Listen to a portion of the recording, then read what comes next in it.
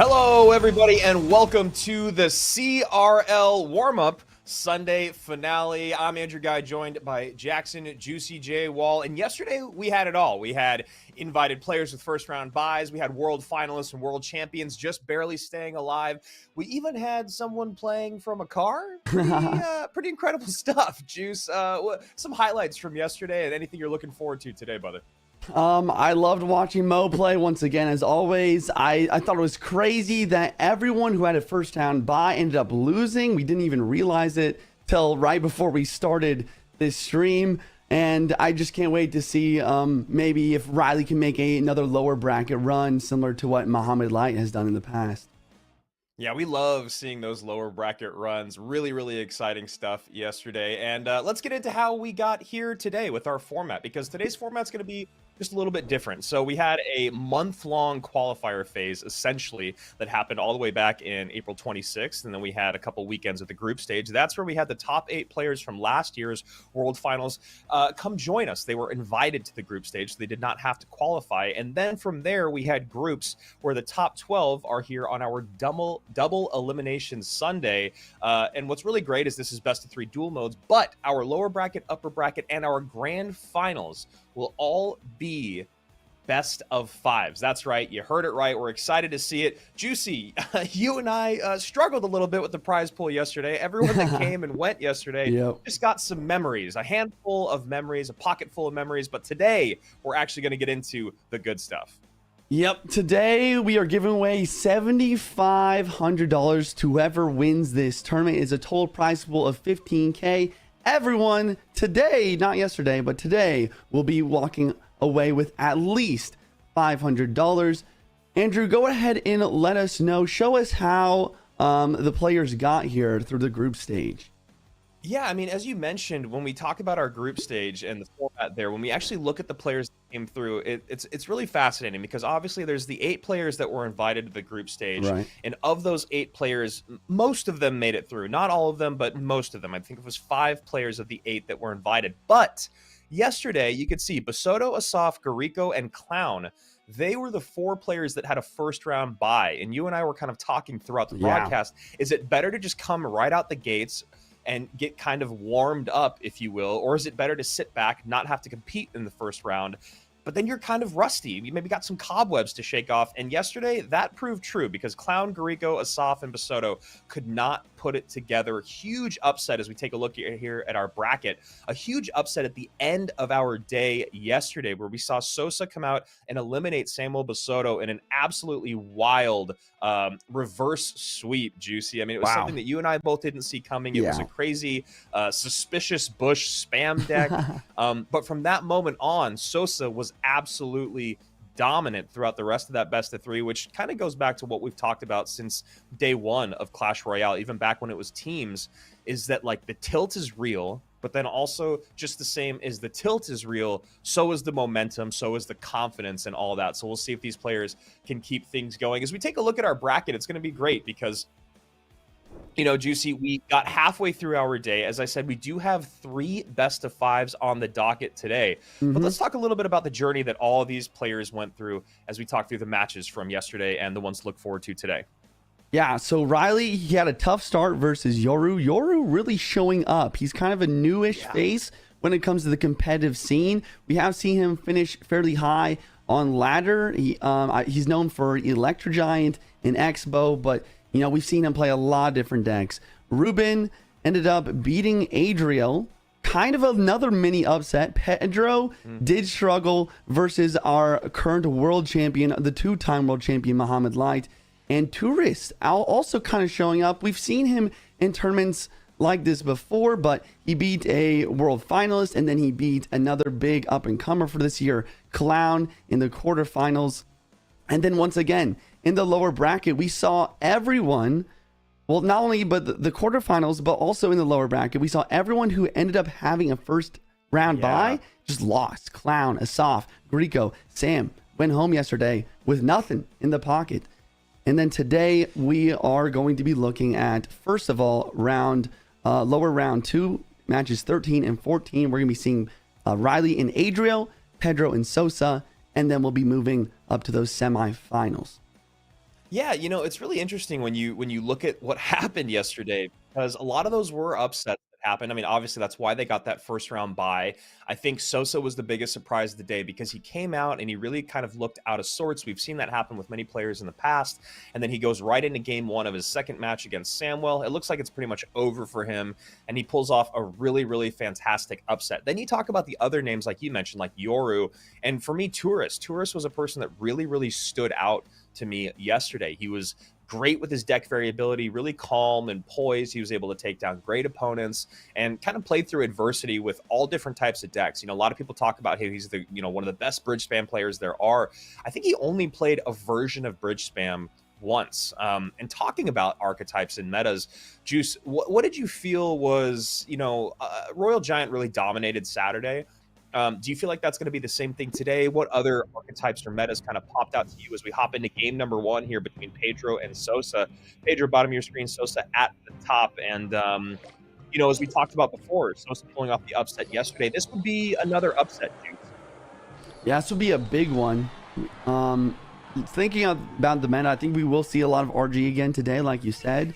But I am really interested in the Royal Hogs. I think that Royal Hogs are really strong. They have a lot of potential, and you can use them in a lot of different decks. And apparently we're going to be seeing some more Goblin Hunt as well. I always see cards or decks that are just, they're played once in a set and not even in every single set. Like we've seen RG in almost every single set, right? But it always shocks me when you get like similar mirror matchups or similar cards that only pop up once every now and then boom, we just start the day with them. Like Goblin Hut was a card that we saw a decent amount yesterday. I think as you discussed quite a bit yesterday, there's an interesting building situation going on in Clash Royale where I think everyone's trying to figure out what's the best building to run most of the time. And I think honestly, and correct me if I'm wrong, to you it sounds like most things, including win conditions, but also buildings, are all kind of rock, paper, scissory a little bit right now because some are so good in matchups and other ones are just completely useless. Yeah, I mean, I think you nailed it on the head there. I think that a lot of buildings, like I think a lot of the time in CRL or just in Clash Royale history in general, we've seen like one building be very dominant in a meta.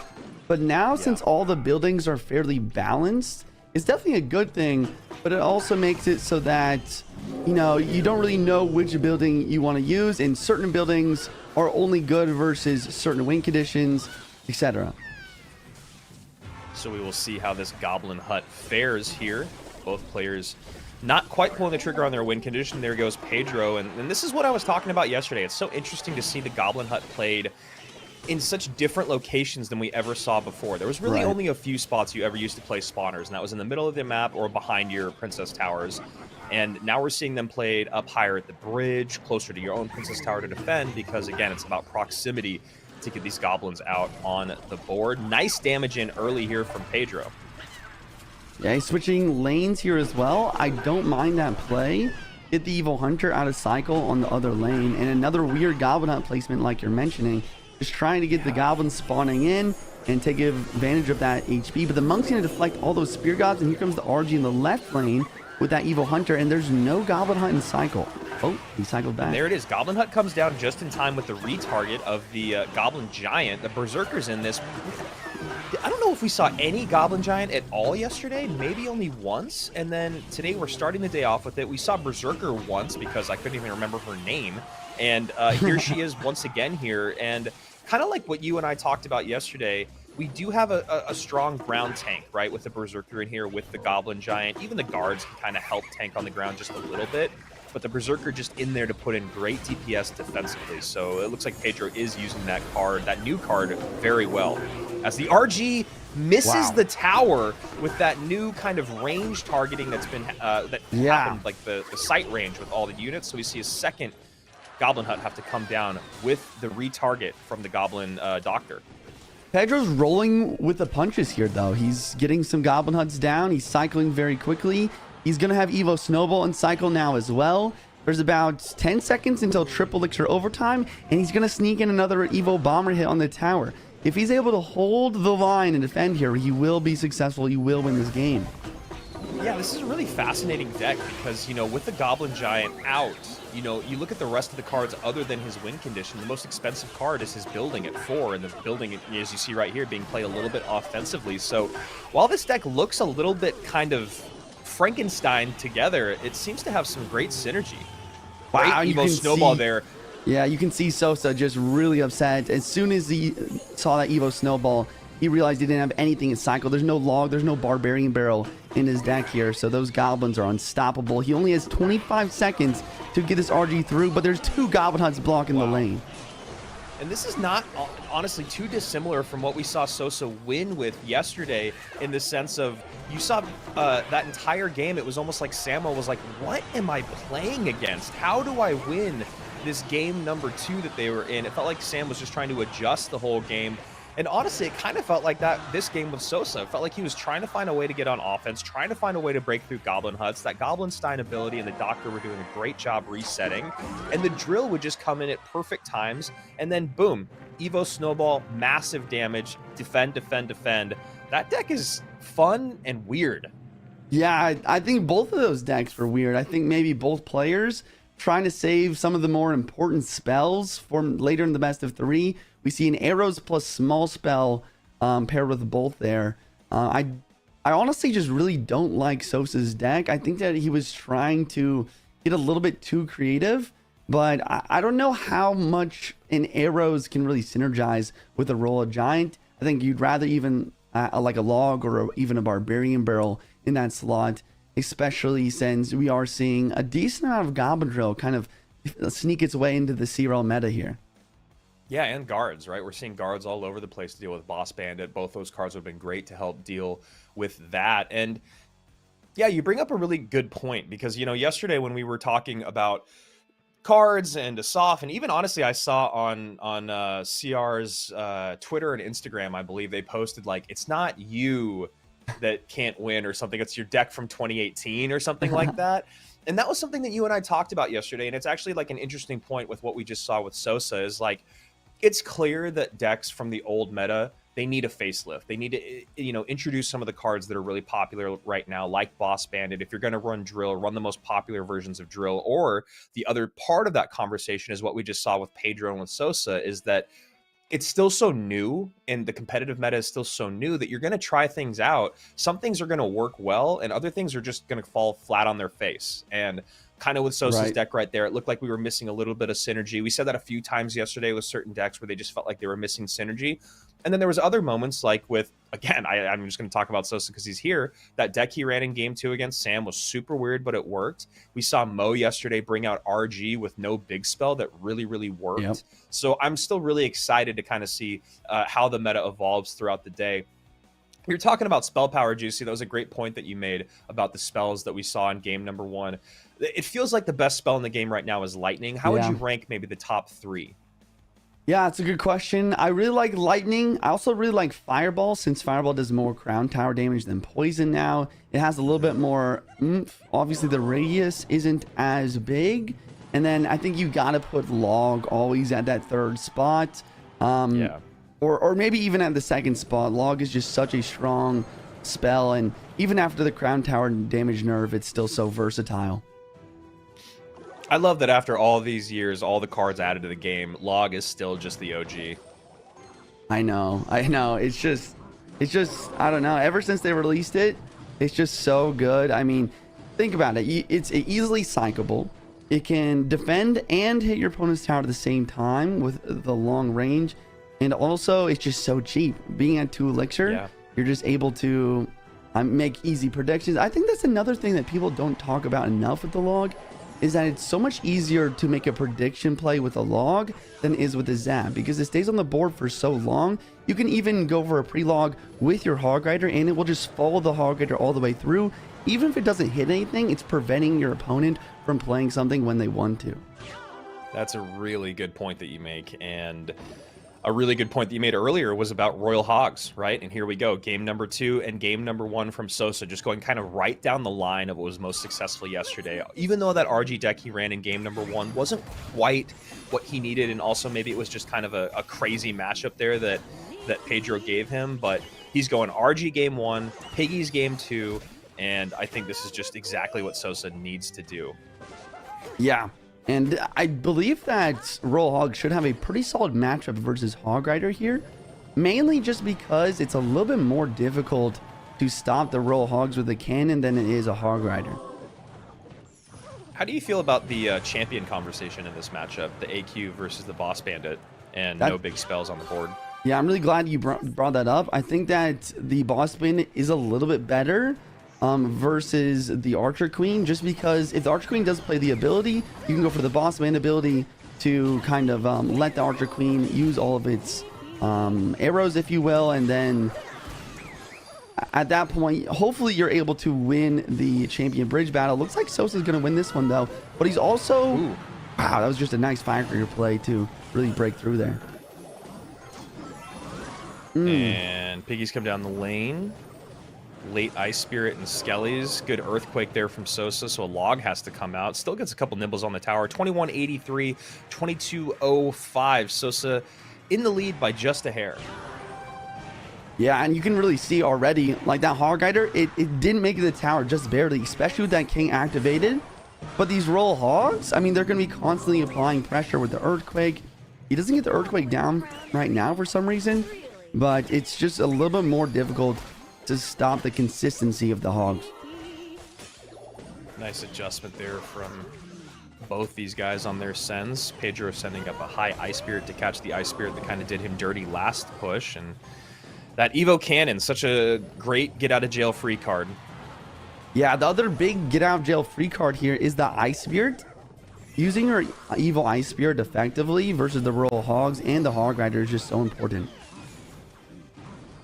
And Firecracker end up able to push those Piggies towards that cannon in the middle. No damage in with those skeletons coming down. 2024 to 1887 as the Earthquake cycle comes in, and I'm sure all you Hog players are very familiar with Hog EQ and Royal Hog EQ similar matchups or mirror matchups, and a lot of that becomes just a couple Hog hits through and a lot of Earthquake cycling. So we'll see if Sosa can kind of get this lead back, or if Pedro's going to continue to hold the line with just defense and EQs. Wow. And Pedro actually loses his Boss Bandit here.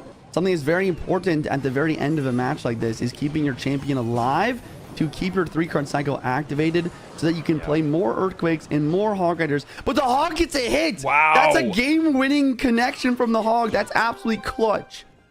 Yeah, that's huge. And you can see it right there on Sosa's face, kind of a big sigh. You see kind of the grimace on his face. He knows, just as I was kind of discussing, when you've played this matchup a bunch, I mean, there's still a chance. There's always a chance that something can happen, but Pedro knows his lead is good, so he's not going to do anything too crazy, put himself in a dangerous situation.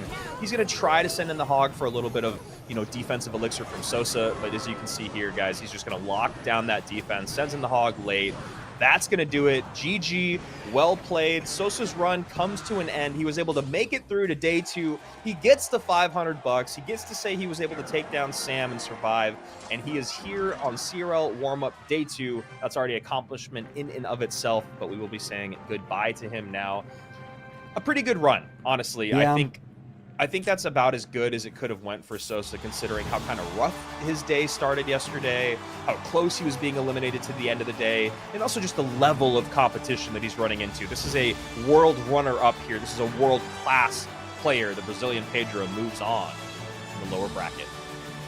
GG's all around. I do stand by what I said, though. I think that Sosa had the right matchup there, and I think the biggest mistake is just not pulling that Hog to the middle of the map.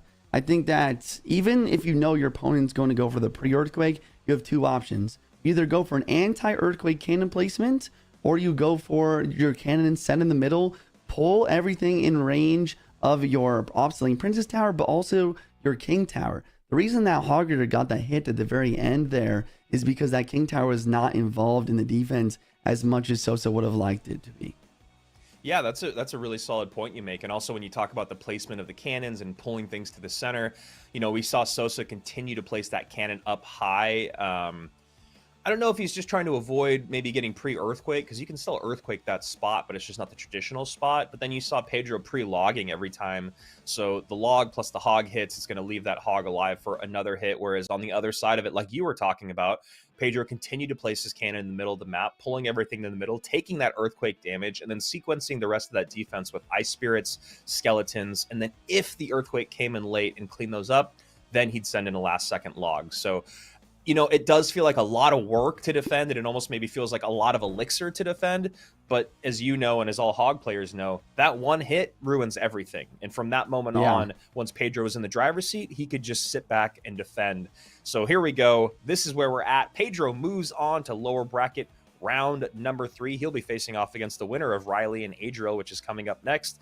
And of course, Yoru, Reuben, Mohammed Light, and Tourist are all sitting, waiting in the wings. Those 2 winners will move on to the upper bracket finals. And the losers of those 2 matches, of course, will move down to the lower bracket. So a lot more Clash to be played today. And as we talked about, upper bracket finals, grand finals, and lower bracket finals are all going to be best of 5. Yeah, so very excited to see how our that. players do with that. That's going to be pretty cool stuff, Juicy. I know this is speculating really early on, but if you were in a best of 5, how would you put together your decks? Like, would you start off heavy, hitting out of the gate so you could try to pick up 1, 2, 3 wins, or at least get 2 out of the first 3 games, and then you start getting a little funky and creative because you're starting to lose cards? Or do you try to win out the gates with oddly constructed decks so that maybe towards games 3, 4, and 5, if you have your back up against the wall, you're like, okay, cool, now I'm going to bust out, you know, Royal Hogs, AQ, Earthquake? Which way would you go?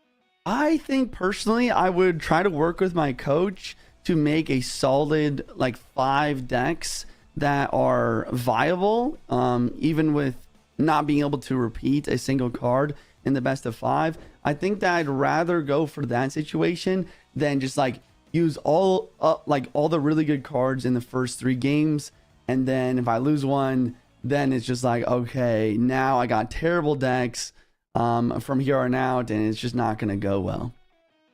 Yeah, that's an interesting point. It kind of reminds me of fantasy football. There's this guy that I've been in a league with for 13 years now. This is our 14th year of playing, and he's won like 4 times, and it drives us all crazy. But always at the draft, he always just picks a lot of the best players at the middle of the road. He doesn't spend a ton on the superstars, and that because of that, he doesn't have a bunch of mediocre players that he has to fill out his roster with. He just goes slow and steady all the way through for his entire roster, and I think that's kind of what you're saying here. You know, don't hamstring yourself in any one spot, and don't swing for the fences in another. Just try to make it even keel all the way through.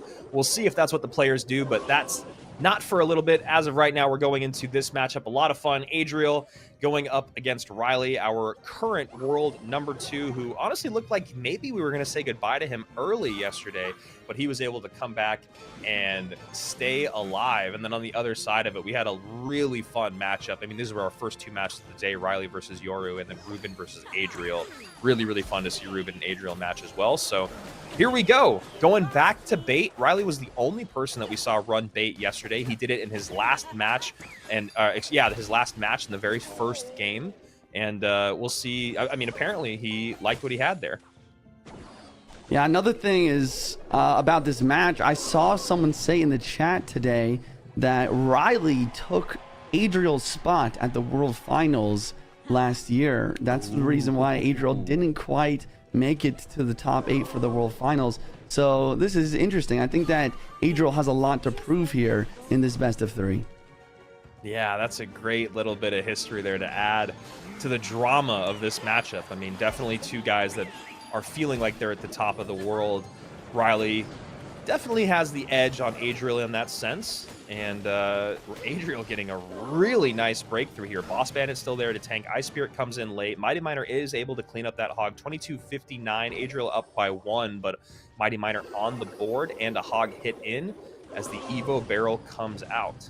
Perfect timing, perfect everything there. You can see both of them with the raise of the eyebrows. Adriel proud of his prediction and his play there, and Riley going, all right, man, okay, cool, let me get some damage somewhere. Yeah, I like this matchup a lot for Adriel. He's got a really quick cycle. He even has the Fire Spirit, which is good versus Goblin Barrel.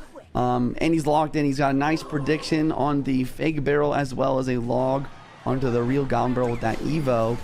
And now Riley's in a situation where he's going to have to keep spamming. He's going to have to get even more goblin barrels on the board to try and cycle back. But he does get some damage into here. But here comes the hog. Earthquake going to drop down. Boss Bandit dashing. He goes for a defensive goblin barrel. He's struggling. The Boss Bandit connects with the pre-log. And this tower is gone. Riley's already thinking about what deck he's going to play next game, realizing this one is over. Didn't love that barrel right in the middle of all of that, Juicy. You know, he was Riley was able to get back to a second barrel and kind of use that defensively, but honestly, he sent a barrel in the middle of Adriel's kind of defense and counter push. And that barrel, it only pulled out 2 elixir. And what I was going to say, but then Adriel just straight up 3-crowned him was, oh, I would have really loved to see Adriel use the Skellies plus Fire Spirit combo to take care of that barrel. It just made me, you know, when you see Mo do that in the height of gameplay or at World Finals, you're like, anyone can do it, man. It's, you know, and it's like, it should always happen if you're a pro. Didn't happen. Riley spends a little bit more on offense than I think he should have, and then Adriel completely overruns him. What else went wrong that game, Juicy? It really did feel like Riley was just, like you said, you really liked the matchup. Was it just the matchup there from Adriel? Was it over-aggression from Riley? It all happened so quickly. Help us out. Yeah, it's a good question. I think that in general, there was a lot of aggression from Riley, maybe even a little frustration after Adriel had that nice prediction with the skeletons. But another big component there is just the earthquake. Adriel hitting a pre-earthquake on the cannon, you know, just 2 times made it so that Riley was really struggling for elixir on defense. I mean, a lot of the time we do see Riley have some really good placements, use an anti-earthquake cannon placement, push the hog over. The problem was that Boss Bandit, though. I think that he was kind of struggling to really get that cannon anti-earthquake while pushing the hog, while dealing with the Boss Bandit at the same time. There's just a lot of moving components, and that Boss Bandit is really hard to control in a situation like that. Yeah, that Boss Bandit really did kind of feel like the it factor there. You know, you cycle or you factor in that 3-card cycle to be able to deal with the barrels and the double barrels there, the Evo barrels. Excuse me, but when you look at the responses to the Boss Bandit, you just have goblins, you have your cannon, you have the Ice Spirit, you saw a goblin barrel come out, and then the best response is the Mighty Miner, which is kind of the worst response, right? The best thing about the Mighty Miner is getting that charge up, but if the Boss Bandit's going to dash twice against it, or even just once, all of a sudden you see Riley go, oh man, now I need to play goblins. Now I need to play Ice Spirit. Now I need to play something to protect my princess. Oh, the princess is now tanking for the Boss Bandit. So I guess I have to play the cannon. Well, I need the cannon for the hog. So all things kind of went wrong there. And a lot of it was just the matchup and just not having a great tank. Boss Bandit, man, we saw yesterday, we talked about her quite a bit. She really can turn a match on the dime for the good or the bad, right? Such a strong card. Accidentally use that ability a couple times or you cycle her in the wrong lane, she can really, really punish you. Although in game number 1, really worked out for Adriel. Yeah, she's a double-edged sword. If you know what you're doing with it, it's really going to provide an insane amount of value. But if you make even one mistake in how you play it or an ability here or two, next thing you know, you've used 8 elixir on one card and your opponent's overrunning you.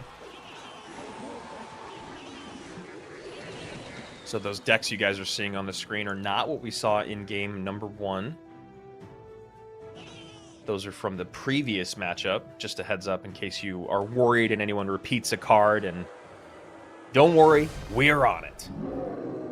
Gobstein in the back, and looks like Riley's got the Tesla. Riley using a drill deck with the Dark Op without the Evo Dark Op or the Evo Tesla.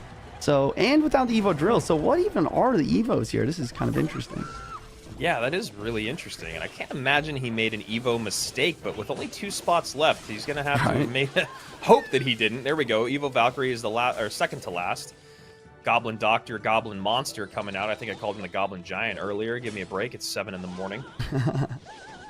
And also, we haven't seen much of the Goblinstein. I'm really happy to see Goblinstein kind of working its way back into the meta, honestly. I know that for a long time, people were sick of it and thought it was a little too powerful. Definitely a really tough card to balance, but I do think it's found itself in a good spot. Goblin Doctor doesn't feel too powerful. Goblin Monster doesn't feel too powerful. Neither does the ability.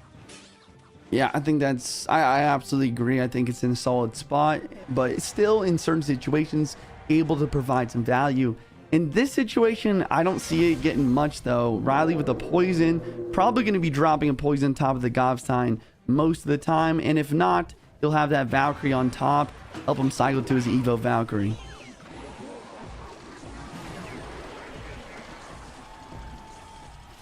Valk gonna drop right now. So, yep. Onto the drill here. Evo Bomber's showing up a few times throughout the competition, which has been nice. Not super popular in general after its nerf, but I think that was a good nerf, Juicy. I mean, it definitely felt like it was completely hamstrung after it happened, but I don't know. I mean, how many times could you lose a game on an Evo Bomber at the bridge that you couldn't get to? Yeah, I think you're right. I think that he is in a pretty healthy spot right now. It definitely just doesn't seem like it since he was so strong before, but I mean, it's still able to get really nice chip damage, and when we're either playing at the highest level, any sort of damage matters. So it makes sense why we're seeing him come out a couple times here in this drill deck. Yeah, and that's a great point that you make. You always see that at the highest level. Any lick of damage is incredibly important, and yeah, that bomb coming through for only 2 elixir is the other thing you got to remember. So, all right, here we go. Another push coming in here from Adriel. Focus on that right-hand tower. 2204 plus the Evo Snowball. It's the Valk and the guards. Wow. But he's able to stop it. He's staying alive. The Goblins do get one more hit, and the Gobstein Scientist as well. Adriel now up about 300 damage here, despite not having a big spell. Yeah, Adriel just keeping up some really great pressure, and you know, this deck, this iteration of this deck is, you know, kind of what we saw Pedro run as well, and I don't know, pretty cool. Seems like it's working out all right. Yeah, Adriel's liking it as well. We didn't see it all yesterday. Sorry, go ahead. Yeah, I just think, yeah, you're absolutely right. We haven't seen it at all, and it doesn't even look like a good deck, honestly, but it's working, and that's all that matters. Speaking of working, these guards are working. Get some damage for Riley on the right side, and all of a sudden, we're kind of evened up. We have about 53 seconds in triple elixir overtime. Arrows on the Dark Gob, and Riley completely switching lanes. Here we go, poison on top of the hut. Hut right in front of the tower to catch the guards, plus the drill. Now the Evo Snowball comes in. Goblins from the hut, though, should come out and help. 1353, still a decent amount of damage in there for Adriel. Down to 1330 against 405. Riley back on offense. Evo Valk, the great equalizer, comes in. Fire Spirit on top, but those Goblins are going to get on top of the tower. Fire Spirit mistimed. And once again, this is the importance of having a log or bar barrel in your deck. If the opponent goes for the Evo Snowball and you don't have something to take out those Goblins, and once again, look, the Goblins are in the tower. Riley with a Snowball on offense, but the Bomber's helping out. Goblins still get hits. This is shot for shot. Everyone is going in for the damage in the last second. The Dark Goblin locks on the tower, and Riley takes game number 2, tying up the best of 3. I mean, he just slides that right in the perfect timing, right when Adriel sends in the drill, just a little bit short on elixir. Adriel knew that the Valk plus the Dark Goblin were coming. He had the arrows in cycle. He just didn't have the gas to do it. So beautiful game number 2 there from Riley. Super, super fun matchup. And yeah, man, that was an exciting one with 2 little bit different decks. I also think it's really interesting how Evo Drill doesn't really exist anymore. People just use other Evos if they're stronger. Great game number 2 there, Juice. Yeah, I mean, I really like the gameplay there. I do wish I could re-see how Riley ended up getting so much damage to the right-hand side. I think the guards and the Berserker were just counter-pushing from defending against the drill, and I think that he applied pressure on the left-hand lane. Adriel was so focused on defense. Maybe an Evo Snowball came through to even force that even more attention. And those guards ended up doing enough damage to kind of tie it up. And that gave Riley the only opportunity he needed in order to win this game. Yeah, so I'm taking a look here at kind of what happened. And Adriel goes for a pretty decent push. Or Riley goes for a pretty decent push on the left-hand side. Adriel defends it with a Goblin, with a Gobstein and a Berserker and a Fire Spirit, I think. And then all of a sudden he looks on the right-hand side of the board and a Valkyrie plus guards just snuck on through. I think he just got, I mean, we saw that happen once yesterday where you just get caught looking, not really paying attention because you're just getting a little bit overwhelmed. So great stuff there from Riley, letting, his defensive counter push just do the work that he needed while distracting Adriel in the left-hand lane. Since we just have a couple minutes here in between the games, or maybe not a couple minutes, a couple seconds, I saw a couple people asking a few things about what this tournament, what the implications are from the tournament, and how they can be involved. We say this every single year, but let's start with the first question. This is the CRL warm-up. So as we said at the top of the show, $15,000 will be given away. This is just the warm-up though, so there are no points or leaderboard spots or anything like that awarded. No golden ticket. This is just about players that are here in 2025, ready to go, ready to show that they are ready for CRL and CRL World Finals. And then, who doesn't want to win $7,500 for first place, or, be a part of that $15,000 grand prize. And then the other part of it, asking, someone was like, how do we play against these players? Do these players play against everyone else in the world? Yes and no. At the beginning of the season, you can maybe run into one of them early ladder, which is always horrible. When you're like game number 1, new season, you see them with like 320 win badges. You're like, awesome. This is going to be a fun Challenger 1 match. But the way to do it is to get in the top 1,000 of our leaderboard in Ultimate Champion. If you want to be in there in Path of Legends, every time we do CRL, top 1,000 players get invited to what then gets you to the end of the month in our CRL monthly finals. So I hope that made sense. But the best way to do it, subscribe to the channel, follow on Twitch, follow along on Twitter or X to make sure that you see when these competitions happen. And then, hey, we could be calling your matches here, just like how I've never called a Tourist or a Yoru match before this weekend. Been doing this for a very, very long time. That could be you this year. All right, we're hopping to the game number 3 here. This is an elimination match, so someone's going to be walking home away with $500. I mean, it's not nothing, but I know the ambition these players have. They want that champion prize. And the Ram Rider ignores the Goblin Hunt once again. This pathing, the recent pathing update, I'm glad I'm seeing it not only affect me, but also the best players in the game. Yeah. That's a really good point that you make, because I definitely have found moments where, and Riley's not completely out of this game, but he is in a bad spot. But I've definitely found that happen quite a few times. Great King Tower activation there. Still cost him a little bit. Where the new pathing has just completely done me dirty. Okay, Monk in the back from Adriel. We have a skeleton surround last second from Riley. Really well played. That's going to be 0 hits with the help of the King activation. And you're right, it did cost a lot for him to make the activation happen, but it's an investment. It's going to help him out for the rest of the game now. But now he has to deal with this expensive push with the Monk, Ram Rider, and once again, Ram Rider getting pushed to the side by the Monk, making it so that it completely bypasses the Goblin Hut. And Riley's just shaking his head. He's taking a lot of damage. He's shaking his head here. He's so tilted, and I can imagine why. It's 2 back-to-back missed pulls on the exact same push coming across the bridge. A Monk plus a Ram Rider. The Monk, the density of the Monk, body blocking, pushing that Ram Rider maybe a half tile over. And with that new pathing, that is not going to do it. So Riley going to have to get a little more used to playing that Goblin Hut, just 1 tile over to the right. And, it's going to pull the Ram Rider, and it's also going to spawn Goblins to help out in that case instead of doing a whole lot of nothing. Monk counter pushing left-hand lane. Adriel does have Lightning as his last card in this deck, or he should. So that's also going to make this even more difficult to make this comeback happen. Goblin goes on the left-hand lane again. It is placed 1 tile up, and the Ram Rider isn't getting pushed by anything this time, so it will pull. Augur does get some hits. Riley's starting to lock in here and maybe get some damage back. Maybe there's a comeback possible here.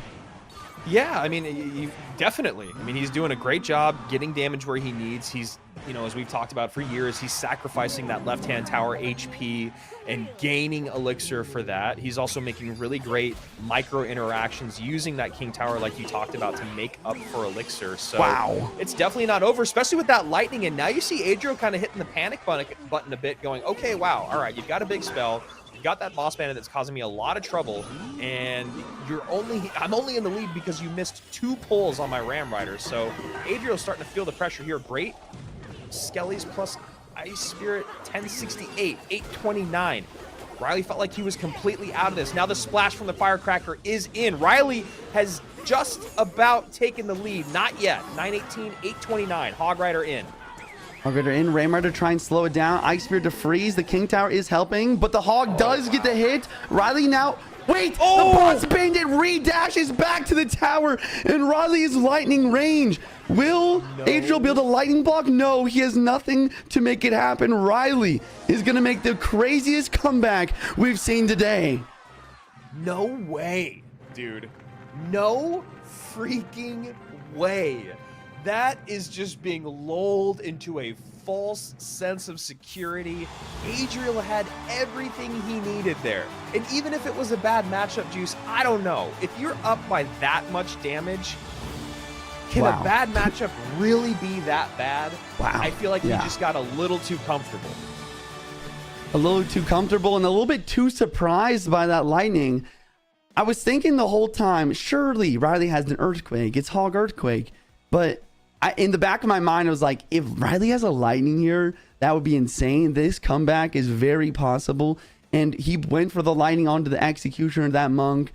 He went for the Barbarian Barrel to finish out the Executioner with another Hog Rider. He kept applying pressure and he played in the opposite lane, which was really important. This Executioner monk deck, it really excels in playing same lane and counter pushing. So continually applying pressure in the opposite lane really allowed Riley to just make this comeback happen. Chat absolutely losing it right now over on YouTube. How could you not? What a great second match of the day. And I gotta say, the thing that I'm most impressed by and happiest about is this is a guy that, you know, a year ago this time, we had no idea if he was going to be at World Finals. Then you fast forward to World Finals, you see that he's going to be there. As you said, he kind of barely sneaks in, and you're like, all right, I don't know, though. I met him before. I met him in 2023. I just don't know if he has the stage presence that he needs to do what he needs to do in 2024. This could be a day one elimination. And then you get through to the end of World Finals, and he does it all. And he ends up lasting to the Grand Finals against Mohamed Light. What I love that I saw today is I wanted to throw my phone for him after that second missed Ramp Rider. And it's against Adriel. It felt like it was completely over, but the mental fortitude, the perseverance to come through it, that shows me a very mature guy, because he looked really tilted also on call, but he didn't let it get to him. So really, really impressed by Riley there. And for Adriel, we've seen that whole horse to the barn syndrome, light at the end of the tunnel thing. You got to slow play it out. These are the best in the world. You've got to just be smart and safe, as you always say, Juicy, when you're playing. Don't go for the win. Just go for the not losing, and then the win will come. Yeah, absolutely. And, I mean, not to mention, Riley got 3 crowned in the first game of this best of 3. He lost immediately. I mean, you talk about mental fortitude. I genuinely don't think I would be able to come back from something like that.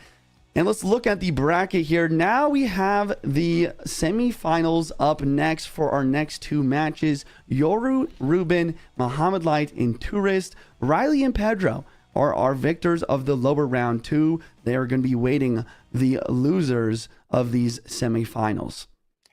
Yeah, and this is a really exciting semifinals in the upper bracket, because you have 2 world champions going up against, just for the fun of saying it, is 2 no-names, right? We do know Tourist. We've seen his name in the community for a while, but in terms of the highest level of CRL teams, world finals, all that, Yoru and Tourist are the rookies here.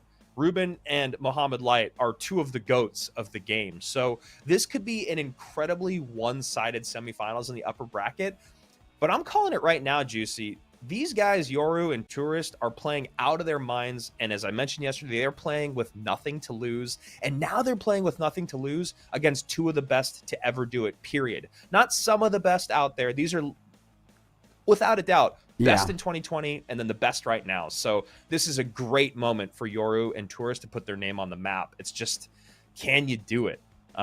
Let's go to match 15 first, because that's where we're going to go next. Yoru versus Reuben. How do we feel about Reuben yesterday, Juice?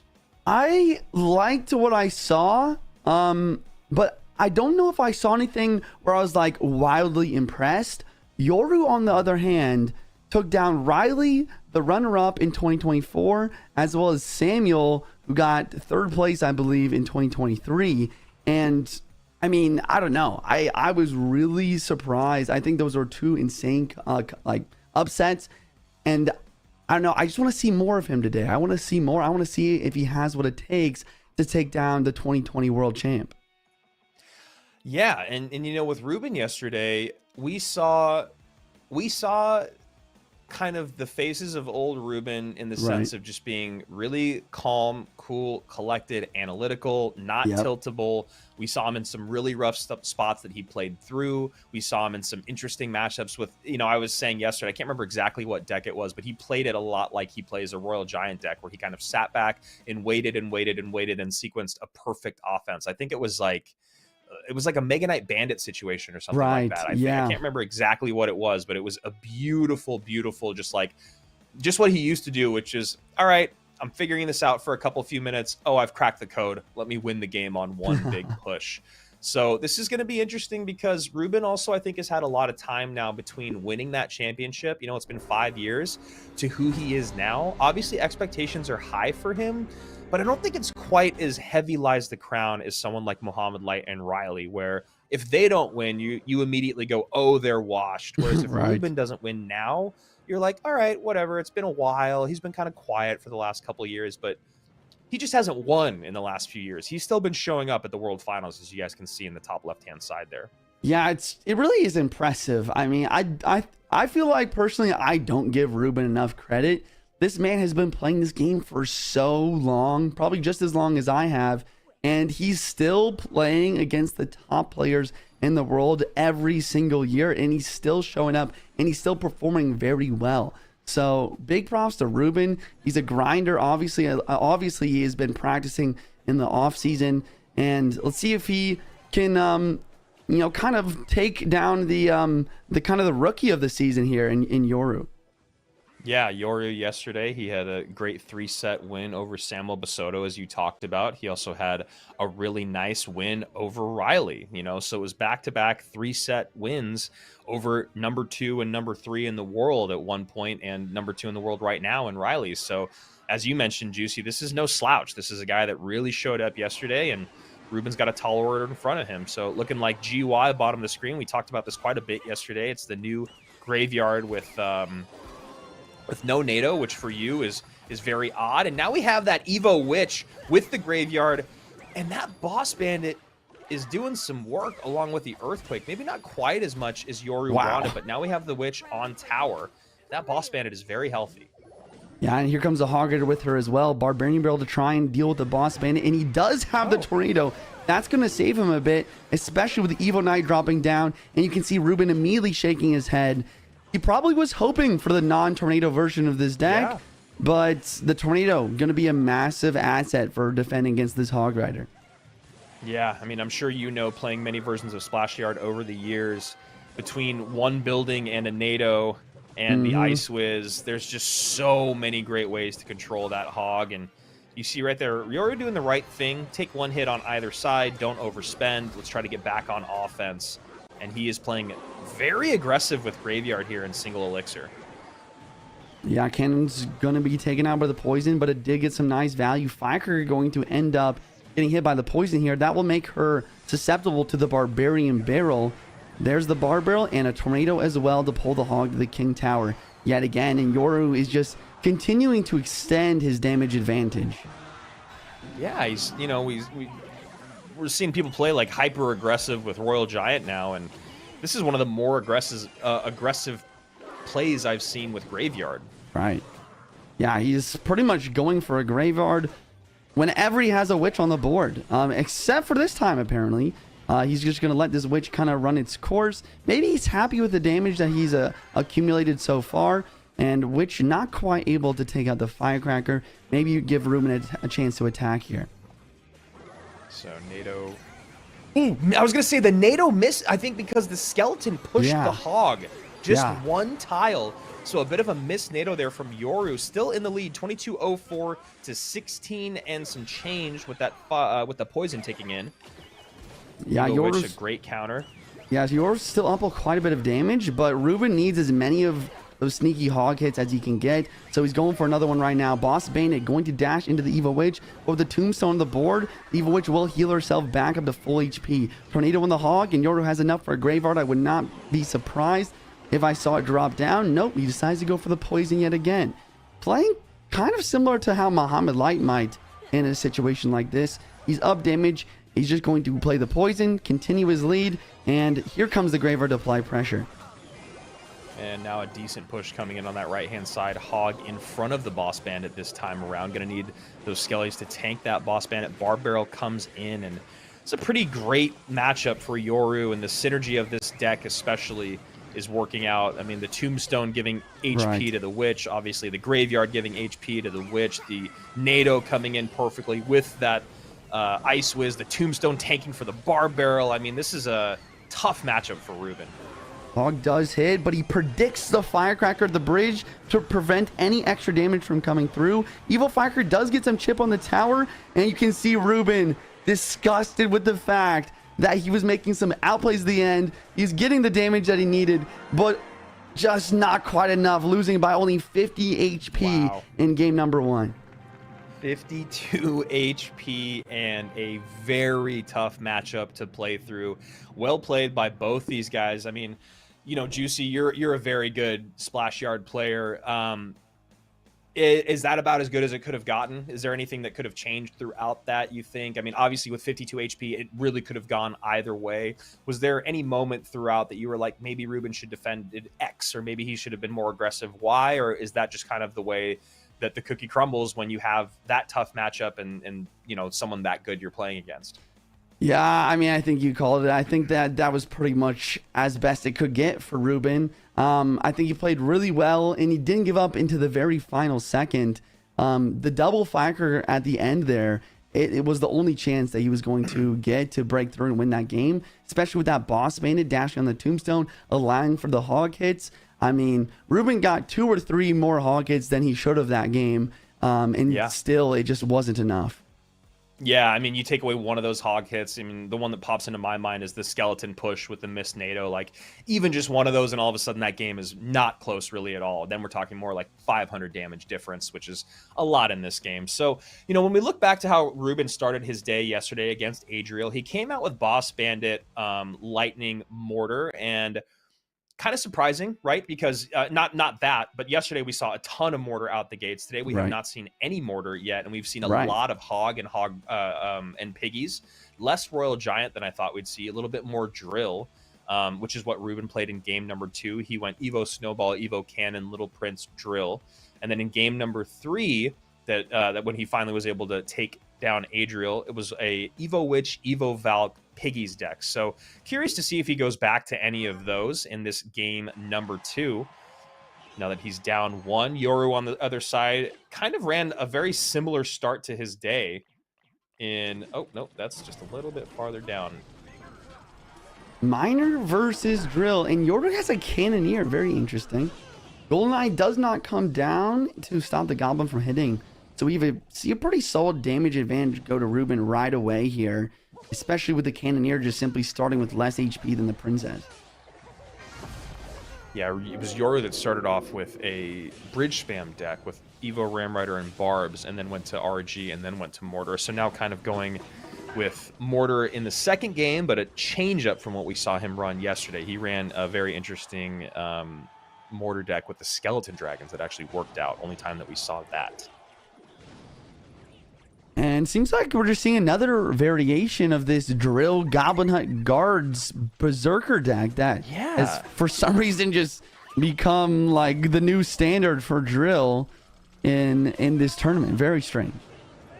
Yeah, I mean, maybe we can break it down a little bit more analytically afterwards, and you can, you know, you can use the time now in the rest of this game to think about what it is about this deck that all works so well together. But as of right now, you know, this is going to be look here, it's not a horrible matchup for Mortar, but I was just going to say that is one of the most frustrating things that can happen as a Mortar player, is that Evo Bomber. And with Reuben with already an 1100 HP lead, this is going to be a mountain to climb for Yoru with Mortar, Miner, and some spam.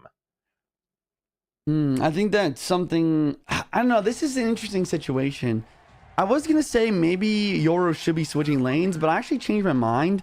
Since Reuben doesn't have a big spell, the last card is most likely arrows. I think that he should kind of stack up units to the right-hand side, use his lightnings to try and gain some advantage back, defend the Goblin Drills with the Gold Knight and the spam, and then counter push with the Mortar same lane.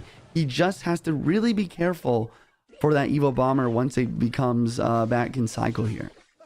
Yeah, yeah, I like all that. I think that's a really good point. And as you can see already, Reuben trying to get back to that bomber that did do so much damage, cycled back on the right-hand side, so he's still got one more cycle to go through. There's the Evo Snowball coming in. Pretty well timed there from Reuben. Does get just a hair of damage out of it, 595. There's the other bomber coming down. Maybe a high lightning here to take care of the doctor and the bomber. And he does, Nice. which is pretty good. Gets a little bit of damage from the monster making its way through. Surprised to not see GoldenEye dash, and the Berserker does come down to make sure the Mortar Evo does not lock in the tower.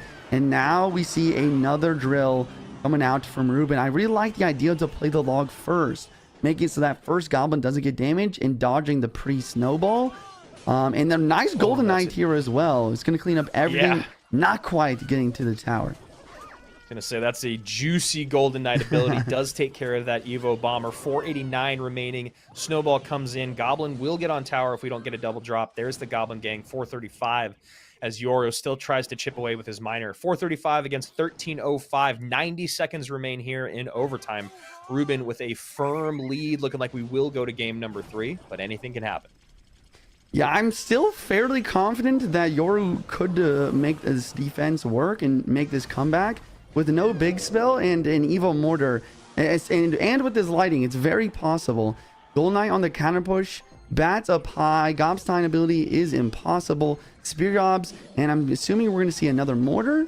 No Golden Knight dash though, and the drill is inbound immediately. And the log's out of cycle. Big miss on that Golden Knight. And yeah, I was going to say, I think he just got a little aggressive with that log. He misses the Golden Knight ability, then sends the log, and that makes it so he can only defend with the goblins or goblin gang or something that's going to get snowballed off the board. Not even the goblins because they were played up high.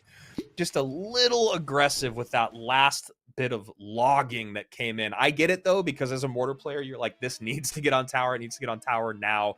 Pretty good game good game number 2. Wow, I'm having a stroke. Okay, now that we've had time to think about it, we've seen it play against a few decks today. What is the deal with this deck, Juice? Talk to me a little bit about this and be honest with me. Are you going to run it later on today? I might give it a go. It definitely looks a lot of fun. I really like the synergy between the Evo Snowball and the drill. We've seen it so much today, allowing for goblins to reach the tower.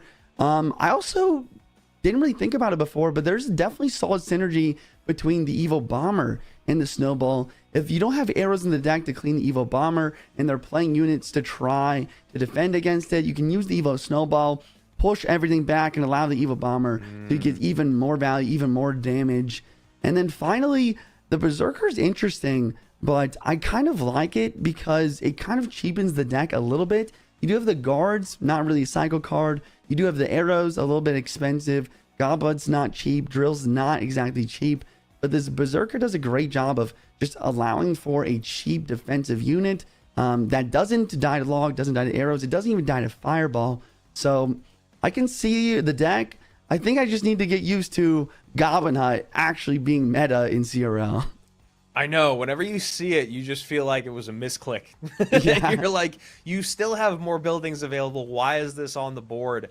And yeah, I think that's a really great point that you make about the Berserker, because, you know, in that deck with the guards as well, you want to use those guards as your ground tank. And the Berserker, as we've seen today and yesterday, just a really, really great defensive card that you don't really care if it does anything else. But if somehow it does get across the board, you do see it start to kind of wreak a little bit of havoc. It one hits a lot of cheap units that would usually be used to distract it. It obviously moves fast. And then if it does get on tower, the super high DPS. We don't see that quite as often, but really one of the best defensive cards in the game. And I'm really curious if moving forward now in the competitive scene, we're going to see more of the Berserker, right? We didn't see it at all yesterday until one game. Now we've already seen it like 4 times.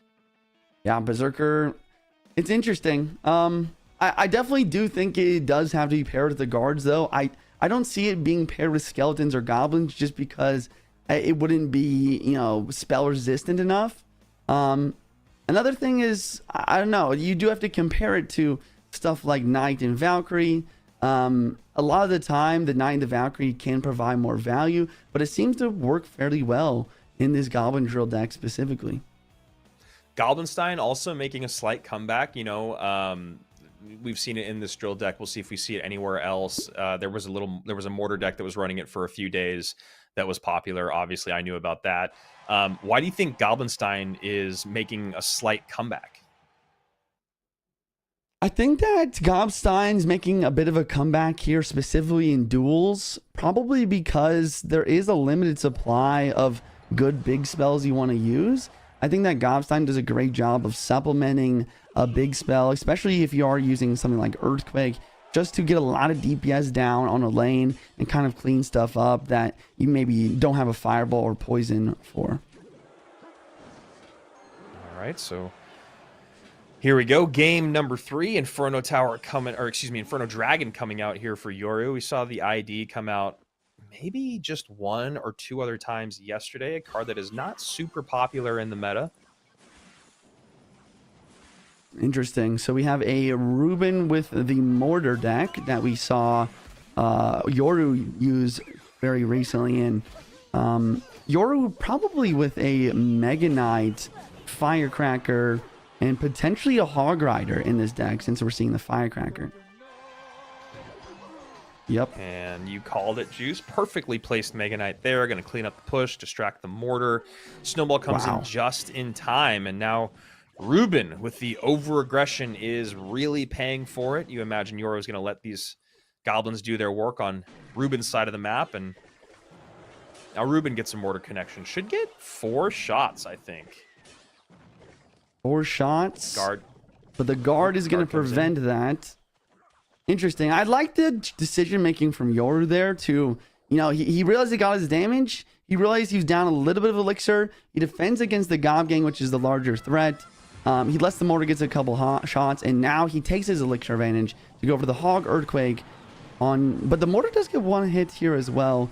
Pretty tough matchup, it seems, for Reuben here, especially with that Earthquake. Yeah, I mean, a lot of responses, and it does feel like one of those matches where, Reuben is going to get damage, but at what cost, Right. And I guess we'll just have to see as Yoru is going to be able to probably defend, take a little bit of damage using his tower HP, and then maybe just straight up overpower Reuben and his defense here. So we'll see as this game goes on, but these beefy units causing problems already. Evo Mortar not going to get a hit. Oh, it does. Wow, it retargeted for 1 second. Unit fell off the board. Got that 1 shot in, and that's huge for Reuben. Now a decent counter push.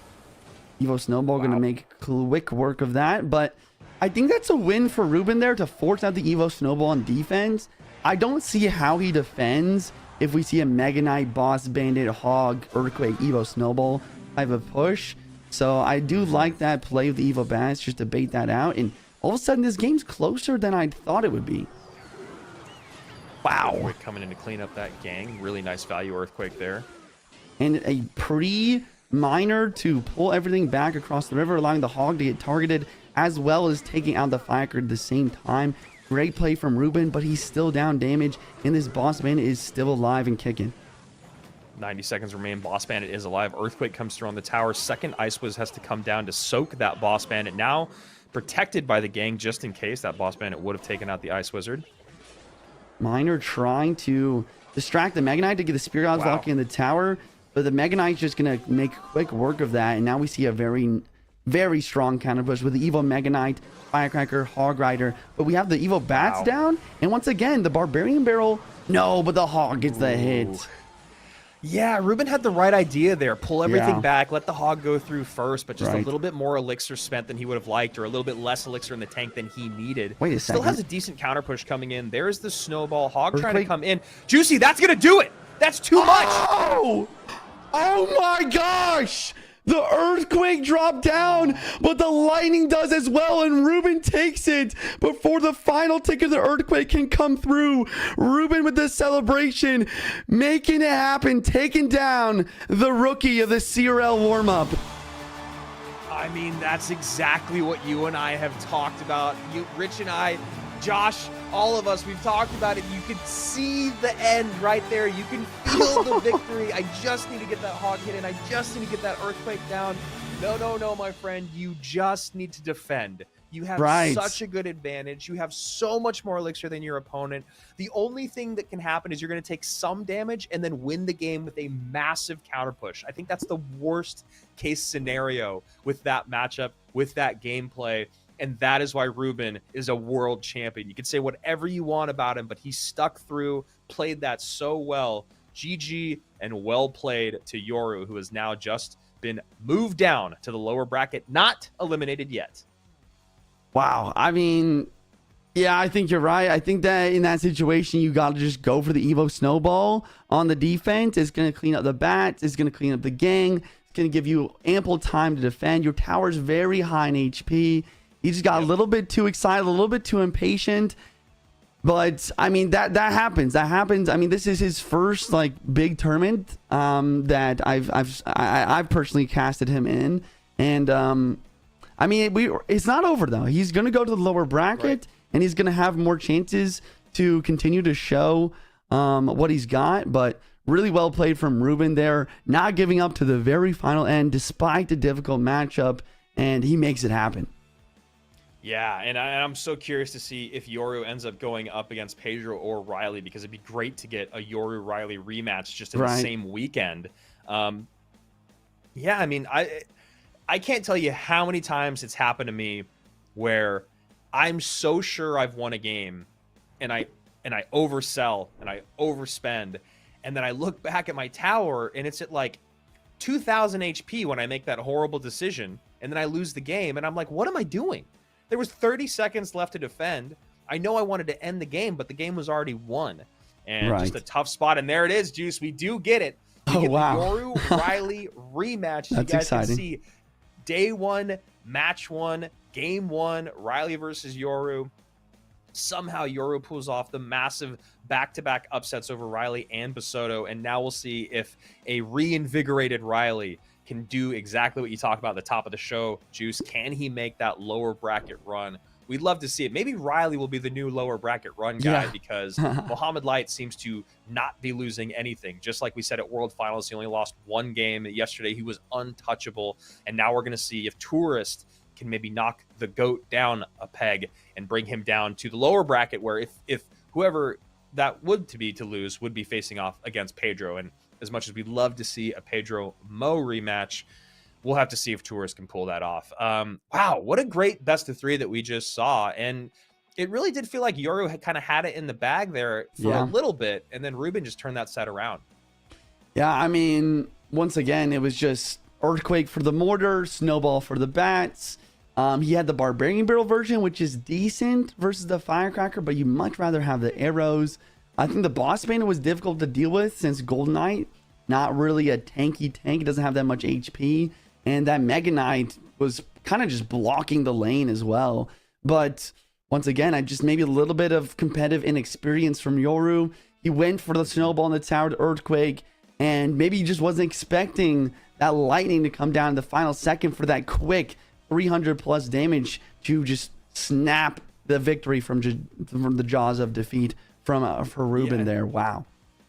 And that's something that you always have to think. I mean, this is such an obvious statement, but we just saw it come through. I mean, you have to know what the big spell of your opponent is, right? You have to always be thinking about that. And especially in the current meta that we're in, you have to really think about it early on, right? You see the Mortar, the Bats, the Golden Knight, like it's gotta be lightning. And then if you don't see the arrows at any point, you just know it has to be lightning. There has to be a spell in there. You see, you know, the barb barrel, the bats, all that. I don't know. It's just one of those things you need to make a recognition of, something you always need to keep that much of a lead.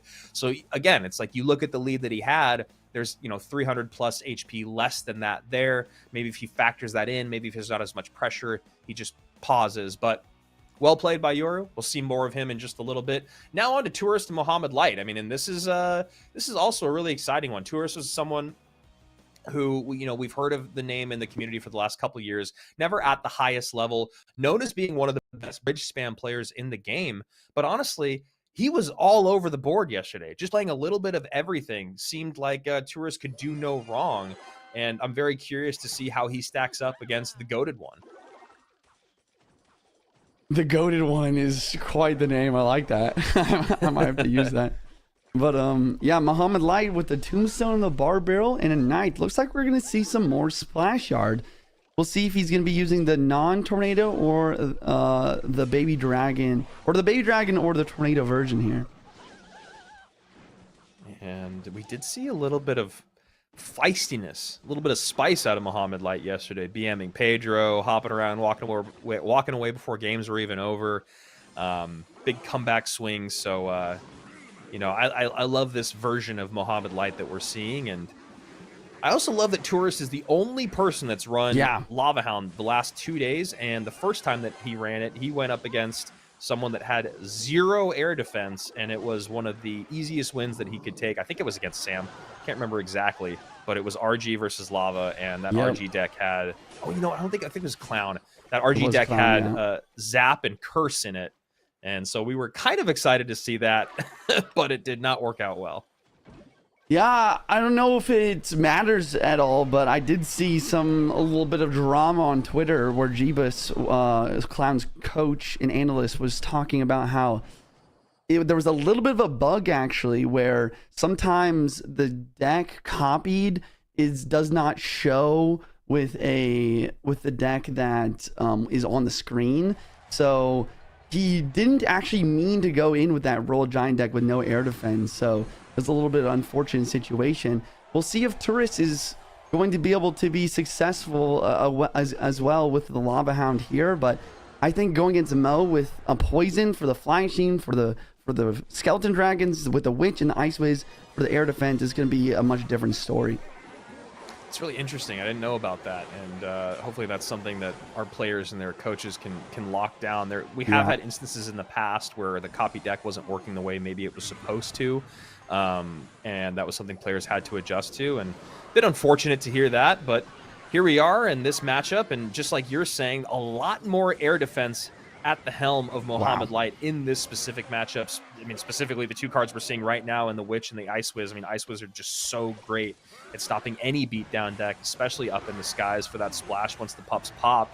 And just cycling Ice Wizards in the back is Mohamed Light as Tourist tries to go aggressive at the bridge opposite lane with a Lava Hound plus Flying Machine push. Mo's got the defense locked down pretty well so far and has to pull the trigger on the poison again. Poison drops down. Witch is in Cycle, and Tourist does have the Lightning, so he's going to drop the Lightning down the Witch immediately, trying to break through for any sort of damage. But the Ice Wiz Tornado is in Cycle once again. Ice Wiz doesn't do the damage it used to, but the Tornado doesn't do the damage that it used to, but the Ice Wiz Splash is sufficient to really make sure this defense is successful. 1842, 2575. Tourist is changed minds on which lane to go in, did not like the counter push potential that he was giving Mo Light on the right hand side, and Mo Light continuing to just defend with a card or 2 and then a poison if necessary. Now we see poison coming out on the opposite lane to deal with the Skelly Drags. Yeah, that's going to force out the arrows as well, with the Evil Knight just tanking everything. Tornado once again in the left-hand lane to mitigate damage. And we're heading into triple elixir overtime, which I think only can benefit Mo in this matchup. Yeah, honestly, I completely agree, and I'm really impressed with, I mean, it's hard because it's Mohamed Light, where it's pretty hard to be impressed by anything and everything that he does is impressive, but his ability to completely control a Lava Hound plus Flying Machine with just a Witch and then a Knight, or just a Witch and a Tombstone, not hitting panic, not worrying about the damage that he's taking, not overspending. It's really good because you can see Tourist is having a really hard time figuring out how to put together a real offense that's going to keep up in this final 20 seconds. Lightning going to drop down the Ice Wiz with the anti-lightning Witch placement. Graveyard from Mo, plus a poison and a Barbell to apply pressure with only 12 seconds left on the clock. This game's getting a little bit more close than I thought it was. The Tornado doesn't do that much damage. The arrows come through, and there's a Lightning in Cycle. Tourist making an upset here in game number 1. Wow. I don't even know. It felt like Mo had that so under control the entire game.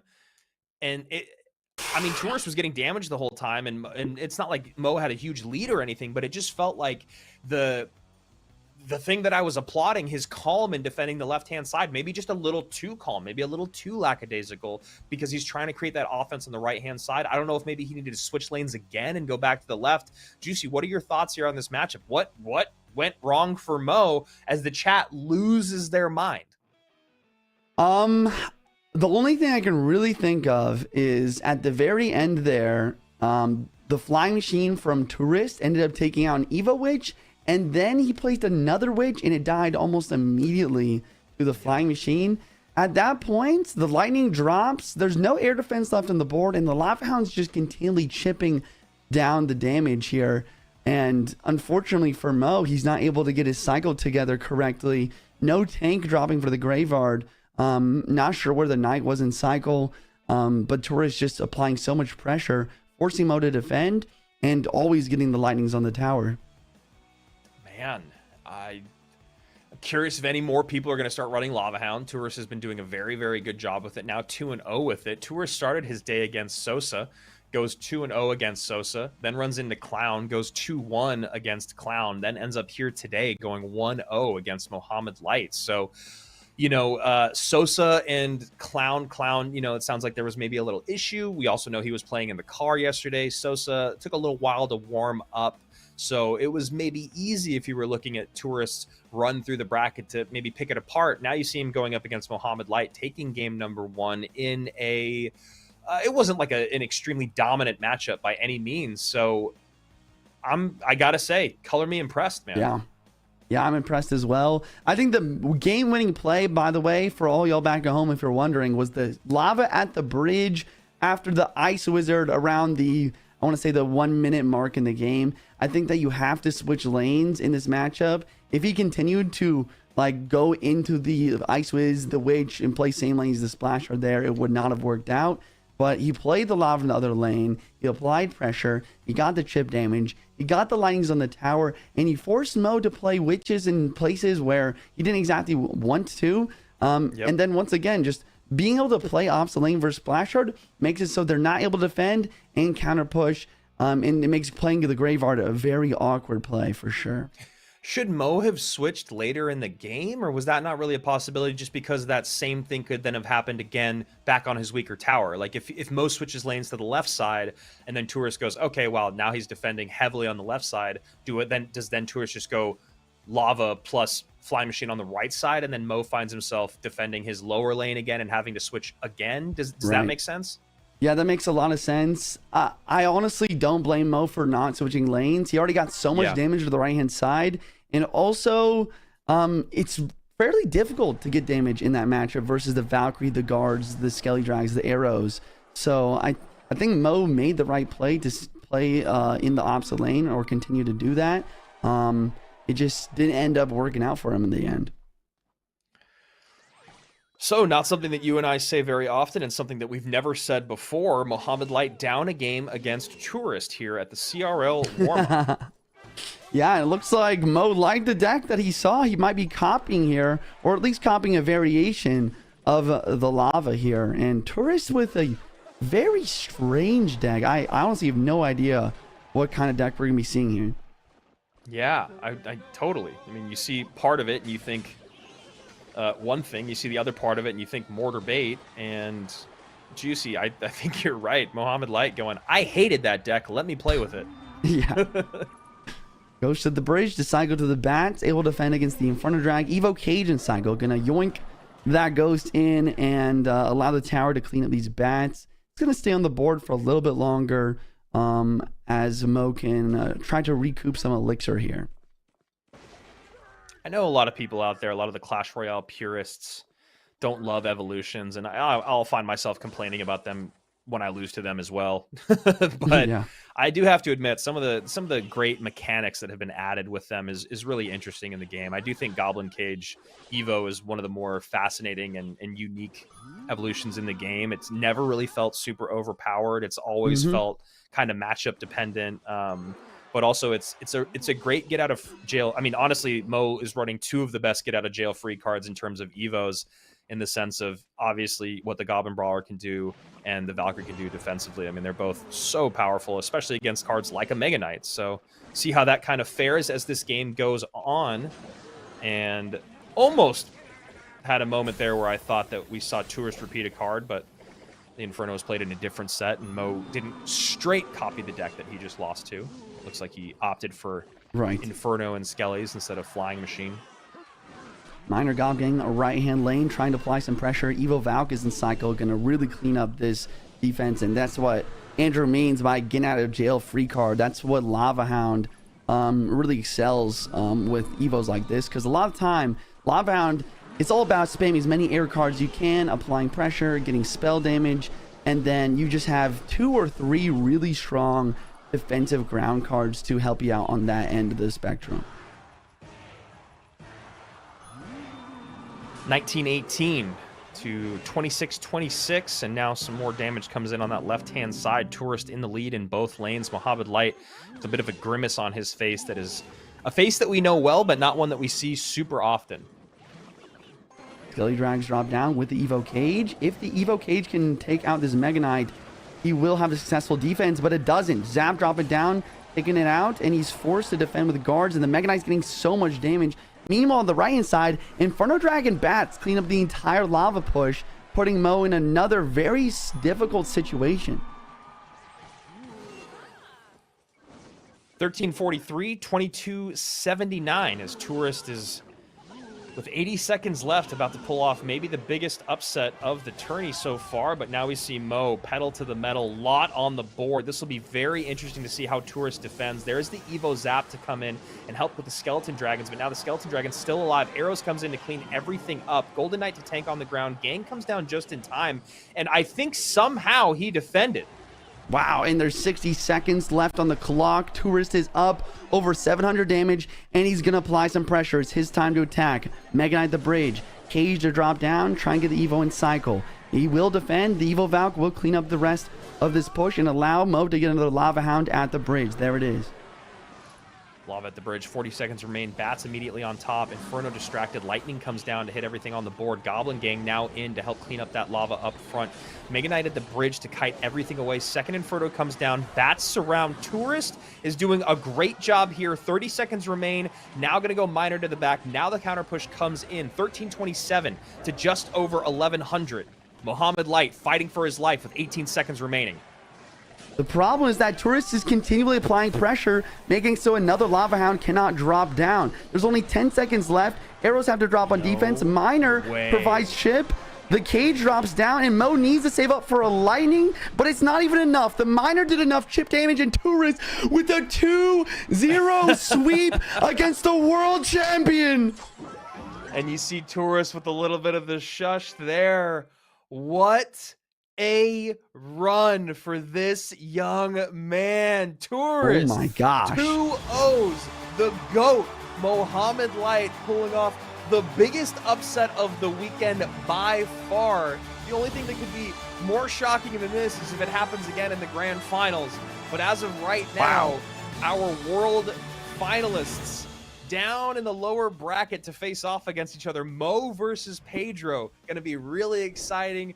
Yoru versus Riley. And then at the top, we've got Tourist staying alive against our former world champion in Reuben. Juicy. Talk to me about the 32 cards that we see on the screen. Talk to me about these two matchups. Game number 1, we saw a Splash Art versus a very popular Lava Lightning deck. A lot of the time with Lava, you see either a Miner or you see a Balloon as a secondary win condition. But in this situation, this is kind of a new Lava deck that's just based on Lava Chip and Lightning's down on damage, on tower, and also to clear out those air defenses. Tourist with the lane switch made this happen just by a few HP. Game number 2, Mohammed Light, seemingly interested in Tourist deck, goes for a variation, except with the Inferno Drag, rather the Flying Machine, maybe trying to predict some sort of beatdown deck from Tourist here, but it ends up kind of backfiring because Tourist has the Evo Zap for the Inferno Dragon. He has a lot of air defense. He's the Inferno Dragon for Lava, Bats, and Spear Gobs, and Mo only having the arrows to clean up those bait units, so it's kind of a pick your poison situation on what you want to get on the board. Mohammed Light did his very best to try to defend and get the damage that he needed to win, but Tourist ending up winning the game by just applying immense amount of pressure throughout the entire match. Yeah, I mean, I think you really called it right there. How great would that flying machines have been Yeah. for Muhammad Light? You know, they would have been all over the board. Tourists would have been struggling to control them, but Yeah. not the case. A bit of a change up there for Mo and his team. Like you said, probably looking for something just a little bit heavier out there, maybe something like RG. Reuben, Right. Tourist, up in our upper bracket finals to play in a best of 5, our first best of 5 of the day. Very excited for that. That's coming your way in just a couple matches. But next up, we got the rematch between Yoru and Riley, and then the rematch between, well, actually, no, not the rematch, but a match between Muhammad Light and Pedro, because remember, it was Pedro who ran up against Mugi in those World Finals that he got second place, not Muhammad Light, even though we're so used to saying that. So here we go. Yoru versus Riley. And just to remind you guys how the day started yesterday, Yoru came out playing against Riley, game number 1, match number 1. Yoru loses that first game to Riley running Golden Knight, Mortar, Lightning, something that we've seen a lot this weekend, a little bit less today. But Yoru ran a deck that we haven't seen at all. Getting back to that in just one second. This is what we're playing for, right? 5th through 8th, $500 juice, $1,000 to 4th place. 3rd place takes $1,500. 2nd place takes $3,000. And 1st place takes $7,500. So we always talk about the pressure that starts mounting as more money is on the line. Yeah, Back to you winning $50,000 on a stage, Juicy. I know you already felt pressure throughout. I know you're a competitor. I know you hate losing more than you love winning. But was the pressure through the roof when you knew that it was the $50,000 game? Or did you feel like just as much pressure in the match before that because you were always thinking about winning and you were always thinking about that $50,000 prize?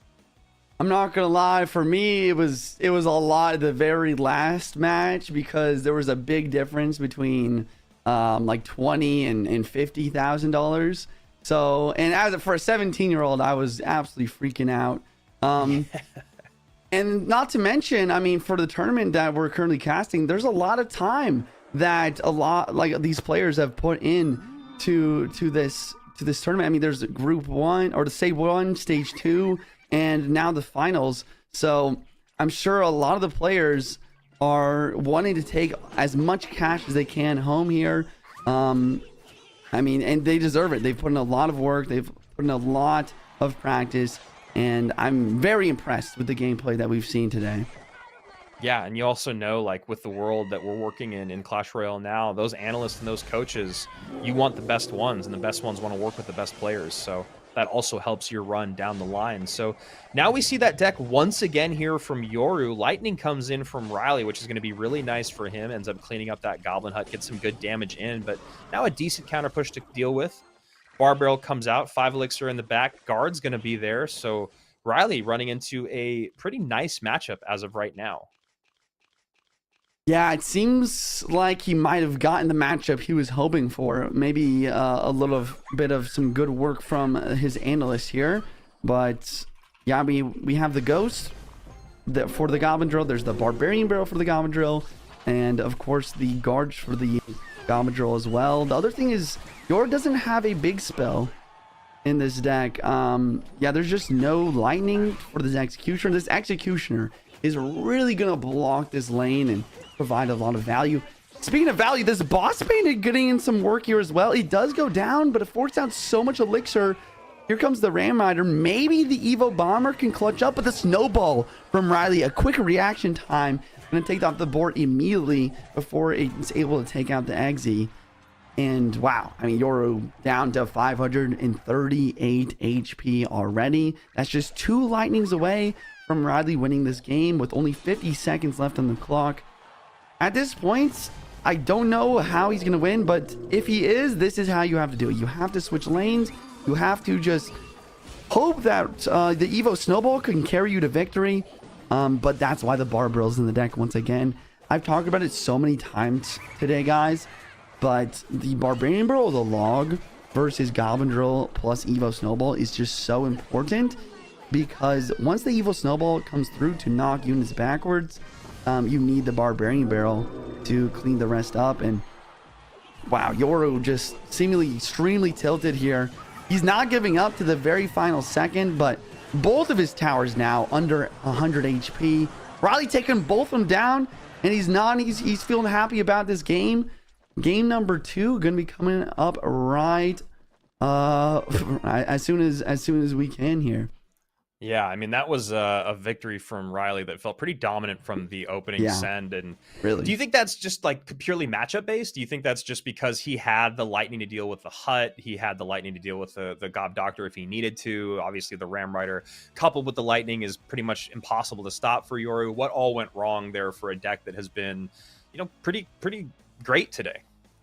Yeah, I mean, I think that we've kind of just found, or maybe Riley has found the kryptonite to this popular kind of trendy Gob Hut deck here. I mean, we saw the bar barrel to counter the Evo Snowball when the Snowball comes down with the drill. We saw the Ghost and Guards for defense. The Lightning, just so difficult to defend the Ram Rider Lightning, especially when you're using a Goblin Hut where, it does have a decent amount of HP, but it doesn't have that DPS that it can get down onto the Ram Rider before the lightning drops.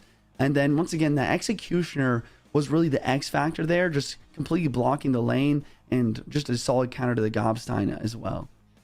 Yeah, it really felt like Riley had every answer that he needed, even from the opening send, right? You talk about the barrel coming out, then the guards came down immediately on top of that drill, the lightning that came out on top of that hut with the Ram Rider connection, and it was just like, oh, okay.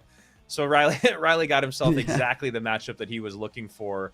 And for Yoru, this is kind of like what we talk about that mental fortitude of being a great player. Is now you're down, you're in the lower bracket, your back's up against the wall, you're going up against Riley. Can you put it together? And this is usually where the rookies kind of start to run into a little bit of trouble, is on day 2 if they even make it there. In down, Earthquake gonna counter, but the Valkyrie here, Yoru, finding himself a much better matchup than the previous game. We have yet to see what win condition he's going to use here, but it could be a miner, it could be a hog, and there's the miner. I'm sure we will see a poison to pair with that as well. Yeah, looking like just a good old-fashioned miner poison control here, and fortunate there for Riley, for Yoru. Riley dropping those skellies right on top of the miner as he populates, getting tanked for by the Valk, so the miner takes out the skellies, gets a few extra hits on that tower. Just a small lead, 2807, lowest tower for Riley here, and 28 and some change, 2849 for Yoru. Queen does not take the Little Prince. Really nice ability there, stalling the Little Prince from walking forward, so the Queen was out of range, and also protecting Little Prince at the same time. This just forces down a Valkyrie and the log onto the Queen here as well. So that was actually a really nice defense, but it ends up putting them both just directly even, so it just ends up being a bit of a wash. Right. And the miner comes in from Yoru once again, trying to extend the damage lead. Roll hogs from Riley. And Rocket comes out, so miner Rocket control. I'm going to do you guys in chat a favor right now. If you type badge and then your player ID, nothing is going to happen. So just a heads up. Ice Spirit here, trying to get more value than the YouTube chat right now, but the Gob Cage is going to drop down. And looking at the matchup here, I'm actually really happy with Yoru's matchup, but we've seen the Rocket really kind of fail so far in the CRL warm-up. Let's see if Yoru can give it some justice here, have some good defense, and really get those rocket cycles down whenever the Evo Cannon or when the Evo Valkyrie cycle. That's usually when you want to drop them down. Juice, that was one of your greatest of all time. You've been doing this long enough now, son. You've got it. You've got the bits. You've got the banter. Chat lost it on that one. I lost it on that one. Absolutely brilliant. I'm proud of you. So wow, that actually means a lot, for real though. It means a lot. Shout out to Andrew. I learned everything I got from Andrew and Rich boys. Shout out to them. Matchup definitely good. Just like you were talking about though, that Rocket very interesting yesterday, and this time Riley gets a perfect catch on the miner with the Skellies plus the Ice Spirit. Queen getting a decent bit of value, and will get tanked for by that one hog that sneaks in just in time. But as of right now, Riley just trying to figure out any way to get damage on the board. So from Riley's perspective here, I'm just trying to think what he needs to do to win this. I think the biggest thing is you need to abuse your Archer Queen 3-card cycle in the opposite lane, which is what he's doing here. For two reasons. You have to try to get as many hogs and earthquakes on the tower as possible, But if you can ever force out a rocket on the Archer Queen, it's kind of a win for him as well, since that is part of the main win condition from Yoru here. Yeah, Riley doing a very good job of catching those miners. It's not something you can do 100% of the time. That Evo Cannon got to be super frustrating for him to deal with as well. Just makes cleaning up these pigs so cheap. Every three or every two, three defenses that come down, which allows for a rocket to come through. I mean, that's why I've never been good at playing Rocket Cycle, is like my defenses, I usually spend just 1 or 2 elixir more than I need to. And then if I try to sneak in a rocket, then I'm just really hurting. And that's why it's such a high skill cap deck. Even though I know you hate it, you do have to play it pretty dang perfectly. Yeah, I do hate it, but I definitely agree, especially on a stage like this.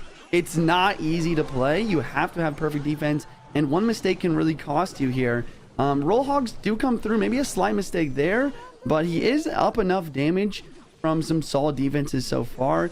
He should be chilling. I also do want to know Riley's composure here. He knows he's up 1 game. He's trying his best to win this one, but he knows if he does lose, that he is going to have a nice chance in game 3 as well. 1036, 1670, 20 seconds remaining. Little Prince on the board. Ability does not come out. Little Prince just connects straight up, and that should do it here in game number 2. And a really nice matchup there for Yoru, and exactly what you're talking about.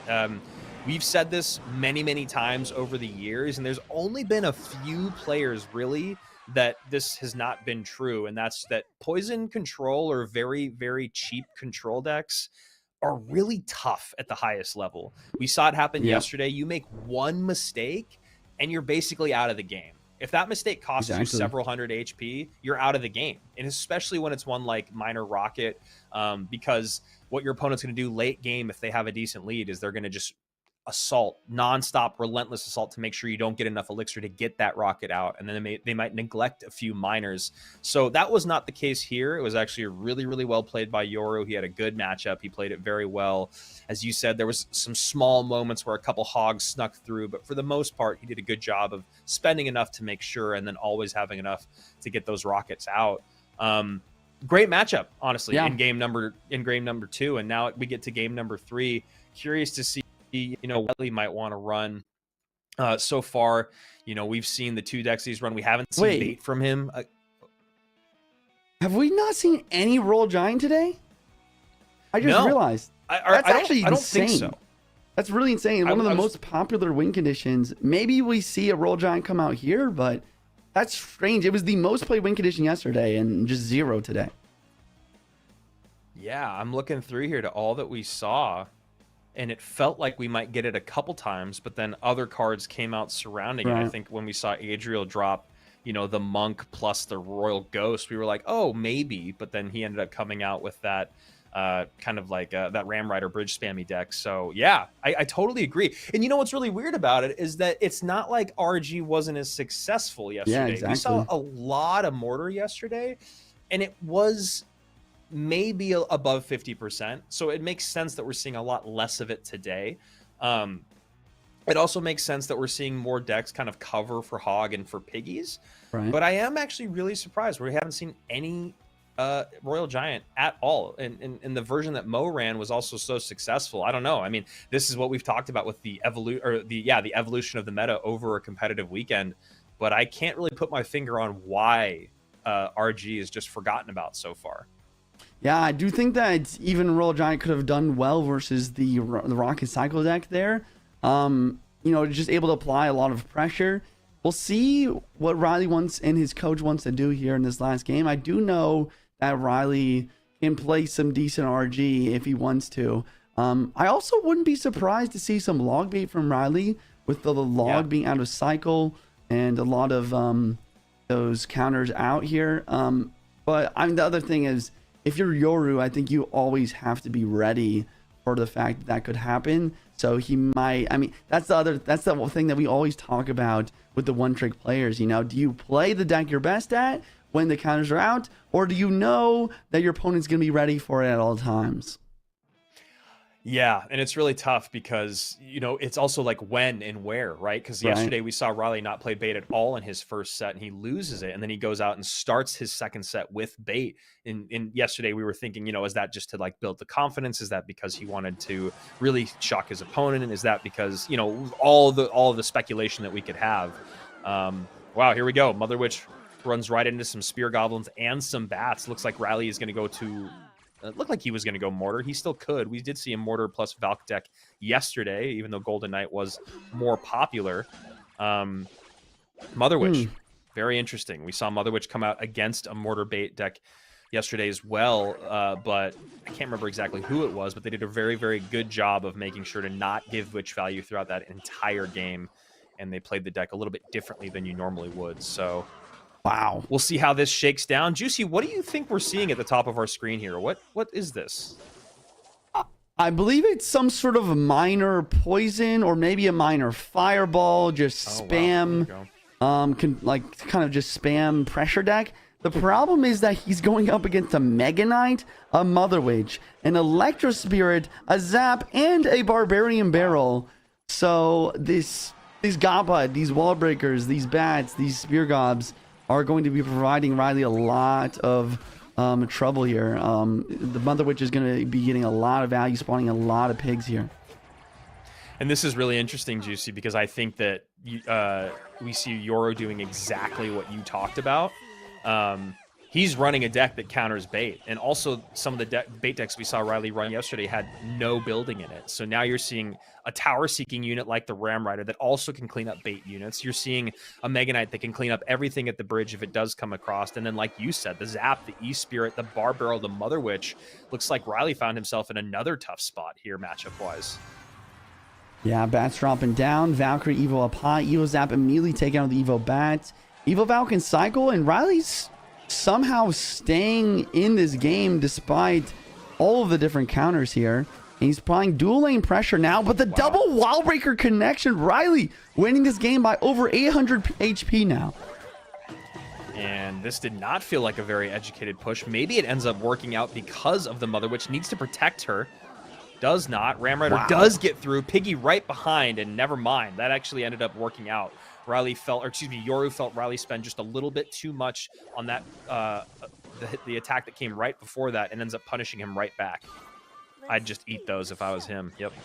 Yep. Eats the wall breakers to continue his elixir lead, and he's gonna make another big push with his boss bandit. Evo Mega Knight, boss bandit. Riley has the Goblin Hut, but here comes the Mother Witch to the bridge. Poison has to drop onto her, but the Mother Witch does lock on the Valk, so she's not gonna spawn too many logs.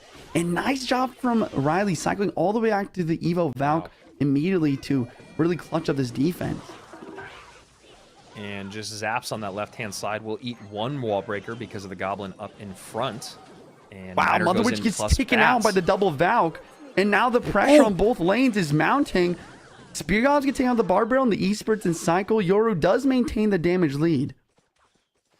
And this is starting to get real dangerous for Yoru, just getting spread really, really thin over and over. Riley now doing exactly what he has to do in terms of sacrificing tower HP to make sure he gets the huge hit on the left-hand side. That boss bandit, the Mother Witch is behind, and now you see the fist up in the air. Riley has been eliminated by who? Yoru. Who? I don't know. Yoru. Wow. The rookie of the year, Yoru. I mean, I'm sure he's played in competitions before, but this is the first time that I've seen him really succeed against quite literally the second best player in the world last year, the second best player at the World Finals, and he wins with a boss bandit connection. I guess Riley, you know, he thought he could use his tower HP as a resource to gain some elixir advantage, but the Evo Zap paired with that, just, wow. I mean, I don't know. The boss bandit is just strong, has too much HP. Yeah, one of those cards that you cannot ignore. And, man, two exceptional best of threes between these two gentlemen, Yoru and Riley. They started our day off yesterday. Yoru pulled off the upset, and then it was all question marks. Can Riley stay alive? Can he do the lower bracket run? And how long will Yoru actually stay in this competition? Well, He has proved all the naysayers wrong. He's shocked Riley twice, and it is a bummer to say goodbye to Riley, but we know we're going to see more of Riley this year. I would bet my life on it, to be honest. So that being said, it is very exciting to see a new name pop up on the scene and play so well against great players and one of the best in the world in Riley. Looking at the decks here, first matchup, Riley ends up having the first good matchup versus Yoru in this tournament. And then immediately in the second game, getting completely hard countered by this really nicely crafted miner control. I believe there was miner instead of mighty miner there for everyone wondering back at home. And in the third match, Riley, really tough matchup here. The arrows, no value. Poison, at least he can take out Mother Witch. The Spear Gobs, all the Goblin Hug Goblins, everything in the deck, really struggling versus the double small spell, plus E-Spirit, plus the Mother Witch. Even the Mega Knight is difficult. He did the best he could with the Evo Valkyrie, and then just at the end there, just a little bit underestimation of the Boss Bandit's potential there on the tower. Still, really good plays from Riley, making that matchup seem a lot more even than it is. Yeah, definitely. I mean, that was a very, very difficult matchup for Riley. He ends up evening things out pretty well throughout by just doing a great job. But you always have to apply that opposite lane pressure when you're playing with a Wallbreaker Miners spam deck. You just need to make sure that you can pull attention away from your opponent in one lane. So here we are. So far today, we've said goodbye to Adriel, Sosa, and now Riley are the three that have dropped. Molite and Pedro are up next. Yoru still alive. Reuben and Tourist still alive. So we found our 5th, 6th, and 7th player. Still trying to figure out who our 8th is going to be for those $500 prizes. Then from top 4 on, you start to really get paid. And now we are going to head to Molite versus Pedro, and this is a very, very exciting one. We saw Pedro get 2nd in the world back in the 2023 World Finals. He went through the upper bracket. The way that his whole tournament went was he started off against Reuben, who is also in this competition, obviously. Pedro goes 2-1 against Reuben. Then he goes 2-1 against Samuel Basoto, who we said goodbye to yesterday. Then goes 2-0 over Pandora to go 2-0 over Mugi.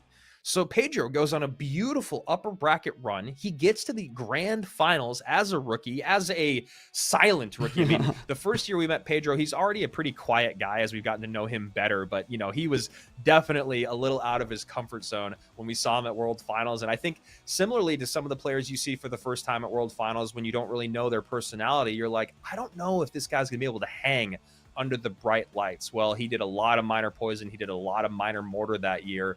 He did a lot of, what I'm going to run, and I'm going to beat you with it no matter what you do, which was really, really impressive, especially in that Gob Giant meta that we were in.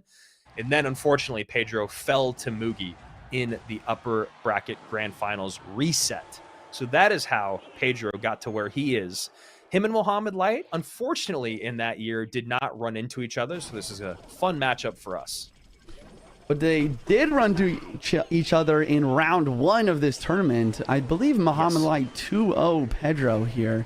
So Pedro's got a lot to prove. He's going in for the Goblin Drill right away to try to apply some pressure. Looks like we have a Goblin Drill mirror matchup here. This is going to be fun.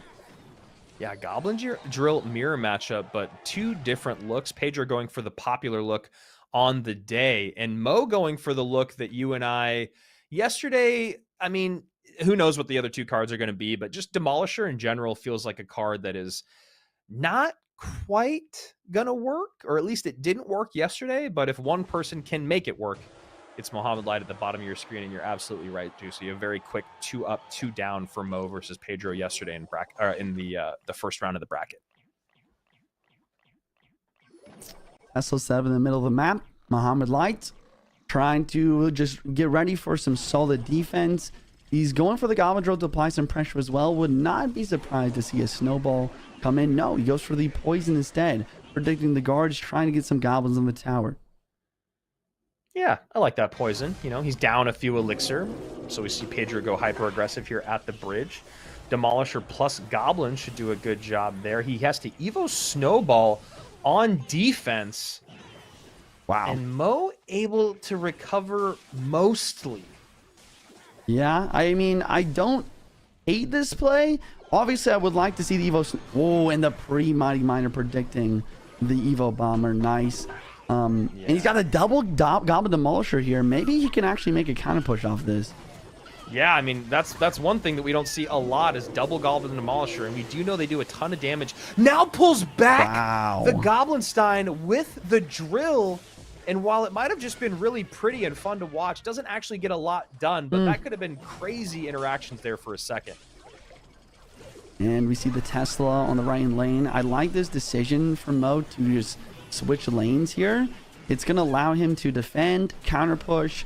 Whenever you're in a mirror matchup and your opponent doesn't have a big spell, I always recommend switching lanes, playing same lane here, because he can continue to apply pressure, get poisons on offense, prevent his opponent's counter push, while also defending and counter pushing in the same way. Now, there's always caveats to rules in Clash Royale, but I couldn't agree with you more, Juicy. I think that that's just something for most players to put in their back pocket is you have a big spell, your opponent doesn't have a big spell. Like you said, there is a way for you to get spell value, and that's something you need to abuse. Bomber comes down, does get one shot on the tower there.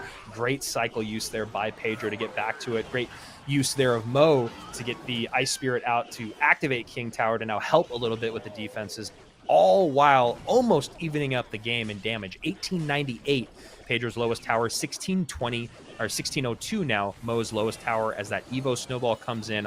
Tesla there, though, to do some good cleanup. Still a little bit more damage than maybe Mo would have liked. 1455, no building in cycle. Pedro goes Goblinstein right at the bridge.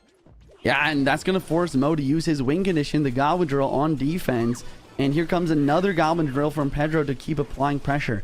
Mighty Miner does prevent the Goblins from locking on the tower. Goblins on the Goblinstein to try to continue to win this this interaction. And Goblin Drill in the back, he can't go for the... Sorry, Goblin Demolish to the back. He can't go for the drill right away because he just got it back in cycle. Tesla out here to catch. Tesla doing a decent job cleaning up those goblins. Evo Snowball comes in. No extra goblin damage done, though. We get a triple drop there from Pedro. Wow, 2 Teslas on the board, but neither of them lock onto the Goblinstein. Snowball, but still the Goblins are connecting. Evo Bomber does miss, but there's only 30 seconds left. Mo needs a lot of damage in this last 30 seconds.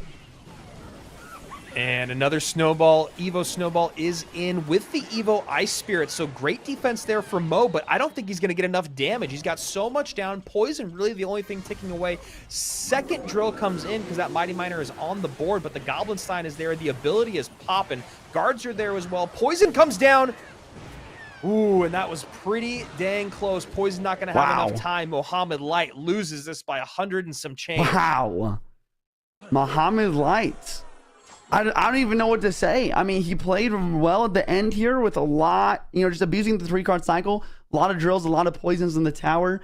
I don't know. I think the biggest play that I really pointed out to me was Evo Snowball in the defense on that right-hand side. Maybe he needed to do it, but I think that saving the Evo Snowball for offense is more important. And then the other thing was just those Teslas at the end. I really liked them, but the Goblinstein scientists end up locking on the tower. I mean, 100 HP isn't much. I think that if just a couple more plays were cleaned up there, he definitely could have and should have won this game.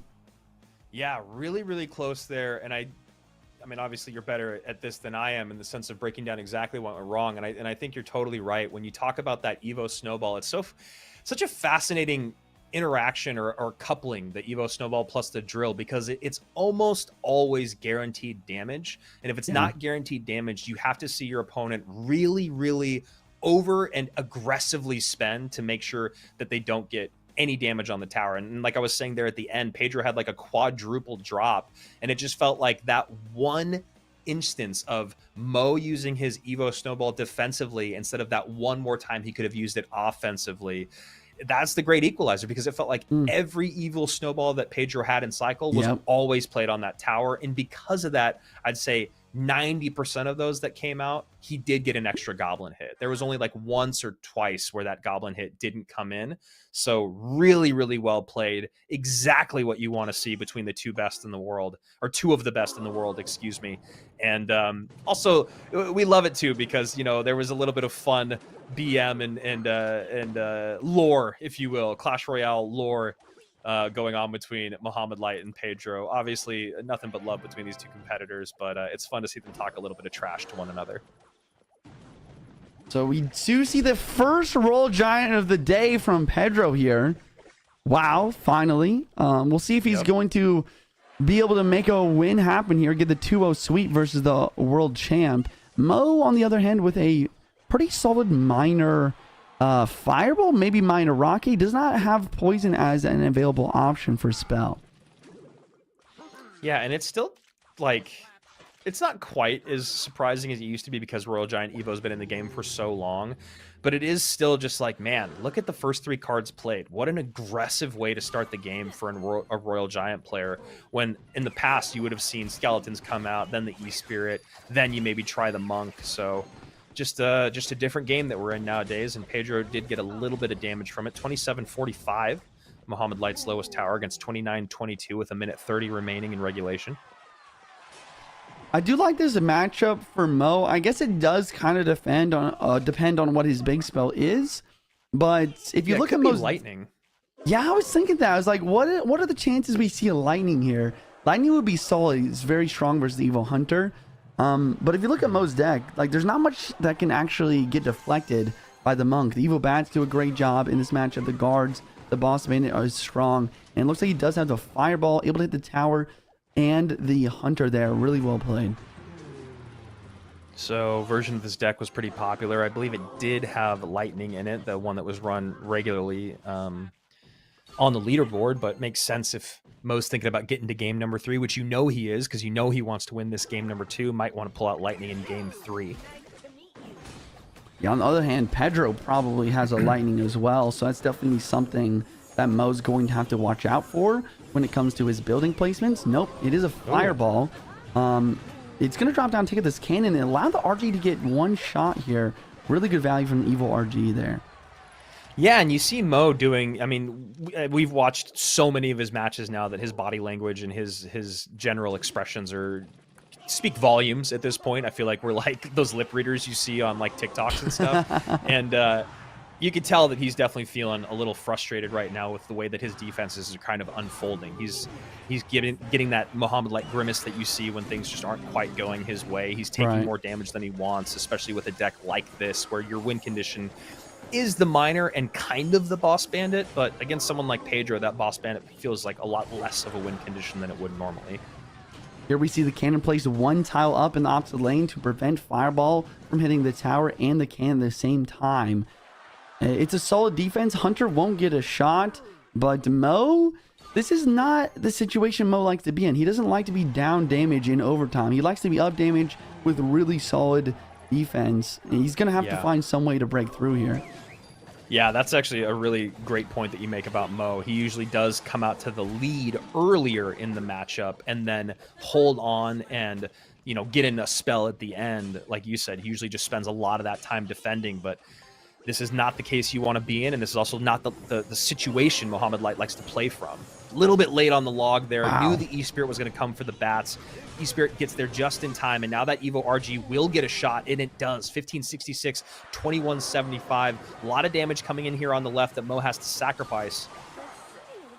And the Hunter's going to get another hit too. Now the left side is the most HP done. He's going to go for the Boss Man ability right away, but the Fisherman's ready for the Miner. Fireball onto the Fisherman to try to break through, but it's just not enough. And here comes a Royal Giant from Pedro immediately. And I was just going to say, correct me if I'm wrong, Juice, but I'm pretty sure this is also going to be a spot where Pedro wants to switch lanes, not only because it's the weaker tower, but it's the weaker tower in the same lane that that Mo's trying to work on. And so the spell value, the Hunter value, the counter push value is all so much better. Fireball inbound, 16 seconds left in the clock. Evil Hunter's in cycle blocking the lane. The Monk is getting more chip damage, as well as with 3-card cycles, Pedro's going to cycle back to his Fireball quicker. He also catches the Miner with the Skeletons. Fireball from Mo, Fireball from Pedro, and Pedro taking down the world champion, making it through to the lower bracket finals. And you can see both of the expressions on their face of exactly how they feel right now. Pedro looking like he just won the CRL warm-up, which honestly beating Mo in this situation in the lower bracket has got to feel pretty similar to what it feels like to win the CRL warm-up. And then on the other side of it, Mohamed Light, for maybe the first time I can think of, going 1, 2, 3, 4 in a row to go from the upper bracket straight out of a tournament. Wow. And rarefied air for the goated one to be in.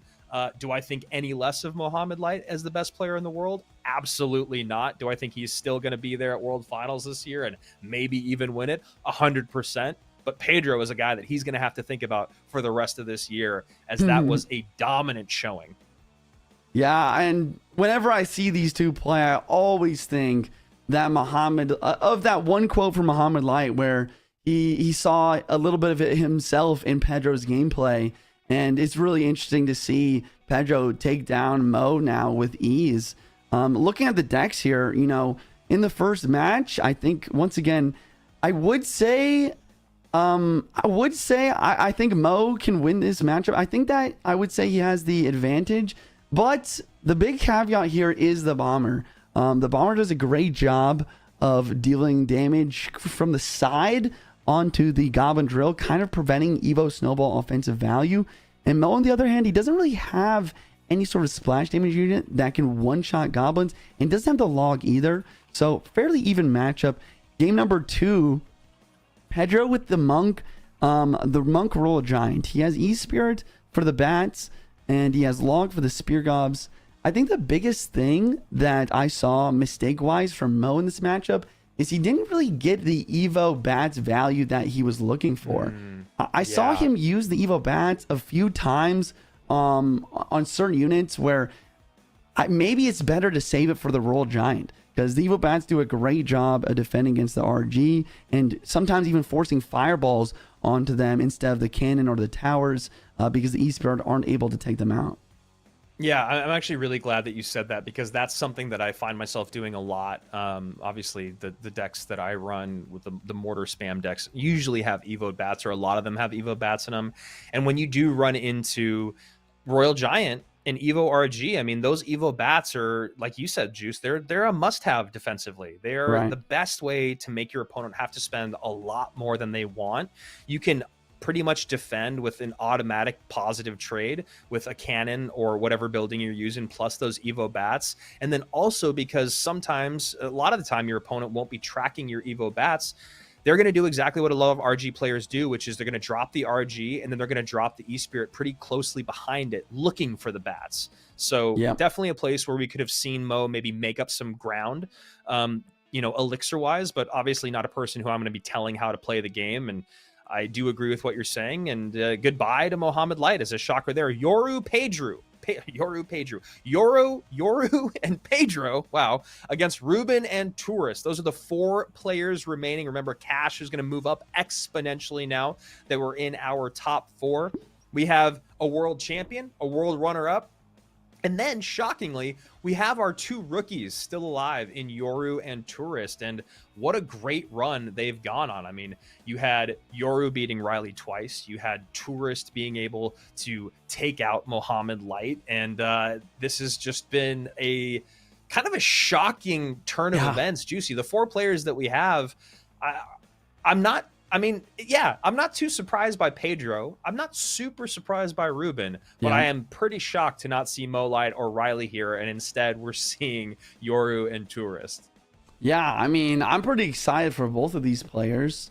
It'll be interesting to see not only if they can win the CRL warm-up for that $7,500 grand prize, but I would also love to see more of them when it comes to the rest of the Clash Royale League this year. I'm really impressed with both of their gameplay so far. Really great plays. Also, the nerves, I mean, they're playing very calm, very collected, even against literally the best players in the entire world.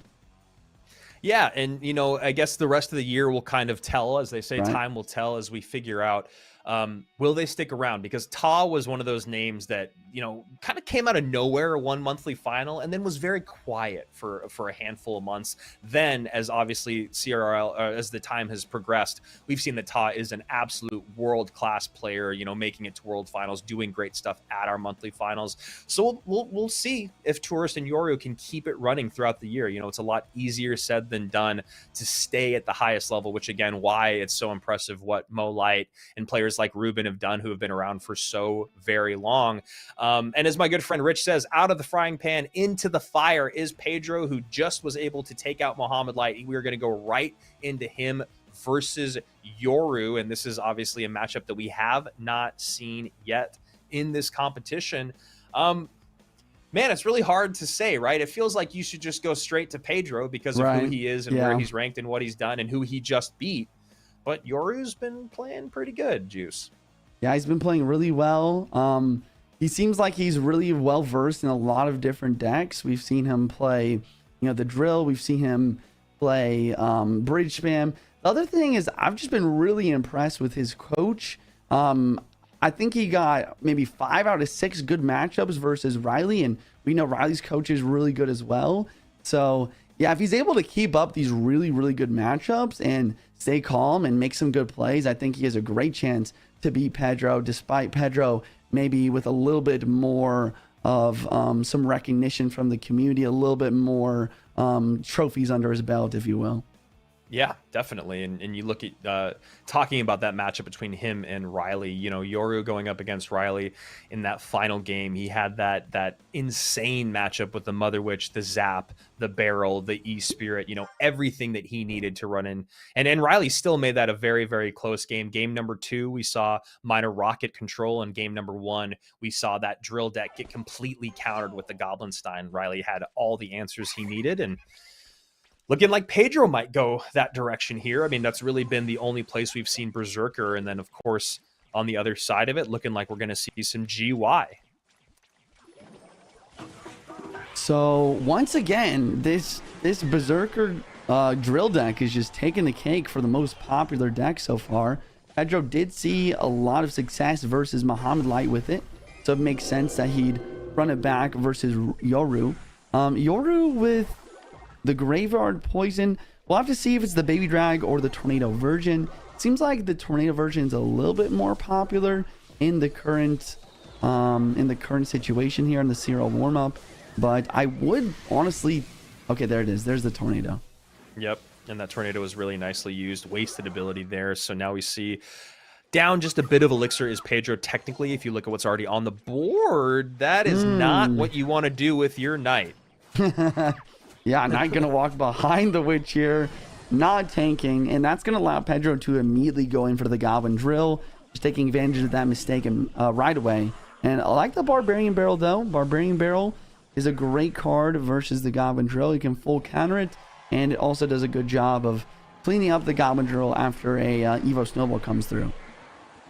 So, Juicy, if this is the exact same as what we've seen, we have guards, we have arrows, we have Snowball, we have Bomber, we have Berserker. How does this stack up against Graveyard? It seems like there's a lot of answers in there. The only, I guess, good thing that I can think of right off the bat is not having a great big spell to deal with the Witch. Yeah, that's exactly what I was just going to say. I think that Yoru will 100% win this game if he can protect his Evo Witch, because, I mean, what is Pedro going to do versus it? It's going to stay full health. It's going to heal from the skeletons of the Graveyard, her own skeletons, and even the Tombstone. He's got the poison for the Gobstein. Gobstein's like maybe the only option to try and take it out.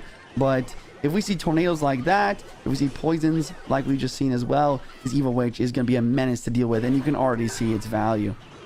Yeah, that's, you know, I was just thinking the same thing about, like, how do you actually take out the Witch? And what's fascinating is, you know, obviously she's worked up at the bridge right now, so it's not the same conversation, but every single time the Gobstein is played in the same lane, you're going to see the poison come out on top of the Doctor, and then the monster, even if the ability does go off somehow, the monster and the electricity is just going to kill the skeletons to keep the Evil Witch alive. So a pretty tough counter, it feels like, straight up, and there it is, exactly the thing we're talking about.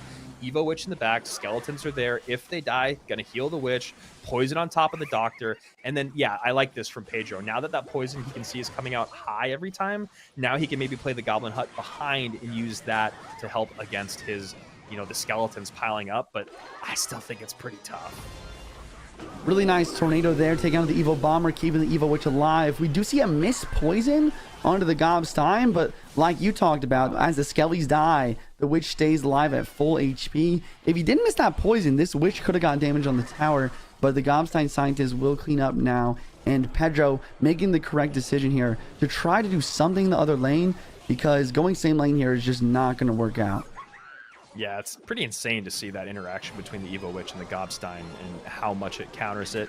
Nice damage there for Pedro now, pretty much evening up the damage that he has done on Yoru's tower. 2271 and 2148. And sorry, Juicy, yeah, that Witch on the left-hand side. Oh my gosh. Huge breakthrough there for Yoru.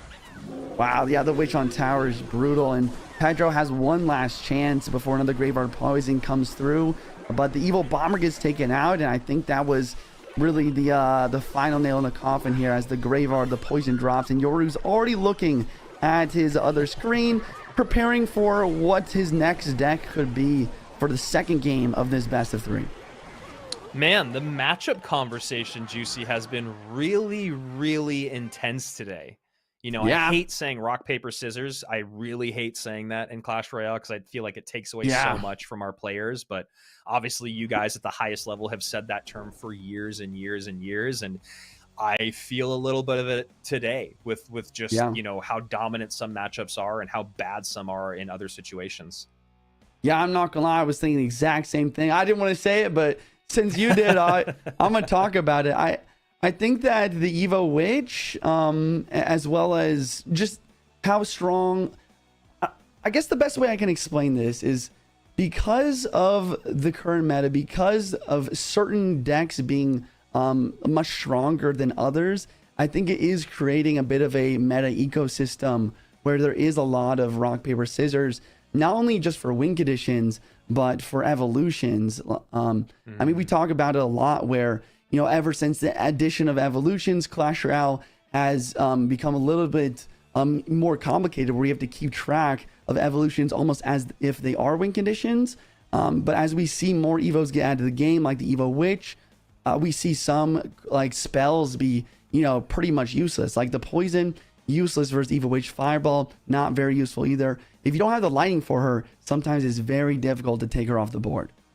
Yeah, and even, with that Goblinstein we were talking about before, like, why is the Goblinstein coming back into the meta? Well, it's a good replacement for a big spell situationally. And then, again, against that Evo Witch, just absolutely atrocious against the Evo Witch, where she's not only going to be healed up, she's going to clean up and create a counter push. So really interesting to see these matchups unfold as the weekend goes on. And we've still got a handful of matches left for you guys today, and we still have all of our best of fives. Really, really exciting stuff. Here we go. Pedro coming out with the recruits. Ooh. Something that we saw only a few times yesterday. Yeah, recruits on the board. Yoru does have the bomber for that, and he's got a drill deck of his own now. Roll Hogs coming in from Pedro. Fireball immediately for Yoru. Once again, huge shout out to Yoru's coach. I mean, I think his name is Sanchez. I was researching a little bit on Twitter, but yeah, I mean, Sanchez doing a great job so far. I mean, bomber for the recruits, for the piggies. He got the fireball here, and as long as he plays well, I think he's going to have a great path to victory here. I'm so glad that you said that, because I was actually really curious about who his coach was and if you knew, but I didn't want to put you on the spot, especially because he's like a newer name out there. But yeah, I mean, the decksmanship, first time I'm saying it in 2025, but it has been exceptional for Yoru so far, giving looks of the really popular drill deck that we've seen so far today, but then with obviously some changes in there. We see the Mighty Miner in there instead of the Goblinstein. We see the Fireball in there instead of just the arrows, or excuse me, instead of the arrows and Snowball. We're seeing Fireball, Snowball, and Logs. So triple spell, guards, and bomber. A lot of great answers here to deal with those piggies. The Logs in at the same time as the drill drops down. Tesla on defense instead of the Fireball. And a cage here is interesting to defend against the drill. actually going to work out a lot better than I thought it would. Yeah, and if I'm Pedro, I'm starting to maybe think about, okay, my opponent has a ton of single target DPS. How can I make my recruits and a dual lane push become a threat? And maybe that's exactly what he's doing right now. Question is, you know, how is he going to deal with the bomber? You know, how's he going to get to the other side of the board to help clean up his opponent's defensive units? I think that the big one is honestly going to be the Golden Knight. I think that, you know, the Fireball is going to drop on the Flying Machine. He's got the Tesla in the Bomber for the Royal Hogs. I think if he's going to break through, he's going to need to make that dual lane pressure, like you said. He's going to need to get that Golden Knight dash to make way through maybe some guards towards the tower to get some significant damage. And that happened yesterday. You were talking about it. You're like, I really think the only way to break through and win this game is if there is a Golden Knight connection, which, as we all know, can happen in the final seconds of that last bit of overtime. So it's never over till it's over when you are playing with Golden Knight, just because of how much damage it can do. And I think you're totally right, man. He just needs to figure out a way to get that connection to happen. And again, figure out a way to kind of control that bomber. And I was going to say, it's going to be pretty tough to abuse anything other than like the recruits, because he's got so much spell power to clean up everything else, like the Flying Machine and the Zappies and the Piggies. Flying Machine over there sniping on the Tesla here. Golden Knight not going to be able to make a dash, and the Fireball drops down, hits the Flying Machine, the recruits, the Golden Knight, everything, and the Tesla is back in cycle for the next round of the Royal Hogs. Pedro just trying to do anything on either side of the map just to get any sort of semblance of damage, but I mean, one Royal Hog hit's just not going to do it. Yeah, I mean, this is just a tough spot for Pedro. And honestly, since I really kind of despise these Royal Recruit spam decks, you know, it's kind of a nice thing to see, because they can be so frustrating to play against. But also, if you kind of play smart and slow and just really worry about only defending once you get a small damage lead. And yeah, that was really, really nice. That Evo Snowball doing so much. These Teslas are literally always on the board, and when they're not on the board, it's because it just died and then a second one is coming out right now. So really great stuff with Yoru and his cycle. Great matchup from Yoru, but I must say this gameplay is really fun to watch as well. I mean, the Tesla Evo in the middle into the Evo Snowball, log everything after that, just absolutely annihilating everything in Pedro's deck. I mean, this is just a clinic right now.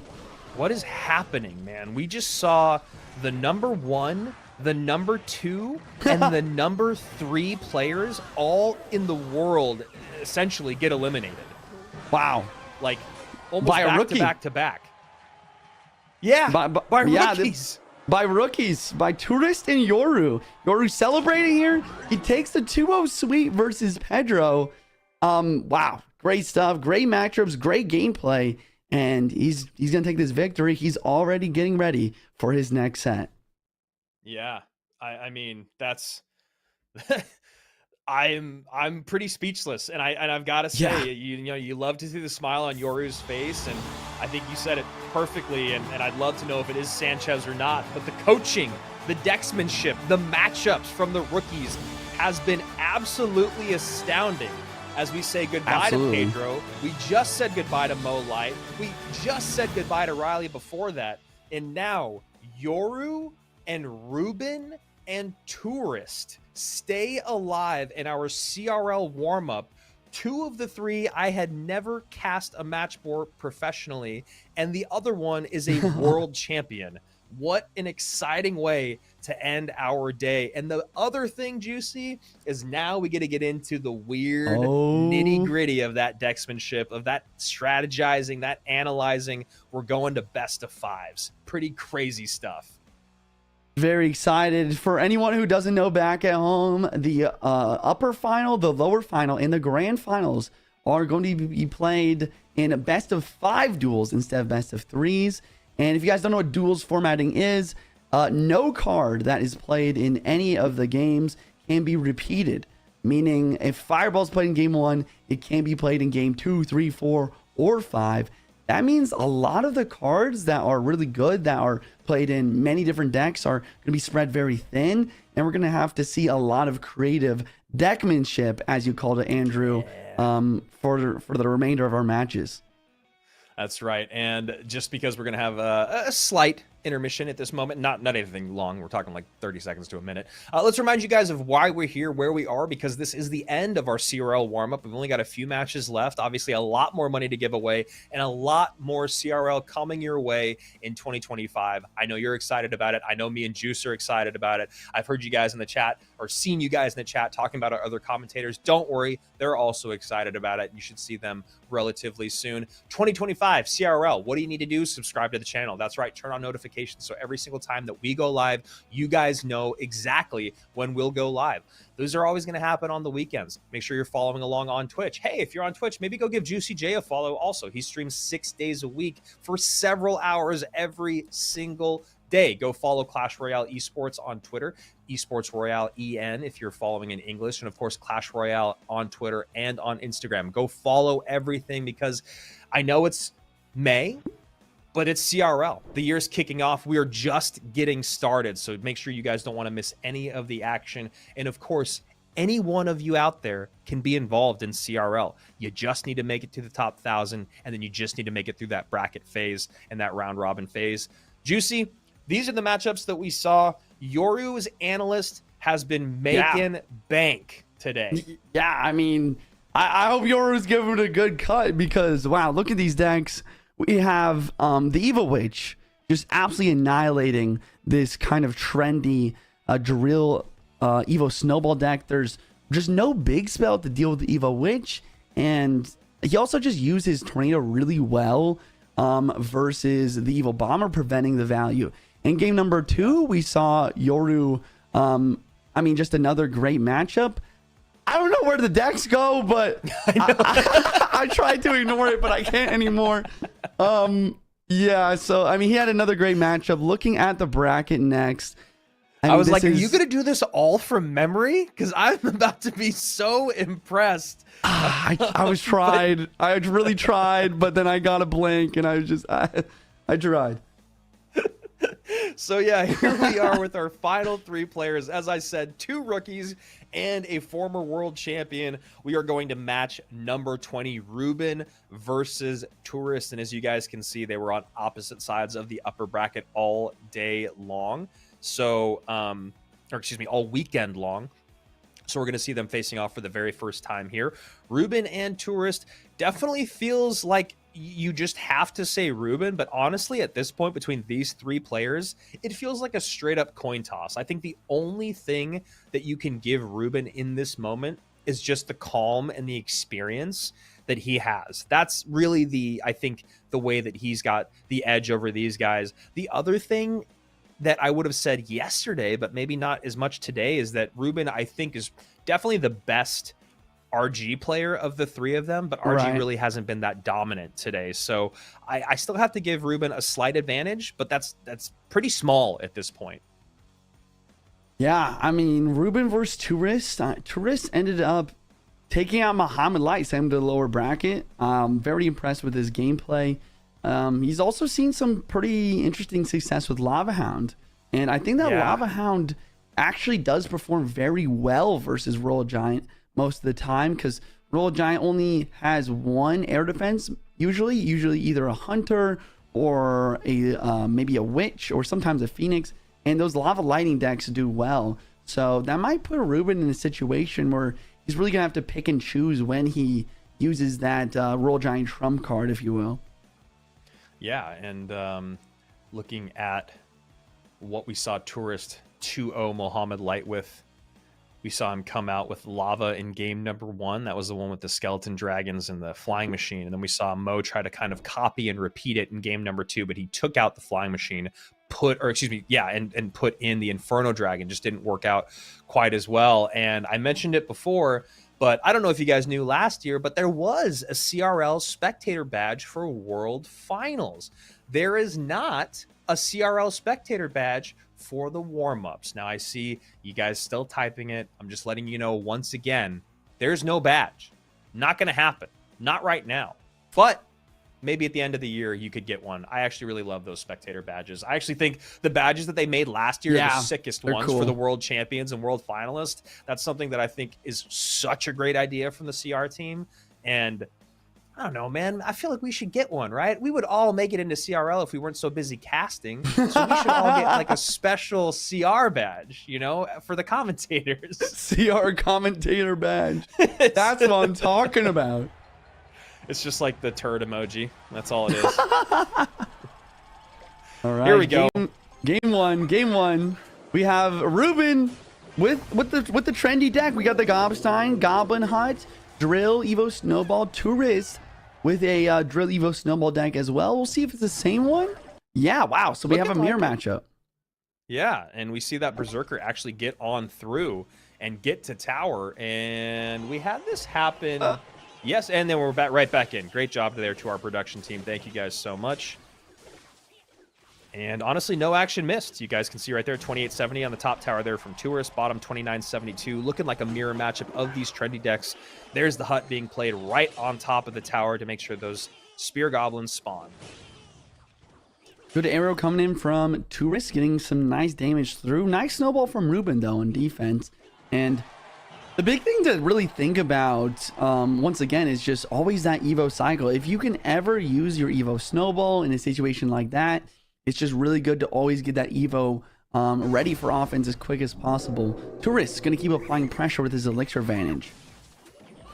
And I like this here. I really like this push. I mean, I don't like that it didn't pull, and I don't like that now we're getting tower damage there. But I initially liked defending so cheaply that it would make Tourist think twice about pulling the trigger on that ability. Although Reuben there just makes a small mistake, small misplay, 25-24 to 25-46, basically all evened up technically. More damage done on the board by Tourist since Reuben's other tower is down at 27-33, the same lane that he cycles this Goblinstein in the back. Drill coming in with the berry on the offense as well. Bomber drop from Reuben to help defend. Berserker on the bomber, and then a big counter from Reuben on both lanes, actually. Gobstein forced left side, but the Drill's going to come out onto the right. And I'm not sure if he has bomber back in cycle to help him defend. Big shout out there to Christian Smith in the chat saying first best of 5 duel format in CRL history. That's right, baby. You're here for it. We're here making history. Juicy and I are very excited to see how this all shakes down. Evo Snowball getting some nice damage. Goblin Drill really putting in the work. Evo Bomber going to turn around and help out a little bit, but that might end up backfiring to a King Tower activation. And there it is. King Tower activation through, and the pressure continues, but I think Tourist in a really good situation here, Andrew. Yeah, he's going to take just a little bit of damage. You know Reuben's not going to use that ability on the left-hand side, especially getting that extra little bit on the right-hand side. 2080 now to 1698. Tourist going to try to take that advantage that we're talking about and see if he can go anywhere with it. Snowballs out in both directions. Then an arrows comes down from Tourist just to get a little bit more tower damage. I do like how Tourist is always smiling. He seems to always be having a good time. He's happy. He's winning. I like it. Although I don't think he's done much losing, so maybe that's why he's always smiling.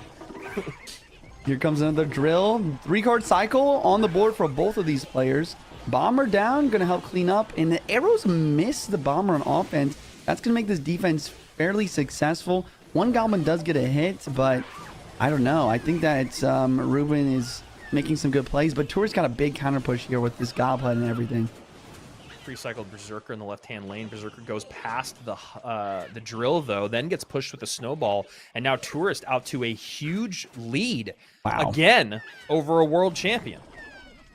Drill comes down once again, just continuing to apply pressure. Arrows on the guards, as always, and then the Evo Snowball. Just going to pull everything back, including that last-second Berserker, allowing the Goblins to get so much damage. How do you even defend that? Juicy, who is this person? It's just crazy, because the other thing that's insane about this is that this is a new deck, right? This is a new deck that we didn't see at all. It is now a mirror matchup. I doubt either of these guys have played this mirror matchup very many times. I mean, you could have played it a handful of times yesterday, maybe, if you saw that into the future, but I don't know how they would have known to play that. So this is basically a new mirror matchup, and Tourist doesn't just win, he completely dominates it. Tourist just casually beating another world champ in a mirror matchup, complete 100% mirror matchup by like over 1,000 HP. What really is going on here? I mean, I don't know what's going on. He's making it look easy. That's what's going on. Yeah, I mean, his poise, he's having a good time, like I'm saying. I don't know who's on call, but they're really helping recognize matchup really early on and how to take advantage of those matchups. You know, what you really need to do or what you need to focus on in a said 5 minutes to take that game handedly. And it's been working over and over and over. And like I said, I know I just said it again, but like, I do really truly believe the smile on the face and having a good time on the call, it's so important. We saw it yesterday when Sosa went from being upset to being like angry mad after he pulled off the huge win. And we've seen it time and time again with Mo when he's like laughing on call with whether it was Julesy or Jebas in the past or Riley now. We used to always say like a laughing Mo that's having a good time is the most terrifying Mo. And Tourist is doing all those things right. He's listening to his analysis, he's picking decks correct, and he's also coming into each game with a positive attitude, which I know sounds kind of, you know, fluffy or whatever, but like that's really what matters in all sports at the highest level is mental. And Tourist just really, really strong right now. Taking a sip of the energy drink, locking in before the match. Both players leaking some elixir, and Tourist with the Cannoneer. Kind of a dead giveaway on the deck he's playing here. Gonna be the Mortar Miner deck that we've seen so much yesterday. Yeah, I was actually going to say the exact same thing to you. Is there some like lava deck out there that's randomly running Cannoneer, or is this just a dead giveaway like you said? The part of it that's kind of the question mark for me, Juicy, and I said this yesterday when someone held with Mortar, if that's the case, isn't that a deck where you really want to try to get something done in single, or is that not always the case? You know, good question. Yeah, I was gonna say I don't know. You're right. I don't think it is a deck you really want to wait, and because of that, it makes me think he might be playing something else.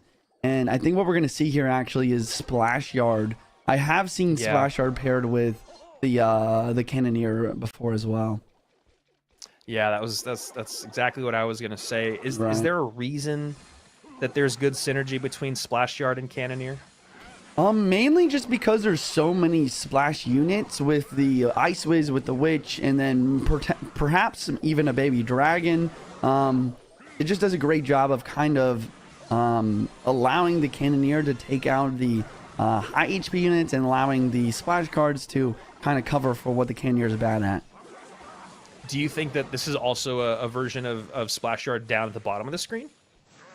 Yeah, I guess so. It looks like it. I think, there we go. Graveyard down. And that actually is interesting. That's a good call out there because Cannoneer is very bad versus Graveyard. So that might make things a little bit difficult for Tourist. And it kind of already is. You see how the Evil Witch is just distracted. It's forced to kind of defend all the Graveyard Skellies. And the opposing Witch does a great job of defending. And the other thing here in this matchup is Reuben being the second one to get the Evil Witch in cycle is actually better because he's able to use the Evil Witch on defense, allow Tourist Evil Witch to cross the river, and this is a difficult defense now.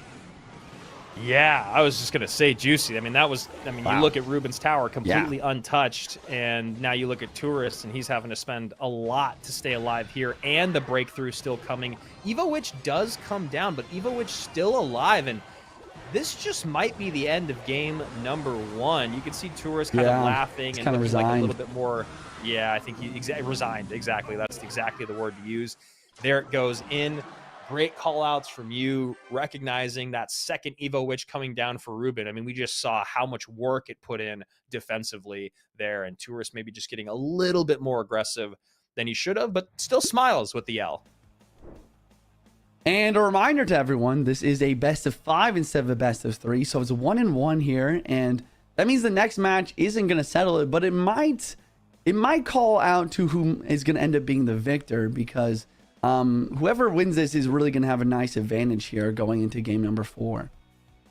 Yeah, I'm so glad that you said that to remind everyone at home and everyone right here, me, because I am so not used to the best of 3. The best of 5. I was so ready to see what was going to happen here in game number 3. But that is a really, really interesting spot. And, you know, this is also kind of a bit of a moment for theorizing, because if you're even at 1-1 going into game 3, you know there's going to be at least one more game in there. I wonder if game 3 tied up is a great place to do something kind of wacky and weird, or if, like you said, do we just take the win now so that you have that huge bit of pressure and that advantage going into game number 4? And I guess we'll have to see what the pros want to do here. But knowing me, I'd want to do something weird, but also that's, I'm not a pro player, never have been. I don't know if it's better to just go right down the line. What would you do, Juice? Would you try to maybe surprise your opponent here, or would you maybe try to surprise them with going your comfort deck? This is an interesting question. I think that I would probably go for just a solid deck, because I think this is kind of, especially since it's 1-1 right now, it's kind of a big moment, a big turning point in the best of 5. The other thing is, it does seem like these players are kind of using some really good decks at the start instead of, kind of the middle ground that we talked about earlier. We saw the best, most trendiest deck played from both players in game 1, and then Splash Art is pretty solid too. There's gonna be a lot of spells out, and people are gonna have to get, or both of these players are gonna have to get pretty creative here in games number 3 and 4 and maybe even 5. Inferno out high here for Tourist, along with an MK and Miner. So this is almost looking like that MK Skelly Barrel spam deck, but I'd be surprised just because we haven't seen Skeleton Barrel at all, but does have all the pieces so far. This has got to be coordinated from the players. We have a direct, like 100% mirror matchup game 1. We have a near mirror matchup game 2. And now we have a near mirror match game 3 with a Mega Knight Miner cycle decks. This is wild. It's just the same analyst for both players. It doesn't tell either of them. Gang down at the bridge, and yeah, really starting to look like more and more pieces of that. Goes right in with the Miner on top of the Ram Rider, though, not expecting the Ram Rider maybe defensively, and then a high Mother Witch to catch the rest of the Goblins. Really nice play there from Reuben on maybe a little bit of a more offensive than necessary send by Tourist. And the E-Spirit for the Bats, though, make this really difficult to defend, and Tourist has kind of a bad Bandit. It's not going to get dash value, forcing a Evo Zap on defense, I believe. I actually don't really know who's Evo. No, it must have been Tourist. Right? Yeah. I don't know. Yeah, I would think so, because the Bandit, I think, would have just gone off the board from the Inferno. Yeah. Too much Clash Royale for this weekend for me. I'm starting to see things. I know. I'm sure. Even after our match or our calling yesterday, and then I'm sure you went streaming. So a lot of CR in Juicy's life every week of every month of every year these days. 1905 to 2717 are the two weakest towers, both on the left-hand side. Tourist now at a pretty heavy disadvantage here in game number 3. Starting to look a little bit more like these matchups would have on paper initially, just in the sense of, okay, it looks like Reuben is starting to take a little bit of control of this set. Tourist has been a big surprise all weekend long. There's the E-Spirit to reset. Nice E-Spirit there from Reuben. Going to get another Piggy out of that Inferno Dragon, and then gets the Miner to come out from Tourist. And there's the Zap from both of them. Yeah, I will say, even though it is a mirror matchup, I do like Reuben's deck a little bit more in the mirror, just because he has the E-Spirit and Zap rather than just the Zap. And the Mother Witch is really just a big threat to most of Tourist's cards here. Ooh, and that's it right there. Big overwhelm. Boss Bandit on top of the tower. Not technically game yet, and just like you were talking about, doesn't have a lot of big spell power, is Reuben with just that Zap. But 458 remaining. A difference of, it doesn't even matter. Just completely overrun. And Reuben with the Evo Mega Knight versus the regular Mega Knight, just knockback, knockback, knockback, plus splash on tower, plus a Ram Rider connection. Reuben taking a solid matchup, playing maybe even a little bit better as well, and just going to really just kind of steamroll here. And thankfully, the production has a really cool graphic for us where we're going to be able to see all of the cards played in this best of 5. Once again, guys, duels format, best of 5. None of the cards that you see on the board here can be repeated in game number 4. So, yeah, they're going to have to get really creative with the deck picks here. Yeah, 24 cards out already on either side. You start to look around for win conditions and spell power. And, okay, we see arrows are out for Tourist. We see Barb Barrels out. Poison is out. Zap is out. NATO is out. Maybe an ability to go bait. You see that Snowball is out. all those cards being gone, along with Witch and Ice Wizard and Inferno, maybe Reuben goes to the Skies. I would actually love to see him go to the Skies when you look at the most popular cards right now in the meta, and all of the best air responses, or I should say a lot of the best air responses are out.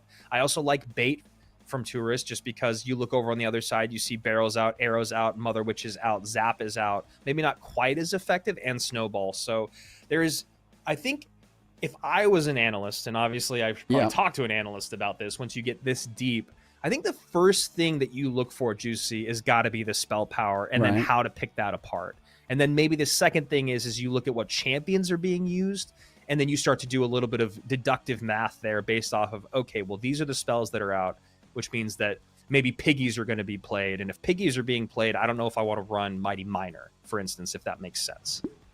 Yeah, I mean, this is an interesting deck pool for sure. And I think that, once again, when you look at the spell power, you see that Lightning and Fireball is what's available for both players. So we do see Tourist out with the RG, but Reuben with a successful kind of deck prediction probably here with the Mortar. I think that Mortar will succeed and provide some great value versus the RG here.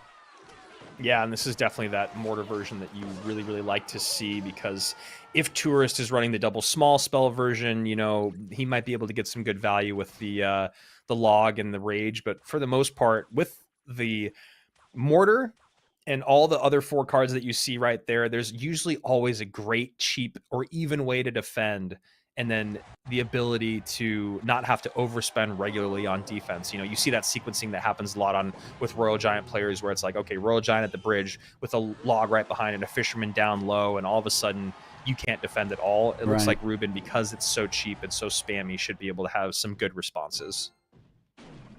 Mortar on the board. I like this choice just to set up defense, but also to get the Evo in cycle. And Monk will be a little bit late. Not going to deflect the first, maybe the second. Wait, but the Mortar. Oh my gosh, not again. The Royal Giant just gets pushed aside from the Monk, and it bypasses the Mortar. Even the Log isn't enough. And Tourist with a massive damage advantage right away here. Yeah, I mean, honestly, a life raft sent from those Clash Royale gods. Reuben, you and I both just talking about having a good matchup, already getting good damage on that right-hand side. He had all the responses that he needed to defend. And then, again, that Monk plus the RG, that body block is just so frustrating. The density. We always talk about density at the highest level of Clash Royale. And that Monk is just dense enough to make sure that that RG gets pushed just a hair. Gosh, and I just hate these Evo Bats. You never want to play Evo Bats like that. You always want to play them right on top so they can immediately get value. But now we just see a situation where we're just giving Fireball value from Reuben's side as well. So, I mean, Reuben's down a ridiculous amount of damage. He has a crazy comeback to make. He's immediately going opposite lane. It's not impossible. I've seen Reuben come back from worse. Yeah, and you know what? I have... I've never come back against Reuben in anything, but I have been able to come back from down pretty deep against an RG deck. This one is really tough, though, because it does have that Monk that can get a little bit of chip if and when he needs it, and obviously it does have the big spell there if it does get to a spell cycle situation. But I agree, Reuben's not out of this yet, but man, is it going to be really, really tough. Yeah, it's really going to be tough to defend the RG here, too. Never mind, he says cycle back to Mortar. Fireball going to drop down, not on the tower, but directly onto the Mortar. Log is in cycle to barely stop, but once again, really good plays from Tourist, forcing Reuben to overspend on defense, and Tourist continues to be up Elixir. Yep, exactly everything you just said. I was just looking at the Elixir right after that exchange. You know, barely survives without taking any damage is Reuben. Gets basically useless 3 half-health Spear Goblin counter push, and is down 2 Elixir. So really, really tough stuff here for Reuben. And Juicy, we look like we're going to game number 5 in our very first best of 5. I'm not mad about it. Yeah, this is going to be really exciting to see what kind of decks we see and what kind of, I don't know, just really interesting concoctions of maybe multiple different small spells. And actually, neither player have used Lightning yet either. So looks like both players, maybe, I mean, arguably saving the best big spell in the game for the last game of this best of 5. goes full send, opposite lane. Fishboy up high, Monk ability to cross. That's going to do enough to bring it down to fireball range. There's the fireball, doesn't even need it. Tourist, all even here with former world champion Reuben. Our first best of 5 in CRL history goes the distance to game number 5, and I cannot wait to see what we are going to see here in game 5. First thing that pops into my mind, no, maybe not. I was going to say first thing that pops into my mind for Reuben is maybe he goes with piggies, but neither player has used Bomb Tower yet, which is a pretty smart thing to do considering Bomb Tower has been pretty popular. I think if you are Reuben, Juice, these are the couple things you need to think about. Okay. I think you just have to think about piggies in general because they're popular. I don't think that means that you completely cover it with the building. I almost wonder if because Tourist has gone to the skies, you see Reuben run something with Inferno Tower. He's got lightning. I was going to say, like, he needs something that can cover the skies, but then also like a Skeleton King or like a Valkyrie that he can use to cover the hogs on the ground. Yeah, I mean, this is really interesting. Basically, Tourist, what he has left is like Lava and Roll Hogs and maybe Mortar. And what Reuben has left is bait. Yeah, bait, a Roll Giant, and I guess we could see a Hog or Roll Hogs too. I would actually like to maybe see some like Hog EQ with like a Firecracker, maybe an extra air defense, and then maybe even a Berry Tower to like cover some bases if I'm gonna try to play the analyst here. That's a great call. I actually really like Hog EQ. Arrows out on both sides. You know, how do you deal with Evo Firecracker? Definitely one of the most frustrating cards in the game. Building wise, we've got honestly not a lot of buildings used by Tourist. Shockingly, I mean that's actually something that you and I have talked about a lot this weekend. The lack of defensive buildings kind of being played. Reuben has just a couple more out, but not much.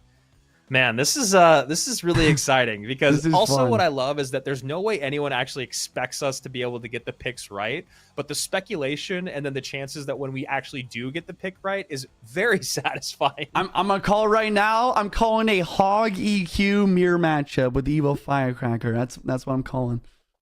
I like it. I like it. Tourist Hair looks like he went through the ringer over those last 20 seconds. Rage comes immediately down wrong in both directions. We've cracked the code, Juicy. It's the same dang analyst, and he hasn't told his 2 players. This is wild. We're seeing 4 out of 5 games, all mirror matchups. And if you guys are just tuning in, this is a best of 5. It is currently 2-2, despite the graphic on the right hand here. And wait a second. If I'm right here, I'm going to be so happy. Wow. Dude, if you called Hog EQ with Rage, and then we all of a sudden have a big spell with Rage plus the EQ, I would be excited. And there it is. There's a Hog. Juicy. Wait, the pre-void Rage, but it still pulls. No. Oh my gosh. Wow, that was insane. That's frustrating because now Tourist might just straight lose this game when that was such a good play. Yeah. That was such a good play, dude. The Rage and the Void, but the timing on the Void, devastated right now. Here comes the counter push. Hog inbound, Firecracker in tow. And he's low in elixir. Reuben gets the Monk down here. It's going to deal with the Hog eventually, but actually Tourist up in the damage lead now. Okay. We got ourselves a barn burner here. Best of 5. Just a minute and a half into gameplay. We got Royal Giant from Reuben, one of the best to ever do it, going up against Tourist and the first Void that I have seen in competitive play in as long as I can remember. Interesting. Yeah, I mean, once again, this is what happens when you get to the very end of a best of 5 and a lot of the spells have been used. He's going to use the Void, probably predicting the fact that Reuben is going to use the Firecracker, right? I mean, even though Lightning is overall the better spell, I mean, we talked about how strong the Firecracker could be in this final game of the best of 5, and he's going to bring the Void to try to deal with it at least. Yeah, so hard to target that firecracker with either of those spells, but definitely harder with the lightning just because it's never going to be, it's never going to be at the top of the HP list. There's the lightning from Reuben. Monk and Zappies and a Fisherman still in the counter push. We see an Evo Tesla have to drop down here, but that's not really how you want to use your Evo Tesla. You definitely want to save for the next Royal Giant, but Tourist going to apply some pressure now with a pre-rage on the Skellies, but the prediction for the rage on the Skellies on the right-hand side to prevent that from happening. Just mind games all around right now from both players. Yeah, and now this is a really scary push coming in from Reuben. Monk up front, there's the ability. Tesla going to get taken off the board from, and now a second Royal Giant comes down. Void to take out the firecracker in the back. Reuben got the shot. Reuben gets the win, and our former world champion stays alive and takes the best of 5. Wow, GG's first best of 5 in CRL history. First duels best of 5. And we see Reuben taking a really nice win. I really like the deck pick there.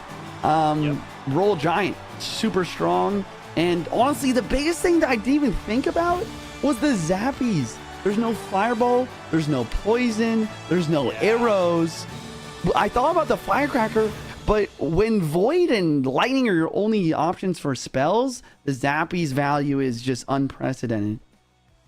Yeah, and that's such a great point for you to make when you talk about looking through these decks, looking through these cards that have been used. It's not just about win condition, right? Which is kind of what I was talking about. It's about support, right? So we both talked about Firecracker because you see the arrows being out, and we saw the Firecracker was a real problem in this game to deal with for both of these players, but Reuben having the lightning, being able to take care of it back on the Princess Tower, as opposed to Tourist having to snipe it off as it moved down the lane with the Void. Definitely a bit of trouble there. And then, yeah, when you talk about the Zappies, this is what players got to think about in games 4 and games 5. You think about Zappies, you think about Inferno Dragon, you think about Flying Machine, you think about these unique cards that you think about, maybe even Magic Archer, right? You think about cards that are such a problem when you don't have the right response. And then you can maybe Frankenstein a deck together that works. And honestly, Reuben still put together a pretty viable deck here. I mean, I've run into RG Firecracker before. We've all run into RG Fishboy I love with that Zappies, Yeah, so this is pretty awesome stuff, Juicy. I mean, anything else that you have to add about what we just saw in our first best of 5? Not much, honestly. I mean, I think you really made a lot of great points there, and I think that I think both players played fantastically. I only wish that we could have seen another world, maybe another parallel universe out there, where that pre-void takes out the Fisherman. That was a really crazy play to just go hog pre-void, just so confident in knowing what Reuben's deck was after only seeing a rage. Like, it was such a good prediction, just barely not working out. And Juicy, to go back to your point that you made before about lightning just being a straight better spell, I mean, if that were a lightning, that would have been 1 elixir more, but it would have got the job done, right? Yeah, definitely. And the other thing to think about also is the fact that the Void plus Rage would have taken the Fisherman out if it weren't for the fairly recent Rage nerf that actually just slightly reduced its damage. So I mean, that's another thing to think about with these duels best of 5s. You're going to get to the end of these best of 5s, and you're going to have to play with cards and certain interactions that maybe you've never even practiced before. Yeah, that's actually a really good point. Just like when we were talking about that mirror matchup that they haven't played before. And yeah, Tourist still alive, still in it, still fighting for that prize. And now we're about to get to a pretty exciting situation. We always love when you get to the end of the tournament because now matches start to be worth a lot more money, right? Any individual game is going to be worth a lot more. So for instance, this is our third place match, right? So third place gets $1,500, but second place gets $3,000. So whoever wins this game is guaranteed $3,000. Then obviously they have to go on and deal with Reuben, who they'll be battling then for the double of that. And then you add some on top of that for the $7,500 prize. Reuben has played for hundreds of thousands of dollars already in his career. Now this is the exciting moment to see the two rookies and if the nerves will get to them. Just like when I asked you a little bit ago about, okay, now I know I'm going from 20K to 50K. Wow, that's a lot of money for me. And I think regardless of anyone, making $7,500 on a Sunday playing Clash Royale for a few Definitely. hours is pretty dang exciting. Yeah, very exciting. $15,000 prize pool. And guys, this is just the warm up. Oh, excuse me. But yeah, we have a full season of CRL coming up, and I mean, I don't know. I can't wait to see these new faces show up, or hopefully show up in the monthly finals and maybe even the world finals this year.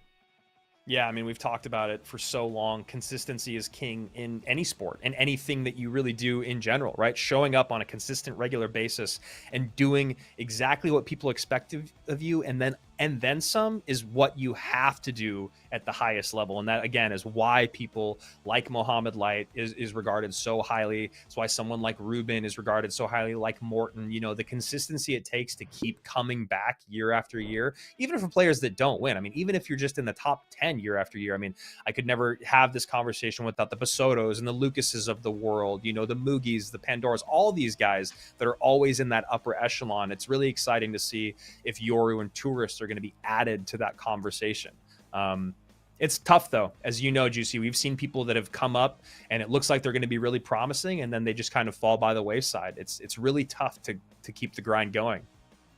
Yeah, so next match, we should start talking. I mean, we've already talked about it a little bit, but I mean, we have Yoru, we have Tourist, two rookies, and it's going to be once again another duels best of 5, guys. Just based on what I've seen so far, I think that I'm going to be picking Yoru. Sorry. Yeah, I think I'll pick Yoru for this match, because I mean, he's been picking some really great decks so far with his coach.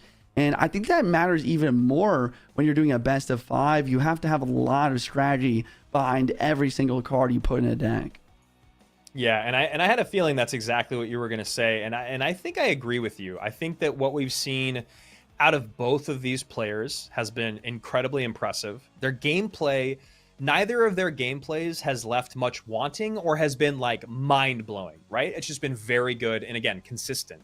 But when you talk about the decks that they've come up with, I do think that we've just been a little bit more excited about Yoru's deck picking. And the other thing is that Yoru's coming off of eliminating Riley and Pedro in his last 2 sets, right? Tourist is coming off of his first loss of a set in this competition. So you also wonder, momentum-wise, if Tourist can bounce right back. Evo Witch from Tourist and an Evo Snowball. We have an Evo Bomber and Evo Snowball from Yoru. Once again, starting off the match with this very interesting Goblin Drill, Goblin Hut deck. Tourist, on the other hand, looking like maybe even Giant Graveyard with the Skeleton Army. Very matchup dependent and aggressively style deck here. Yeah, and we saw this deck kind of match up against GY earlier, although that was like an interesting game that happened. But what I was talking about when we saw that initially was just there does seem to be a lot of graveyard responses. But on the other side of that, will there be the DPS that Yoru needs to take care of these giants? And that Berserker plus Bomber could just be enough. Bowler hits the Scientist twice here, so I'm assuming once we see the ability, immediate arrows drop down to make that 2 elixir ability value a lot less useful. And Skeleton Army left-hand side, this is a smart play. This is going to really smart play. Yeah, it applies pressure, but it also heals the Witch and keeps it full health. And you can see Yoru just, I mean, what else can he do except just, I don't know, pain over how much damage he's taken.